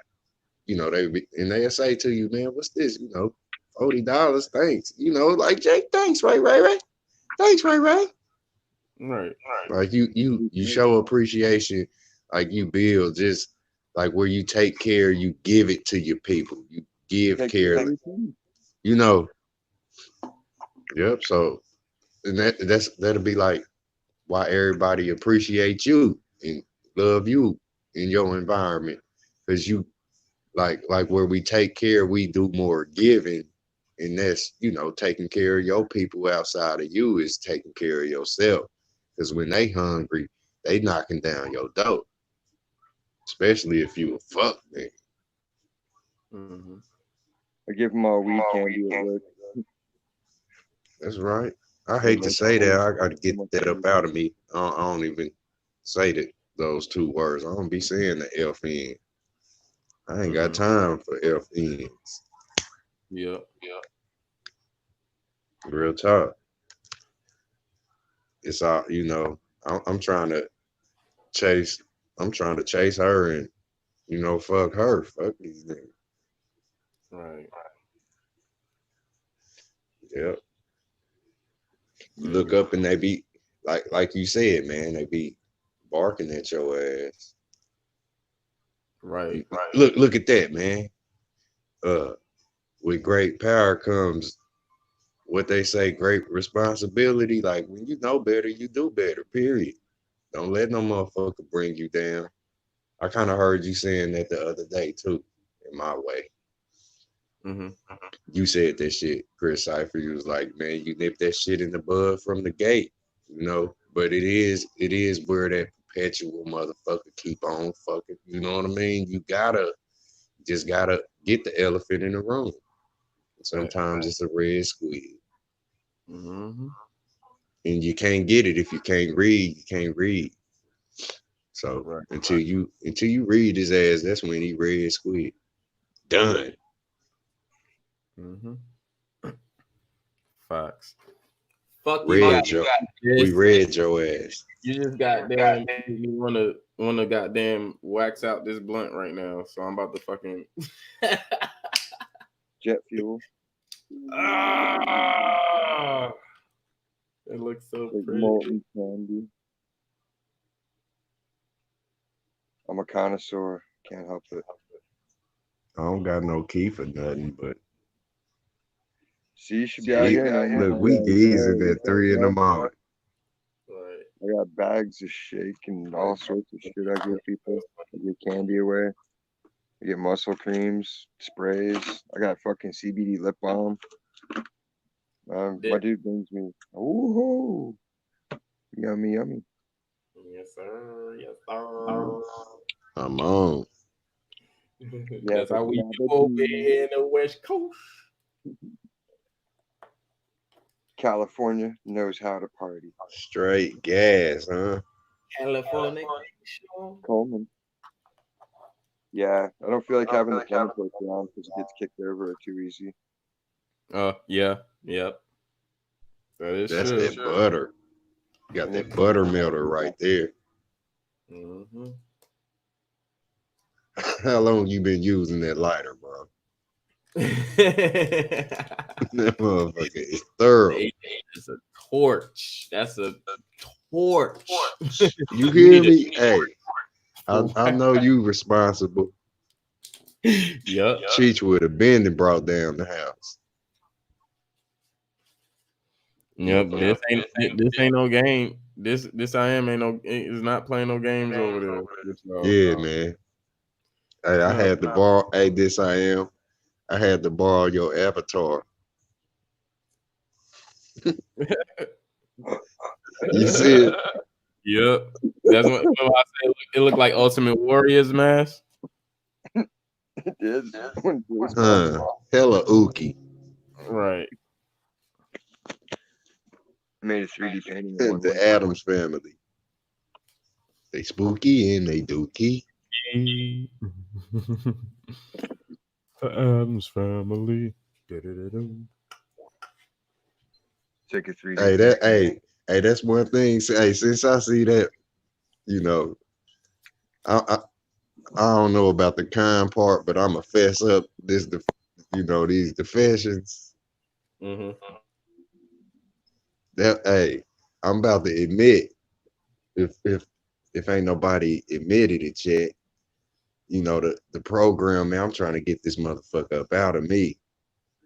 You know what I mean? It's like I come and I slam a Matrix game on the table where we build every day. I bring some chips. I'm just trying to get this shit up out of me. You know, they almost had me like a full-blown robot. So what I'm saying is, God damn it, they programmed me, man. I done seen Total Recall, fucking all this shit, man. I done seen all this shit. You hear me? And it's kind of like that, the movie The Ring. remember they had a movie tape and you watch the movie 7 days later, your ass gonna melt. Yeah. Right. Mm-hmm. So it's kind of like that. We all seen the movie, y'all. Think about it. It is. It's the most effective form they had until they came up with the internet. The internet made it almost foolproof because then you could just gratify everything. You weren't limited by a program. Ooh. You know, Macho Man. Randy. Yeah. Yeah. Oh man, let's do it, man. That's how we about going, you know, break these little chip games, they do. Brother. You hear me? That shit made me laugh, boy. They got a EDM song with Macho Man looped into it, and like every time it breaks down, he's like, "And the beat goes on," and it goes And they back to the had him. mix of the music. It's so sick, though. Right. He I think was. it's by Revolver. If anybody That's wants the to name of the game, Revolver. Yeah, Revolver. The beat goes on. It's That's got right. Macho Man Savage in it. Hey, I give it to him. Those before these modern or more potent generations, the ones before him was more authentic. You know. Yeah, because they didn't have all They that did have. kind of that. Like, It's crazy how you can they look would at come the to times. Norfolk, not the WWF, but whatever, the NWA, I guess it was at that time with Ric Flair and all them. They would come to Norfolk a lot. So we would get front row tickets because it wasn't that expensive back in the day. And we'd be out there just watching, just loving that shit, dude. All the wrestlers would be there. That was the deal. That and monster truck shows. That's right. Hey, y'all remember the vintage game stores where you could go take your Super Nintendo or whatever? It'd be games wall to wall. It'd be like a fucking beaver dam games every fucking where, you know. And you go in there with a trunk full of your Those were the GameStops of today. Yeah. So like look, we just think about all these programs on the computer. Like we coming and talking about this shit. You know, we done lived in it. You know, this arcade. So we bringing back all these Matrix programs and, you know, kind of taking them for what they was worth. This is why they was showed to us. You know what I mean? Everybody got these. Everybody got them. The movies lined up like cards and books and shit, but don't nobody know about these stories. So, like, that's some of the shit I can't help but bring. It's so much fractal lies. You know what I mean? But see, that's how you can spot it. The more of the media you consume with that mindset and perspective, the more you'll start to see the patterns. And it's like crumbs. Facts. You'll find crumbs everywhere. And eventually you get the take back. That's so true. I go on that trail so long, I'm tired of the crumbs, you know. Look, would y'all agree that everything y'all, look, I'm gonna say it like this. Everything I eat, I see. That's like left eye and right eye. Everything you see is taken in. I don't care what you're talking about. Everything you see, you do eat. You know what I mean? Yeah. And we done ate up all them programs. So anything you breathe, you digest. Yeah, it's like every time you blink and open them eyes, they biting like your mouth taking food. You know, vision is a stream of it's, you know, it's your whole lifeline. Light energy. It's like, yeah, the 1 through the 0. It's a stream. You walk their whole life from young to old. You know, out of your literal flesh mama into Mother Earth.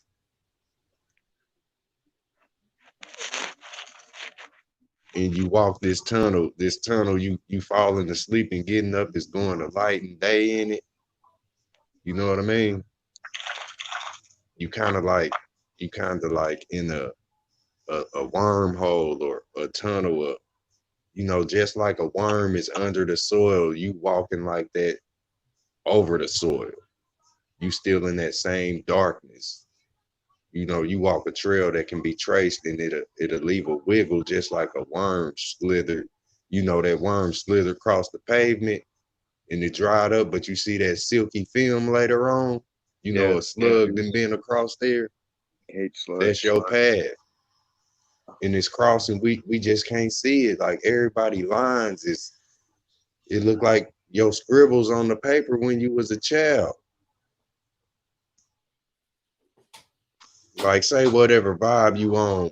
Say, this I am, you a purple string, like this confession words on it. You know what I mean? Like when I just woke up out my sleep and I seen this, I seen y'all vibing. I'm like, that purple is like this I am.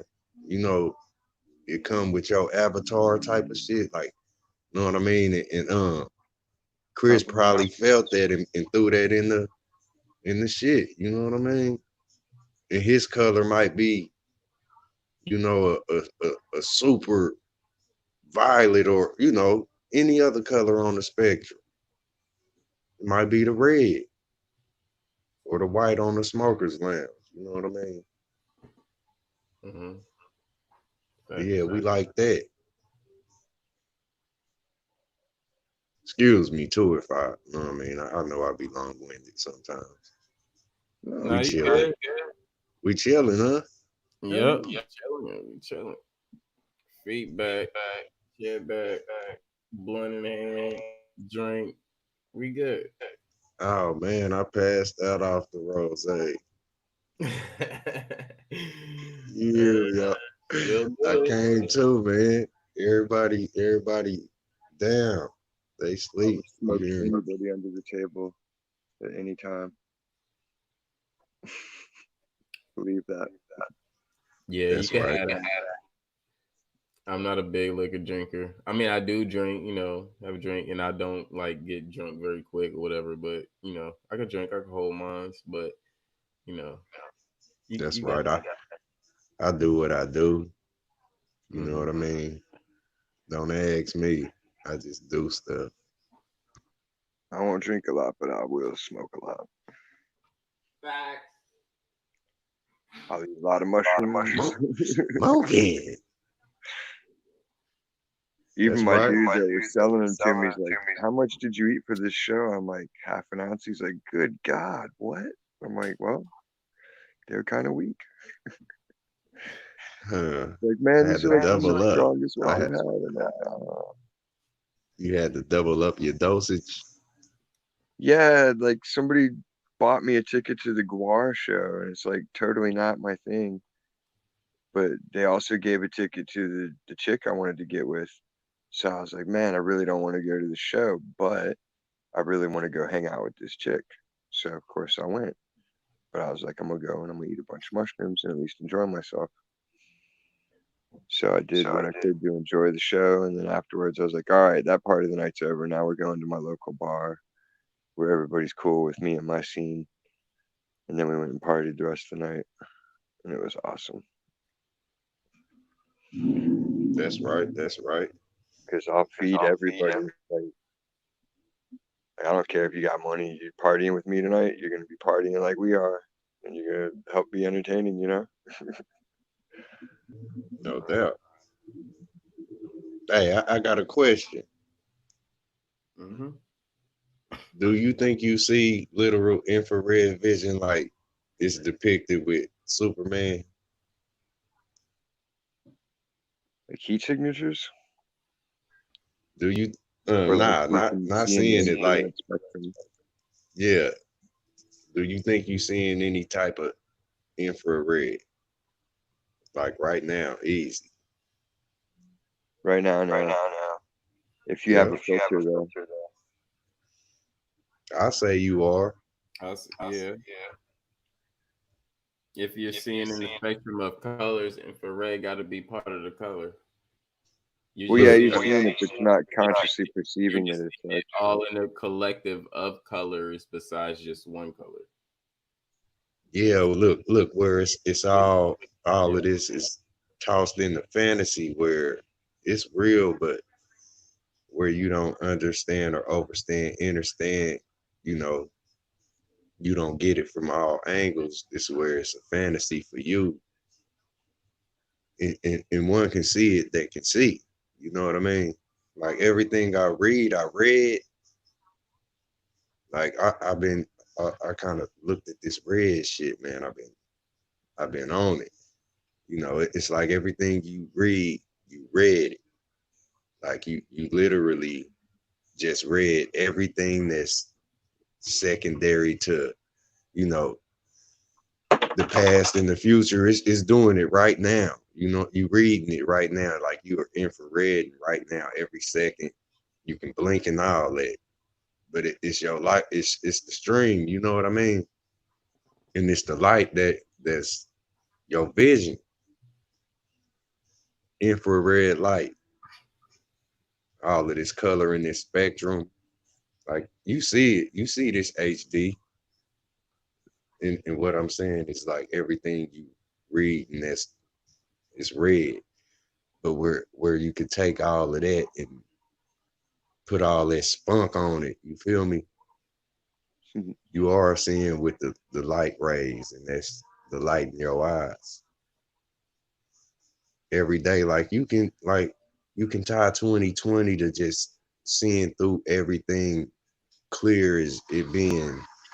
You know what I'm saying? Yeah, they tell you like, that. Like clear as the glass on your screen, looking through your computer. It's like that. Hindsight's 2020. Yeah, you literally melt butter, man. I'm telling you. You see the butter melt with the light that's heat on your body. You know what I mean? You can stand there and just like put the butter in the sunlight. You feel me? Yeah. And just look at it and stand there. Watch it melt.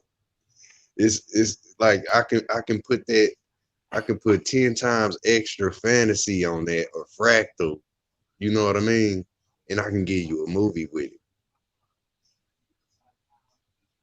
Y'all done seen it, man. Y'all done put y'all hand on the hot ass steel car outside.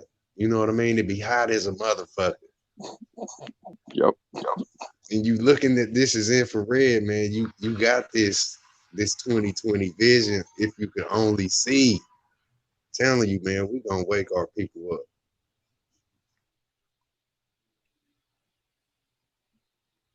I know y'all resonating that what I just said, man.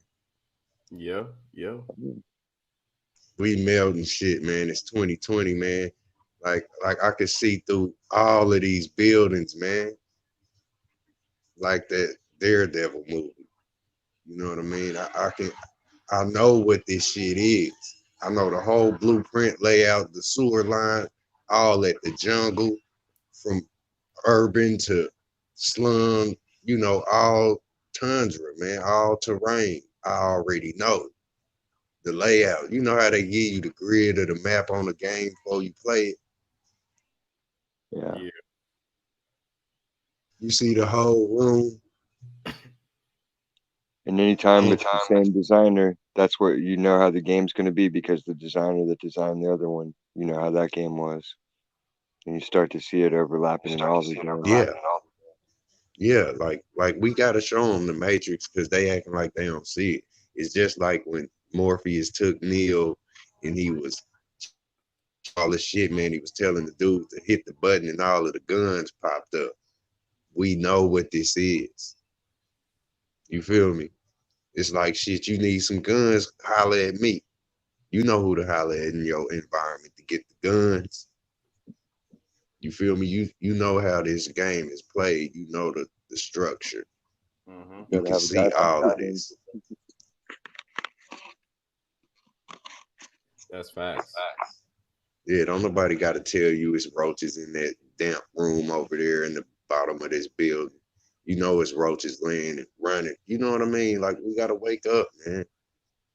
Motherfuckers keep on making all this shit. We act like we gotta see it in through they movie. Universal at the beginning, you know, Warner Brother at the beginning. Fuck all that, man. I wake up and I live this every day. Shit, if we stop playing this fucking movie, man, we can play our movie and really know when we about to get scratched. You feel me? Yep. We are pinching motherfuckers talking about, is it real? This shit is real. And we ain't no joke. We frontline. Appreciate y'all. Right on, man. We not front nor and we not lying. We on the front line, man. I mean, this is an avenue. I just see this whole shit. You know, it's an avenue where we gonna bring it to you like they told you Martin did with Selma. You know what I mean? It's our turn. Turn the fucking page.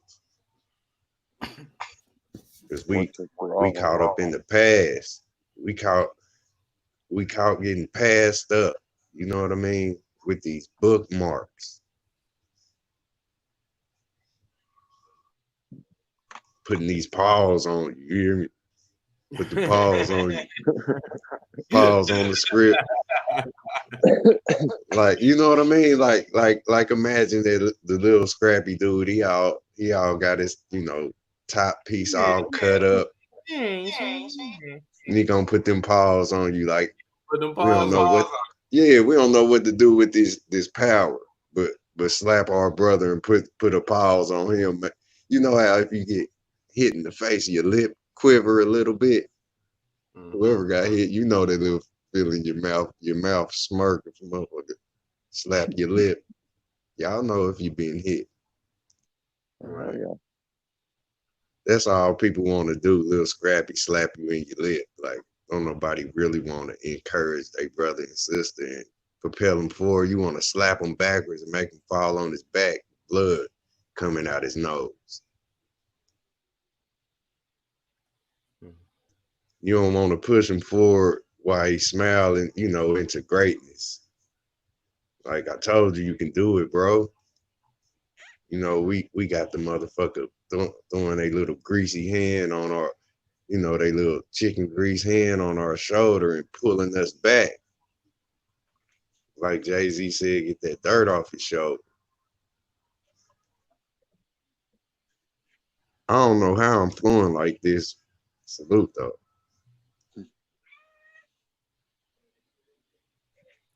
Salute. Shit, we be melting the butter. I'm a die tomorrow if I can't just breathe this to teach it to my people. Right. You know, we got it. Those who supposed to see this stuff, they gonna catch us. They gonna catch up. Hopefully. Look, they gonna catch up. They mustard seed. Mustard seed. Tiny little mustard seed. Yeah, they must see this, man. Now. Yeah. You know, how much faith you got in the mustard seed, man. You know, it's bitter and it's strong. Wake you up. Take two that mics. Mustard.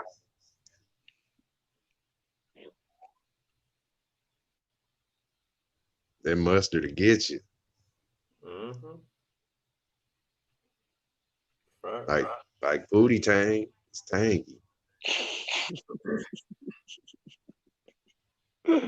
Straight Biggie up. Shorty.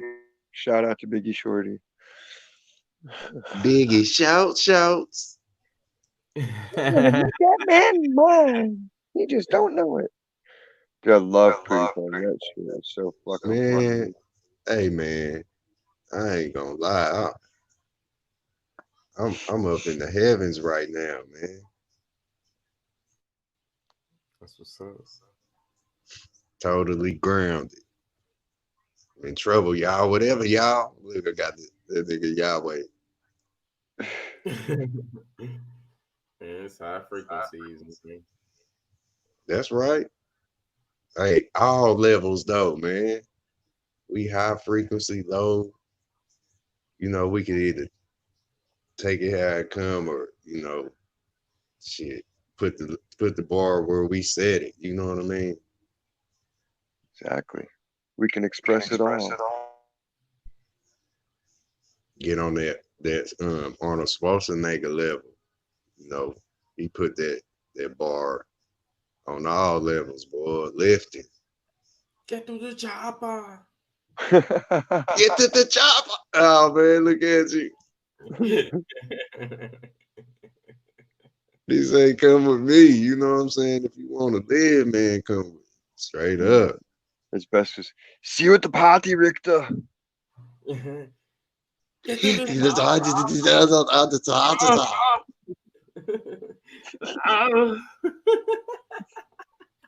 not a tumor.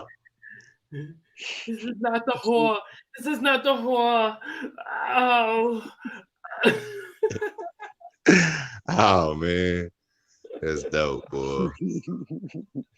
Straight up, man. Y'all got me lit, man. Hey, I'm in the heavens, bro. Right on earth. Hey, imagine that type of place, man, where we all breathing easy, everybody kicking it. Oh, I love to work there. Right. We in this motherfucker. You know what I mean? Mm-hmm. And like how we talk now, we ain't even talking like that. You know, we'll be in there on a whole nother note. Yeah, you just got to go in to work on that frame of mind and keep it rolling. That's what I do. I check out whatever show's playing. I'll sit in there and enjoy myself and chit chat with people and build up my energy. And I just keep it rolling. I'll get into work, be positive with them. Sometimes I'll start clapping loud as shit. And they'll be like, what are you doing? I'm like, I'm giving you applause. You're doing a good job. And they'll laugh about it, but it makes them feel better. And you can see it, like they're perkier. And that spreads. And then work is more. Yeah, that's dope. It's the application of it, you know? Right. Taking It's kind of like, you know, where everybody, like they say, actions speak louder than words. This where it could be 100+ people in, say, this building on this level, and it won't be so much talking. Everybody's actions will be showing you what they about. Like, I had this created, you know, dealing with this, just talking just as much as I need to, you know, but in this world, it's just a room full of people who ain't got to create what they wanted, you know, that wish they always wanted. They ain't got to create that. So it's just a room full of people talking. It's hot in this motherfucker. Everybody just talking, and it ain't really too much action. We all just standing around talking. You know, it ain't really too much you can see. It's only a few people that's there, and you know, kind of separate and a little more upheld than everybody else. You know what I mean? That's why you got to show them how to apply it. Yeah, I mean, everybody can pick up a saw and cut a piece of wood, but a carpenter knows how to cut it properly. You know? Yep. And you can let people stumble their whole life and they'll blindly fall into a success here and there, but why? If you could teach a man to fish and he can fish and eat his whole life, teach him to fish. Don't be a dick. Everybody's a new guy at one point or another, you know? Like everybody got their hand out somehow. When I first came out to Cali, I was assed out. I've been tripping on acid for a year straight. And I had lost my mind. And like my one friend from back in the day still remember me from the old gang. And he was cool, and it was like he hooked me up in front of me shit till I got on my feet. Like you can always make something better out of it if you start applying it. And all it took was somebody teaching me and applying it to me. Facts. Yeah, the bird feeding process, like if you, like you just said, man, if you can teach a person to fish, you know, or teach them how to get their own energy going and, you know, keep it going, why would you have them coming back to your house like yesterday, you know? Yeah, every ripple in the pond builds into the wave. Like we all got to be rippling. If you see your neighbor, or your friend, or anybody, like get them. Yeah, it's like they said you feed them and they gonna stay. Like, is that a problem? No. They you know what I mean? They never really left. You don't really know when they came. It depends on their level with me. Like if you're one of those people that's gonna constantly need help, I'll figure that out quick. And then I'll decide, you know, can I afford to deal with it? And a lot of times I can. Sometimes it's beyond my capabilities. And I'll tell them that, yeah, man, I got nothing else to give. Like I've done all I can for you. Yep, it only can stem to where the teaching is, you know, that's the power. That's the true power. I can't give you all of my literal stuff that I've obtained. I can share what I can share, but if I give you a piece of my mind, you know what I mean, in whatever this entails or obtains, it's got to be the whole thing so you can know what to do. Yeah. Like, say myself, you know what I mean? That's why you have kids. It's the only way you can duplicate it. They're born built in with you and your woman. They got both of your brains in their head combined, and you can see it. Facts. His kid's just like me, and he's just like his mom all at once. It's hilarious. I'll be like, "You're doing that because your mama does." And he's like, "So?" I'm like, "Well, I'm just saying." You just made me think of a whole bunch of little copies of me, a whole bunch of copies of you. You know what I mean? Awesome, dude. I got three. Like seeing the differences and the similarities in them, because they were two different moms.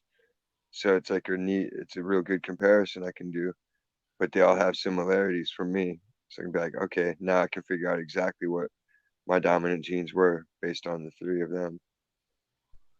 So it's fun. It's fun. Man, this is so crazy. Like, look at that. All of them copies of me is the GameStop. You know, like say it's like that. Exactly.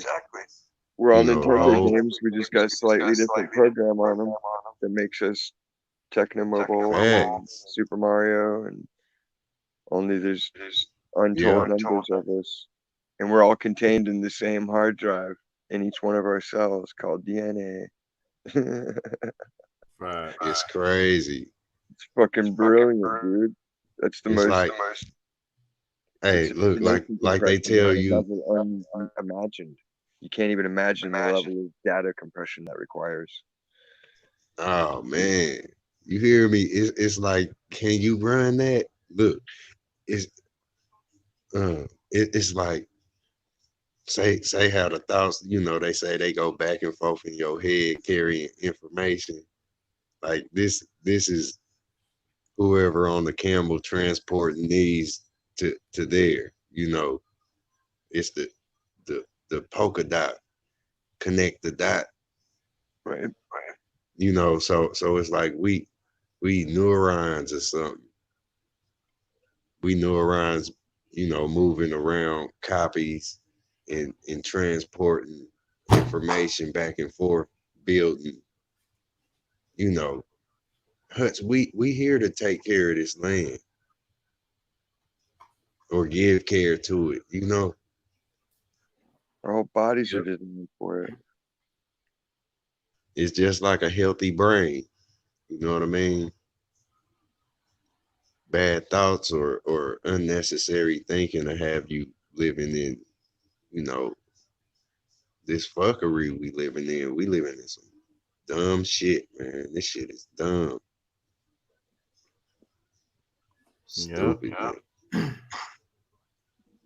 It's crazy, man. Some see it too clear. That part.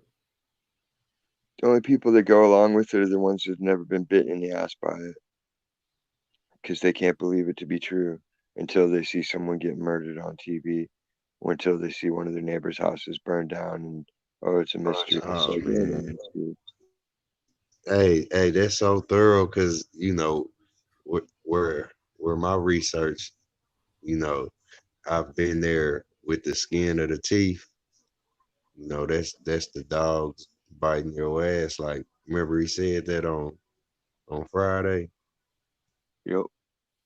Yeah. And you can't imagine, like, say Tom and Jerry, like, if you get your ass in the bite, man, you couldn't imagine it, how real it is.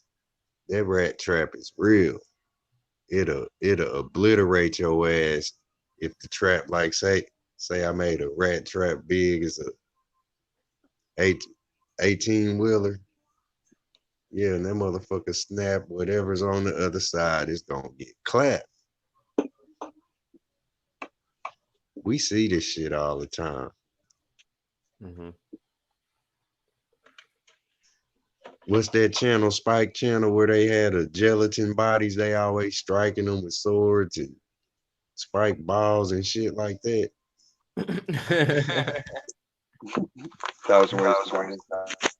All that, yep. This motherfucking shit is carnal.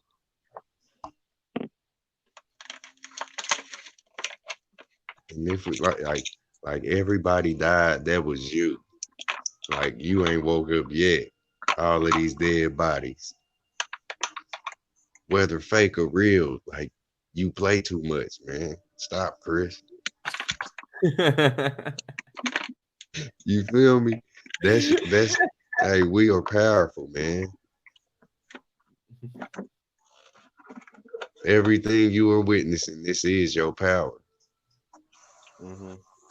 Every storm, you know, and I ain't being blasphemous, but this is the real truth.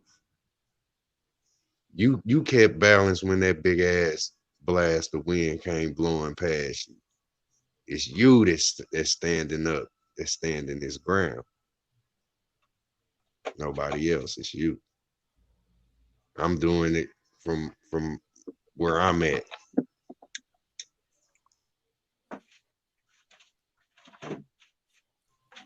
I don't know what got me flowing like this, man. I ain't never said it like this. It's the energy. Yeah, we gonna do it tomorrow.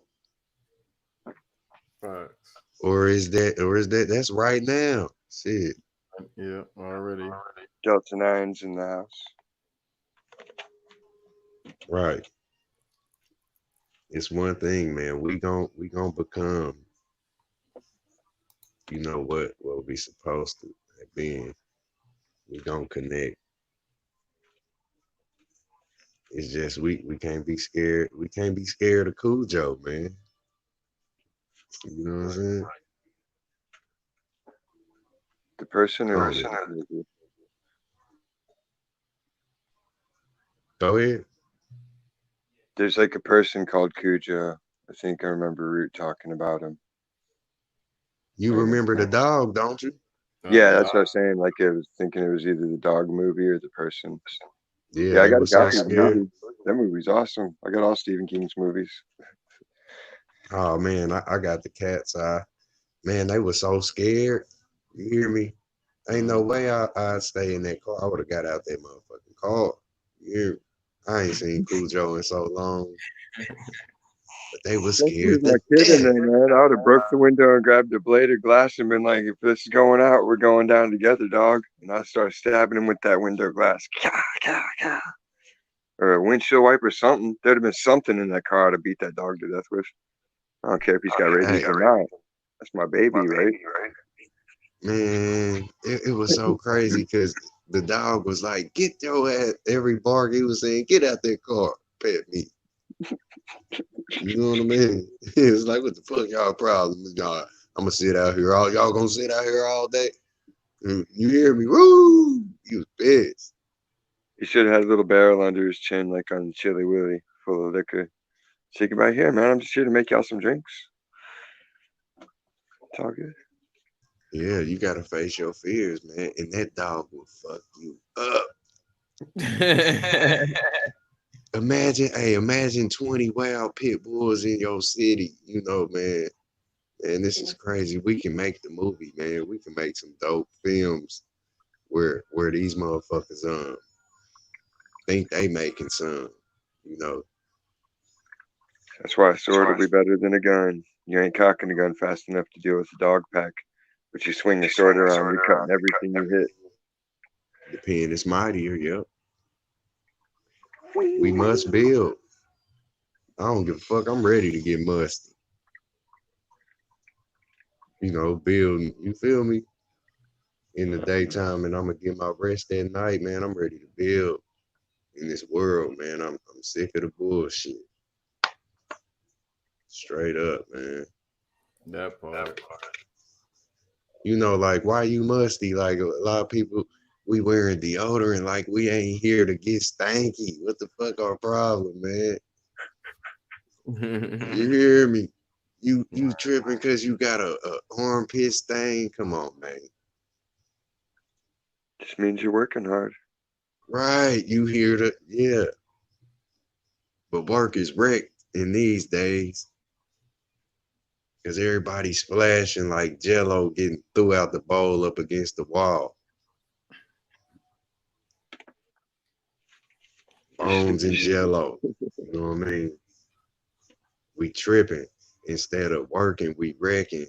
And we like pissed off going to work because it's wrecked. Oh, yeah.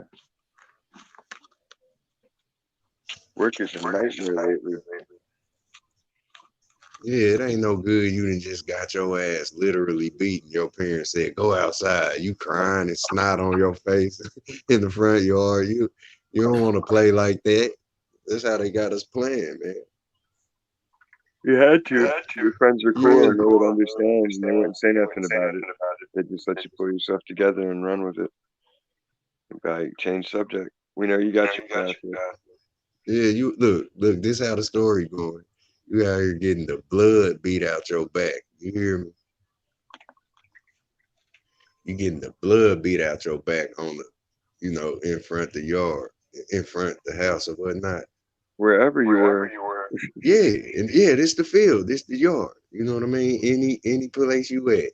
This the front, you getting your ass whooped by mama and daddy, and they throwing your ass out.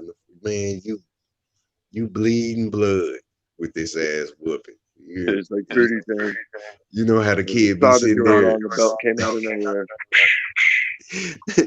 We be sitting there sniffling the snot, crying, can't stop snoring, snot falling and shit. Yeah. And they talking about his recess time. Oh man. Oh shit. Everybody, just imagine all the kids on the recess. You know, they just all got their ass whooping. All the parents, go your ass outside. Yeah. That'll be an ugly recess. Right. That's what we looking at. Yeah. You feel me? Taught us backwards and shit, then expected us to walk right. You know what I mean? Remember that, you know, some of us that's lost on this path, we say to our own sons, hey, bitch. Baby be like, bitch. Bitch. You know what I'm saying? Like, it's our fault, man. Mm-hmm. Remember Kane had drunk the cognac and had the pistol? Like, it's our fault, man. Yeah, we allowed this. Facts. So when he snatched your auntie purse, who was your mama's friend, you know, we think we ain't got nothing to do with Auntie Tina purse getting snatched. But shit, you was passing little Sam the Marlboros letting him load the pearl handle pistol. You feel me? Right. Taking them out, showing them a good time, buying them all the toys. You know what I'm saying? All that shit. Showing them that type life. You feel me? Yeah. You got to see who responds to what. Yeah, man. That way everybody is too out of control. Because if they realize their true potential and they don't have balance or restraints to it, it could be really disastrous. Yeah. Say I come up on some light out of my darkness. I'm all worried and shit, and I cross paths with Chris Cyphers. This I am. Like, y'all got a fire burning. And y'all like, come on, man. Like, damn, boy, you look like you just saw some shit. Like, you know what I mean? You be looking at me like, and say we don't be saying this shit. You be like, damn, motherfucker, you look like Jason was just chasing your motherfucking ass. Like, nigga, what you been through? You feel me? This what we dealing with, man. Scene change. Look, motherfucker running up on you like, well, motherfuckers trying to get around it. Such, you know what I'm saying? It's just like the movies. That bitch can come running. Look, she could come running out the woods right now, banging on my door right now, saying somebody on her ass. You hear me? And she done got threw out on the recess field. Like, you know what I'm saying? Like, what the fuck you out here doing? Grandma be like, she take us in. She be like, you need some water, baby. Y'all done seen the movies, man. Y'all done seen this shit. Oh, yeah. Let me make you something more. You be out there in the world gone crazy. Literally. Because our parents didn't teach us no better. We've been indoctrinated with a fractal spell that's I'm cursed to because that's all they know to teach me when I get here. This stupid shit. Then I'm a problem when I wake up out of it my damn self. You hear me? Whole family looking at me like like I wasn't raised right. Yep. The irony, right? Oh, but it's not the stuff that they did. Their methods were great. It's all the stuff you didn't do that they taught you.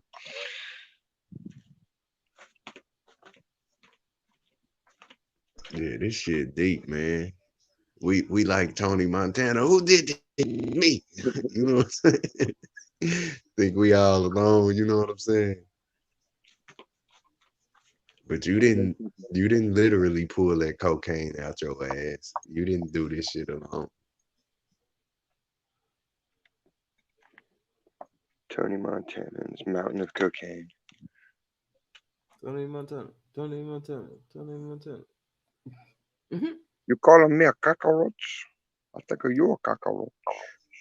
Facts. That's what we got that ego driven, what they call them, bosses, man. They call them, this shit is godly. We trying to feed our people. That's what it's about. It's like you got abundance, and you know what I mean? Don't be selfish. Exactly. That's what energy's for. You share it and pass it around, and everybody's full. Everybody cool. The whole world's supposed to be abundant and everything. Like, hey, that's what I'm telling you. There's so many of us, we just sitting around, pretty looking, ain't did shit. You like a Ken doll, you like a Barbie doll in the box, you ain't did shit. You look good though. You alright though. You know what I'm saying? But yep, it's like you ain't made shit yet, but you was made. I think it's got to be that way so everybody develops at every level in order to keep developing more and more. You was made when you was born. Yeah. And like you said, it's a time. It's a time, but it's like where everybody looking around for the example is not being seen. You know, nobody's really building. You feel me? I don't see nothing coming up from the ground up but prisons. And when those are looking for, you know, that visual, it's hard to know it exists. You know, it's like they call it the promised land. Kind of like it's something we promised ourselves, and we on the mission to it, and we gotta. It's gonna be a fight to get that built. You know what I mean? Mm-hmm. But we have to. If we can't do it on Earth, why would we deserve it anywhere else? Facts. You gotta prove yourself worthy. And the proof is in the pudding. We see barren land, so we got work to do. You know, and it's I say because they'll tell you Earth's 3/4 water, but there's deserts. Why? Y'all can make pipes. Y'all know how to terraform shit and turn dry land into wetland with water. Figure it out. Fix the desert. That's right. It's special, man. For real.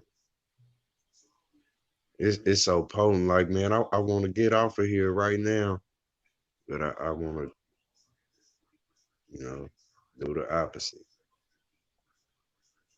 But I'm gonna go ahead and fall back, man. I gotta go ahead and get some rest. Like, we are literally sleep talking right now. We sleepwalking right now. We supposed to be sleep, man. What time y'all got? That's only 2 here. 2:11. Shit, I done woke up. It's 4:11. But yeah, like, yeah, we know we supposed to be sleep. The world sleep. You know, when your sky is dark, man, you supposed to close them eyes or do the same thing, get you some rest. But that's how woke we are. You know, one of your, like I say, I'm you, so I can say that's how woke we are right here. It's like where I say I know I'm supposed to be asleep. I know I'm everything. I'm sleepwalking. Everything. I'm sleep talking. Like, that's probably why I can say the shit. Or we all done just said the shit we just said. You know. Somewhat. Yep. You can achieve the state of We done mind said without some deep shit. We done said some deep shit. You can learn to access that state of mind in a conscious mind frame. It just takes practice. Yeah. Weed helps. It does, man. I still got chunky booty blunt right here. Weed's like the Disney Fast Pass. Hey, since you said that, man, I'm gonna say something. I kind of peeped. Like, where you smoke weed, they say it's a gateway drug, right? It's a gate guard. Wow. Say that's a gate that opens up, right? And you go into it. It's kind of like dealing with where you smoke weed and you know you gotta be literally conscious enough to experience what you say is the high. You know what I mean? So it's like a lot of times you be so high, like right now. I was just saying I was in heaven, like some exaggerated and shit, you know, but they be like, man, you smoke this like this I am, you know what I mean? You get that stereotype, man, you know, hit this joint, man. You know what I'm saying? Have some like that type shit. Like where you get on the level and you consciously high. You know what I'm saying? So it's like you living the dream that's populating when you be asleep.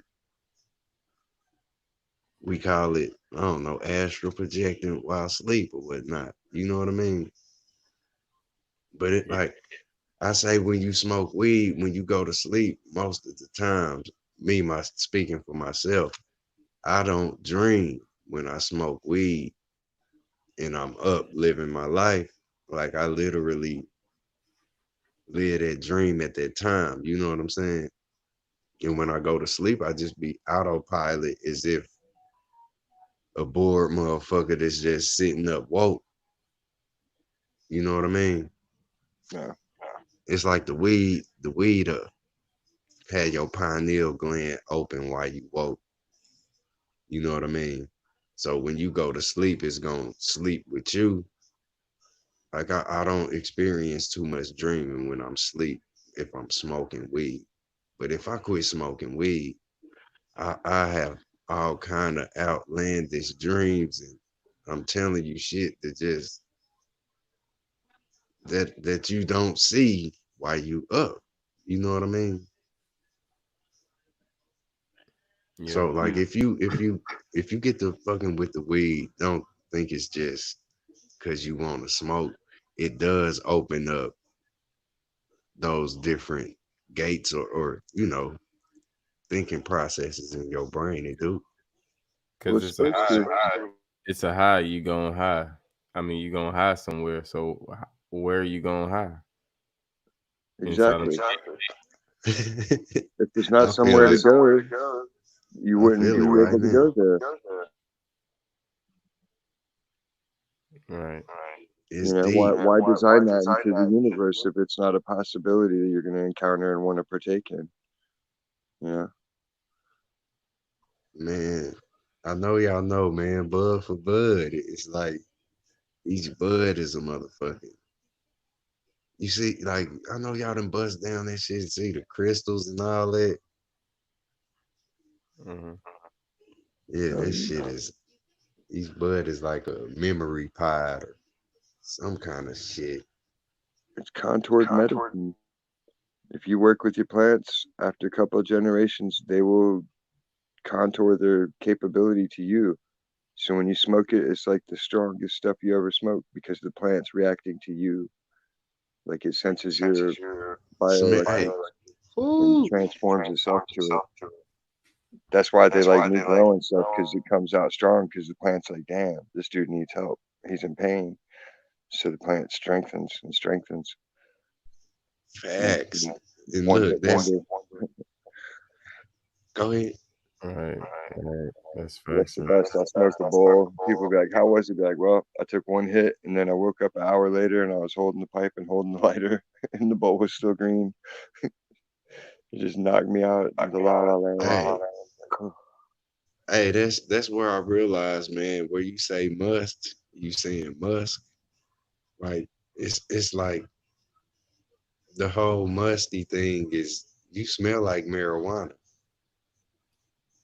If you would, it's like if we wasn't eating all this trash, like all of these Twinkies and all of this fucking fucked up food. If we wasn't intaking all of that bullshit, bro, you would smell like Kush. Your must wouldn't smell like the funk you was programmed to smell in the alley. It wouldn't smell like motherfuckers smell like trash, literally. Out they pores these days. But I can guarantee I'm not just talking those, you know, that did it before us in these bodies. They smell like Kush, man. They weren't sweating at McDonald's. Yeah, they didn't smell like what we smell like, man. Smoke some Velveeta, shells and cheese, and some fucking low grade bacon and shit. Yeah, man. Motherfuckers smell like toenails and shit. You know, they show you the bum, his teeth be yellow as corn. You know, we fucked up today, but we wasn't always like this, man. You feel me? That's why it goes back full circle, and it'll go back to the way it was. We used to walk around this motherfucker, look, fully dressed in our bodies. You hear me? Like to be butt naked is a figment of imagination. Like you would never be undressed here like they taught you to be. Oh, we got skin just like everything else. Yeah, your skin is closed, you know. Like And you hair are and wearing face. your bone frame that's a pair of clothes, man. And them, you know, they all look different, but that skeletal frame, you wear that. And you get like a summer and a winter coat to your hair. Like if you grow your hair long enough, it'll get thicker and thinner with the seasons. Everyone's like, how you get this in your hair killing you and hot? I'm like, no, because it thins out for the summer. And then when winter starts coming, it thickens back up. We special. You know, like, look, he see things there. He's special. You know what I'm saying? Like, that's deep when you see how special you are. Like, you need a helmet. We need some helmets.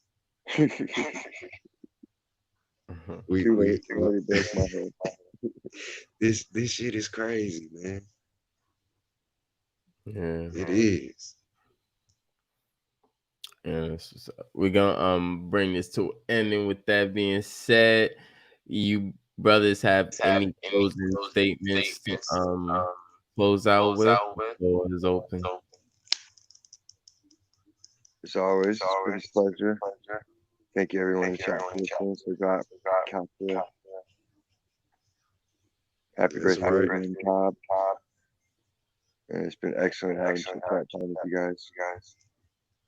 Right. This was a late night, early morning. You hear me?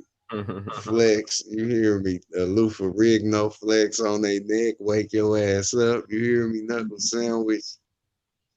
Manwich, straight up. That's what I want to say. I appreciate. I hope everybody, you know, become dope, man. You know, be the one that's gonna help your peoples. You feel me? Don't fumble, man. We got this. Appreciate y'all. Right on. Right on. That's what's up, man. Appreciate having y'all brothers on the panel, giving y'all light information. You know, we was dropping a lot of the gems, a lot of jewels, a lot of mic drops. So, you know, I hope everybody enjoyed the nice chill vibe we had going on tonight. And I appreciate everybody coming through. You know, appreciate the chat for, you know, keeping the chat on fire. You know, thanks Mind's Eye for coming through. Thanks Diane for coming through on the panel as well. Right back at you, bro. Thank you for having us. All right. Appreciate Kurt for coming up on the panel too earlier. That's pretty dope. Yeah, we had a great build, and y'all know we gonna keep this up. You know, we're gonna keep progressing. You know, just like the brother Minds I said, man, love yourself, love your fam, you know, and love others. You know, take care of yourself. Get your herbs and your seasons and stuff right. Get your water right. You know, stuff is going crazy, so be aware. You know, and you know, keep your eye out. And with that being said, you know, peace and love to everybody. Have a great night. And y'all know how we end this.